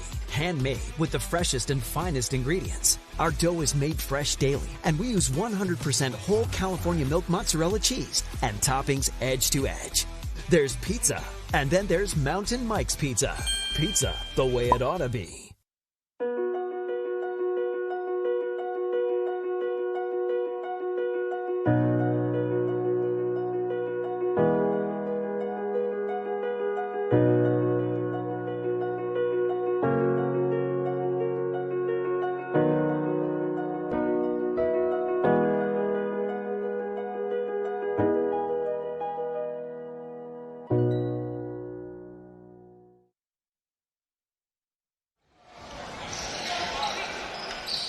Back here at the Triton Event Center, Third and final game of the 6th annual BSN Showcase. Crespi has a 10-point lead, 45-35 over Modesto Christian. Noah Alvarez joined by Cameron Osborne. Hudson starts the action. Dixon takes a quick three. He's fouled on the 3-point attempt, and that's Nikon Day's fourth. And he's playing catch-up. We'll look at the replay again. You'll see Nikon Day just chasing Trevor Dixon. It's like chasing Klay Thompson around the court. You know, the guy just never stops moving, and then once he pulls up, you're too late. Either the shot goes in or you're going to foul him. You have to give yourself an angle when you're chasing shooters like that off screens. Dixon to the line for 3 free throws. Clock stops with 7:49. Thanks for tuning in wherever you may be tuning in from. Dixon has 13 on the evening. He's just one of those kids that is just gifted with scoring the basketball. Some kids have it, some don't, and Trevor Dixon has got that talent. He didn't have any points in the third quarter, though. He was held scoreless. It's good to see him at the free throw line. Maybe that gets him into a groove because someone else needs to help out, Sincere Hudson. Yeah, 30 combined now between Hudson and Dixon. They've only gotten 8 other points, and it's from Cole Martin. 7-point deficit for Modesto Christian as they apply full court pressure.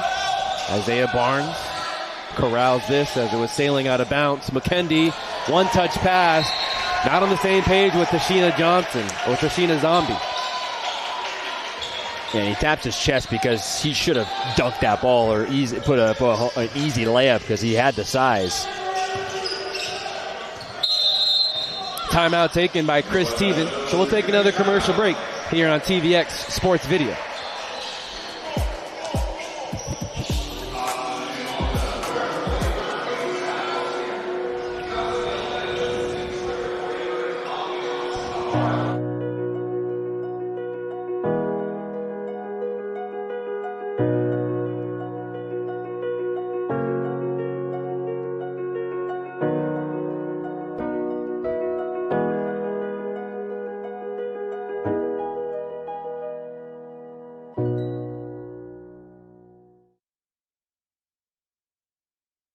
At Jersey Mike's, they slice your order fresh right in front of you. And let me tell you, watching that can send a rush of emotions through a person. Excitement, impatience, baby-like wonder, indecisive, anticipatory chewing, nerves pacing, happy claps, and finally, jealousy, because that's this guy's sub. I should order one. Good idea. Sliced right in front of you. It's a Jersey Mike's thing. A sub above. Final quarter of action. Crespi leads 45-38 over Modesto Christian. Noah Alvarez joined by Cameron Osborne. It's been an exciting final match of the day here at the showcase. Yeah, it's been, I'd say, the best game of the showcase so far. Yeah, this game's far from over. I mean, Modesto Christian, although they've only had 3 players score the ball, it's again way far from over with the way they're able to shoot it. RJ Fidelai, who just checked in, takes a 3-pointer, well off the mark. Head coach Chris Teven going deep into his bench to find some other scoring. Cross-court pass to Sheena Zombie, high-arcing 3 off the mark. Hudson the other way. Crespi gets back defensively. Dixon, deep 3. No good. It goes out to Patrick. Second chance opportunity. Hudson uses the speed, draws contact, and he heads to the line for 2. Sincere Hudson used that off arm to shovel off Barnes. And Mukendi, I think, did a good job going straight up. I think Barnes got him before. Second personal foul on Isaiah Barnes. 2 shots for Sincere Hudson. Only 3 points in the second half. Remember, we were tied up at 29. 9 second half points for Modesto Christian thus far.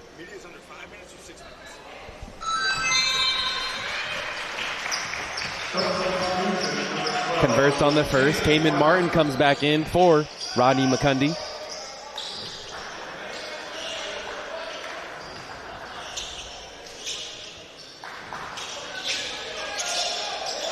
Can't convert on the second. 19 points on the evening, leads all scorers for Sincere Hudson. Barnes, left elbow jumper, off the mark. Hudson skies above everyone to grab it. It's the Hudson show as he puts a floater off the glass. Blocking foul called on Crespi. Well, Sincere Hudson is starting to lock in right now. It's becoming takeover time. You got Christian, Tashina, and Zombie in the air. And Hudson, this is looking like first quarter Sincere Hudson. That's a nice job by him, too, to go to the line, stops the clock, people can catch a breather.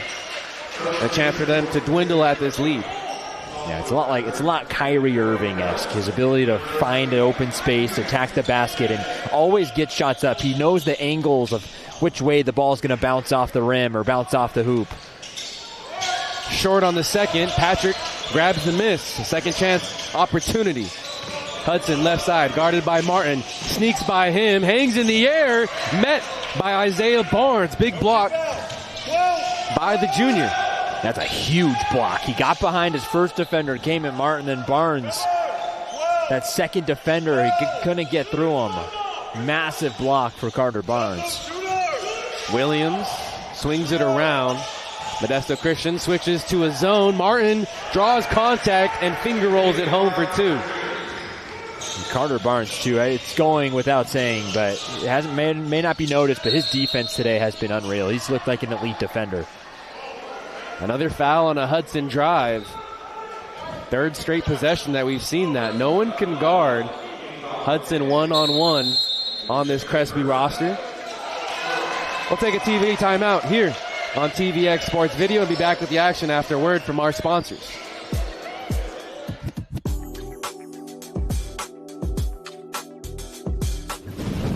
Guess I won't be making my famous burgers. Text everyone to cancel. The Rivera say it's not even raining at their house. Aren't they like 2 blocks away? It is coming down out here. It really is. That was cheese. Yes, it was. Keep walking, Marge. I bet this is a microstorm. What's a microstorm? I don't actually know. Where you're going. At Trilogy Financial, we understand that fact. It's at the core of everything we do. We are a team of independent financial advisors dedicated to understanding your story and helping you reach your highest goals and aspirations. As your story changes, so do we. Our plans grow and change along with your story. Trilogy Financial, wherever your story takes you, Trilogy is there. 5:45 remains in the third and final game of the 6th annual BSN Showcase presented by Pacifica Christian. Noah Alvarez joined by Cameron Osborne here with TVX Sports Video. Crespi leads 47-40. They're a few minutes away from securing their 13th win on the season. What's impressed you most from their performance tonight? 8 different goal scorers. It hasn't been, Josiah Williams or Carter Barnes. It's been, Phoenix Smith has chipped in. Tashina and Zombies gave him his best effort as well. It's just been a great overall effort from Crespi. And last year, they look much bigger this year. They look like a lot better sync in terms of this team. And really, they just look a lot better. They were good last year, but I think they're even better this year. Definitely better options. Hudson floats it up for Patrick. The alley-oop on a layup for 2. 5-point deficit for Modesto Christian. And that's why Derek Fisher wanted a timeout, is because this game's getting a bit too close for comfort. It feels like Crespi should be running away with only 3 different goal scorers for Modesto Christian. But what does that say about Modesto Christian? Isaiah Barnes in traffic, back out to Smith. Barnes sets the screen. Tashina Zombie on the drive. Isaiah takes a 3-pointer and it's good. Stoppage in time to fix the net. 8 points on the evening. Go ahead. He has not shot a 3-ball well today, but that one was as clutch as they come. Right in front of his own bench. Extends the lead back to 8 for Crespi High. Sincere Hudson leads all scorers with 20. Hangs in the air. Patrick gets 2 defenders up in the air. Short. Tashina Zombie They're going to call a foul. Pretty fortunate call there for Crespi High.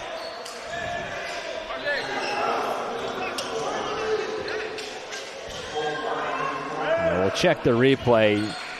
Wish Patrick, he had his dribble. I wish he took one more dribble and tried to body himself back in, but his pivot foot definitely moves, but again, you want to assume the foul, people probably pushing him around.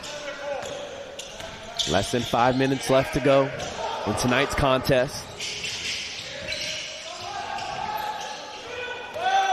More pressure out towards the timeline by the Modesto Christian defense. Smith to Tashina Zombie, baseline, circles back out. 13 on the shot clock. Williams bounce pass to Martin. What a find! Wow, Josiah Williams just threads the needle to find Cayman Martin. And another block for Isaiah Barnes. He pushes the tempo ahead on the break.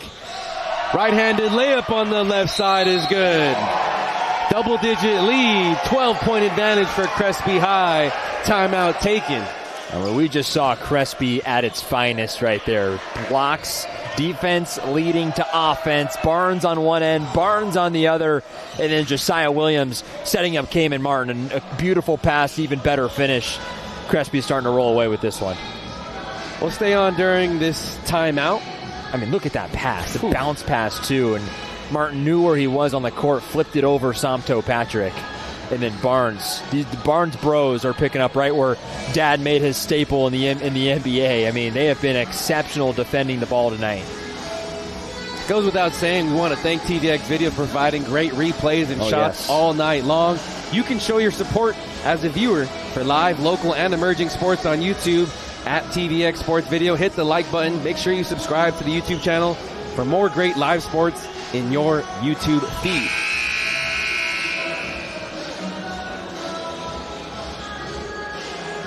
In case you missed it earlier, it was announced that there will not be a fourth game here at the showcase. This is the third and final game.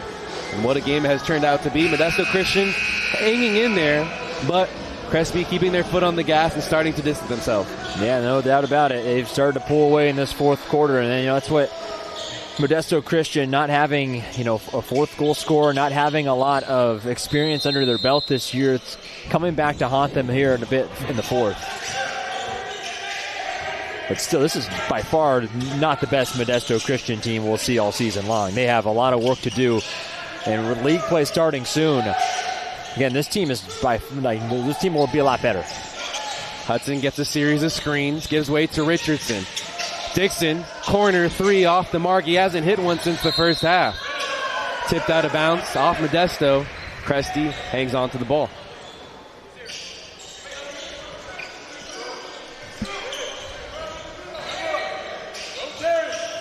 Ahead to Isaiah Barnes. 3.5 minutes left to go.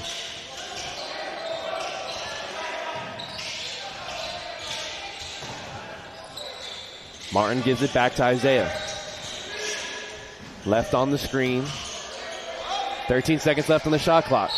Entry pass down low to Martin. A foul on the entry pass. Foul on Jaden Richardson, his third personal. A few players with 3, Modesto Christian, Cole Martin and Jaden Richardson. One player with 4 for Crespi, that's Nikon Day.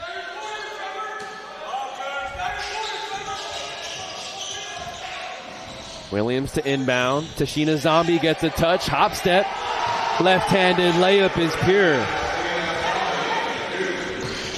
He just seems so much more aggressive offensively this year, and the fact that he's able to expand his game out beyond the perimeter and finish inside like that. Samto Patrick with the left elbow jumper. Samto Patrick, he's going to be the next big thing for Modesto Christian. Can't wait to see that guy as a junior. Finally helps out Sincere Hudson, who's been doing it all himself. Patrick nearly comes away with a steal. Williams gets it back. Shot clock didn't reset. Off the glass. And Patrick grabs the defensive rebound. Hudson somehow sneaks by Williams for 2 points. Well, we know what Sincere Hudson, what he's going to be capable of in the next couple of years, where he decides to take his talents in the future, whether it's LMU, UNLV, University of the Pacific, Wichita State. I mean, the kid's just fielding more and more offers, and I can only imagine how many he's going to have by his senior year. Crespi tries to milk the clock. 10-point advantage. Less than 2 minutes left in this one. Williams guarded by Patrick. Uses his speed, and the left-handed finish is good. That's the Josiah Williams that UNLV threw an offer at recently. This one 5 points today.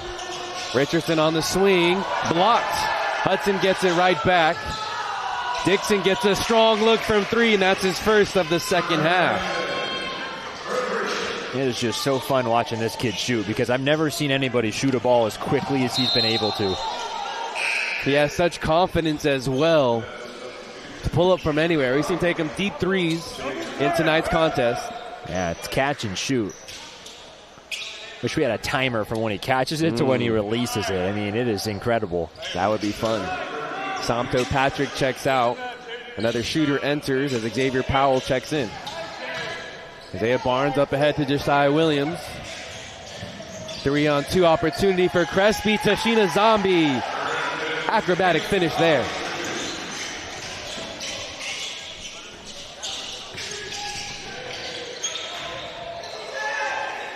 Tashina Zombie grabs the miss. Up ahead to Isaiah Barnes. An 11-point advantage. Crespi can continue to tack on. Martin thought he had contact, but he grabbed his own miss. Less than a minute left to go. This one's all but over.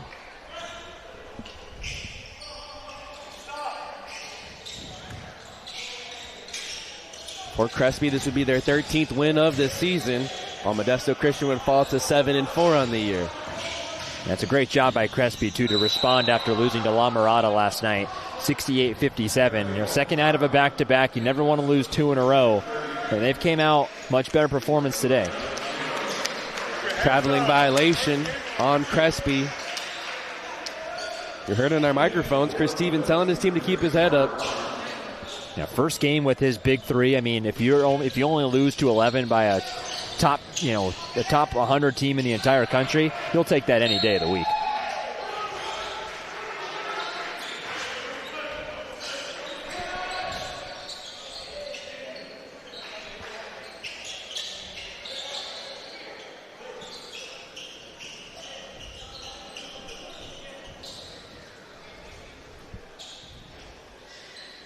Let's stay with Modesto Christian.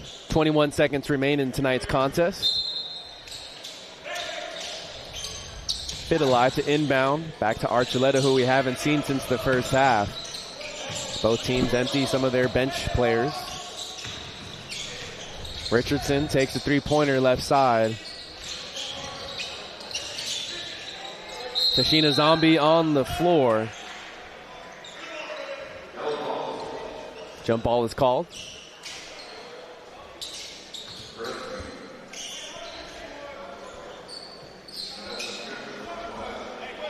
Possession arrow in favor of Crespi, but there's some confusion on the floor.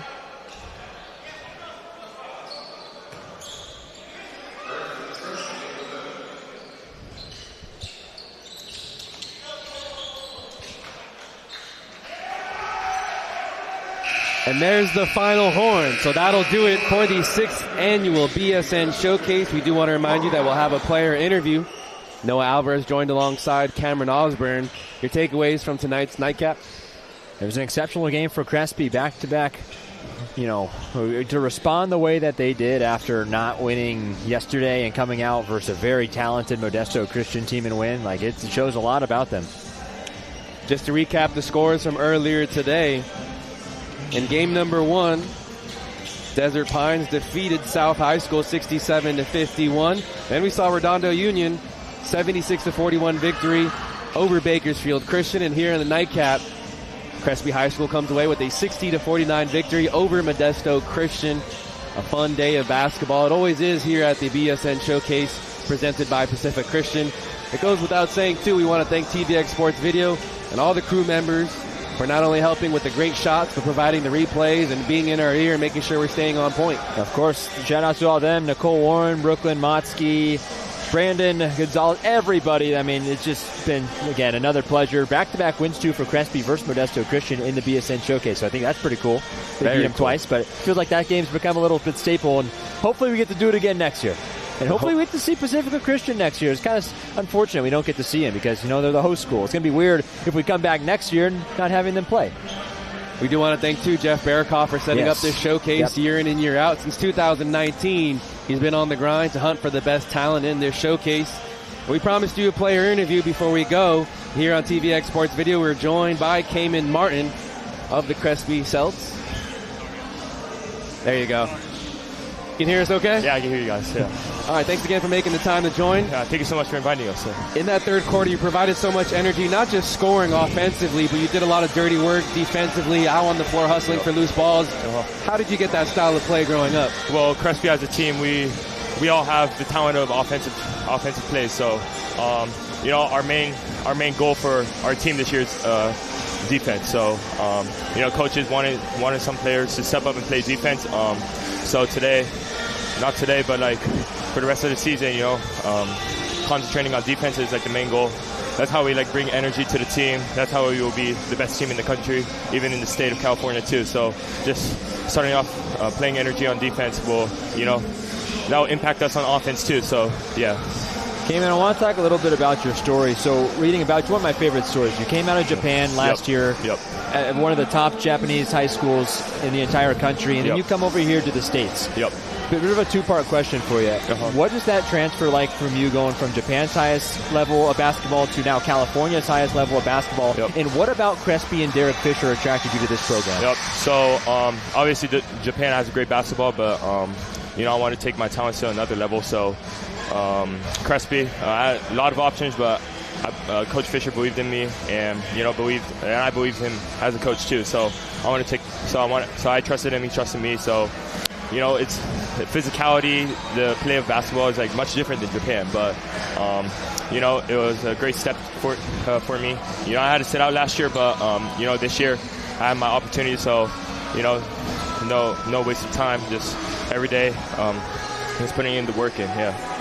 And that's Cayman Martin joining us on the TVX Sports Video broadcast. Best of luck the rest of the way. Thank you so much, sir. Thank you, Cayman. Thank you so much. For the final time here tonight on TVX Sports Video, my name is Noah Alvarez, joined by Cameron Osborne and the rest of the crew here at TVX Sports Video. We want to thank you for joining and watching us here tonight on the showcase. Any final thoughts? Fun as always, Noah. I hope to be back soon, and we hope to see Pacifica Christian next time we're back, because that's another talented team that's got so many great names, a couple players to watch in this showcase that we unfortunately won't be able to watch today. But again, like you said, shout out to everybody, all of our sponsors too, Chick-fil-A, Jersey Mike's, Mountain Mike's for supplying us some lunch and some early dinner as well. So it's been, again, just another grade A opportunity here at Pacifica Christian. Another just special chance to be here. That'll do it for the 6th annual BSN Showcase presented by Pacifica Christian here on TVX Sports Video. We wish you a good night, and we'll catch you guys next time.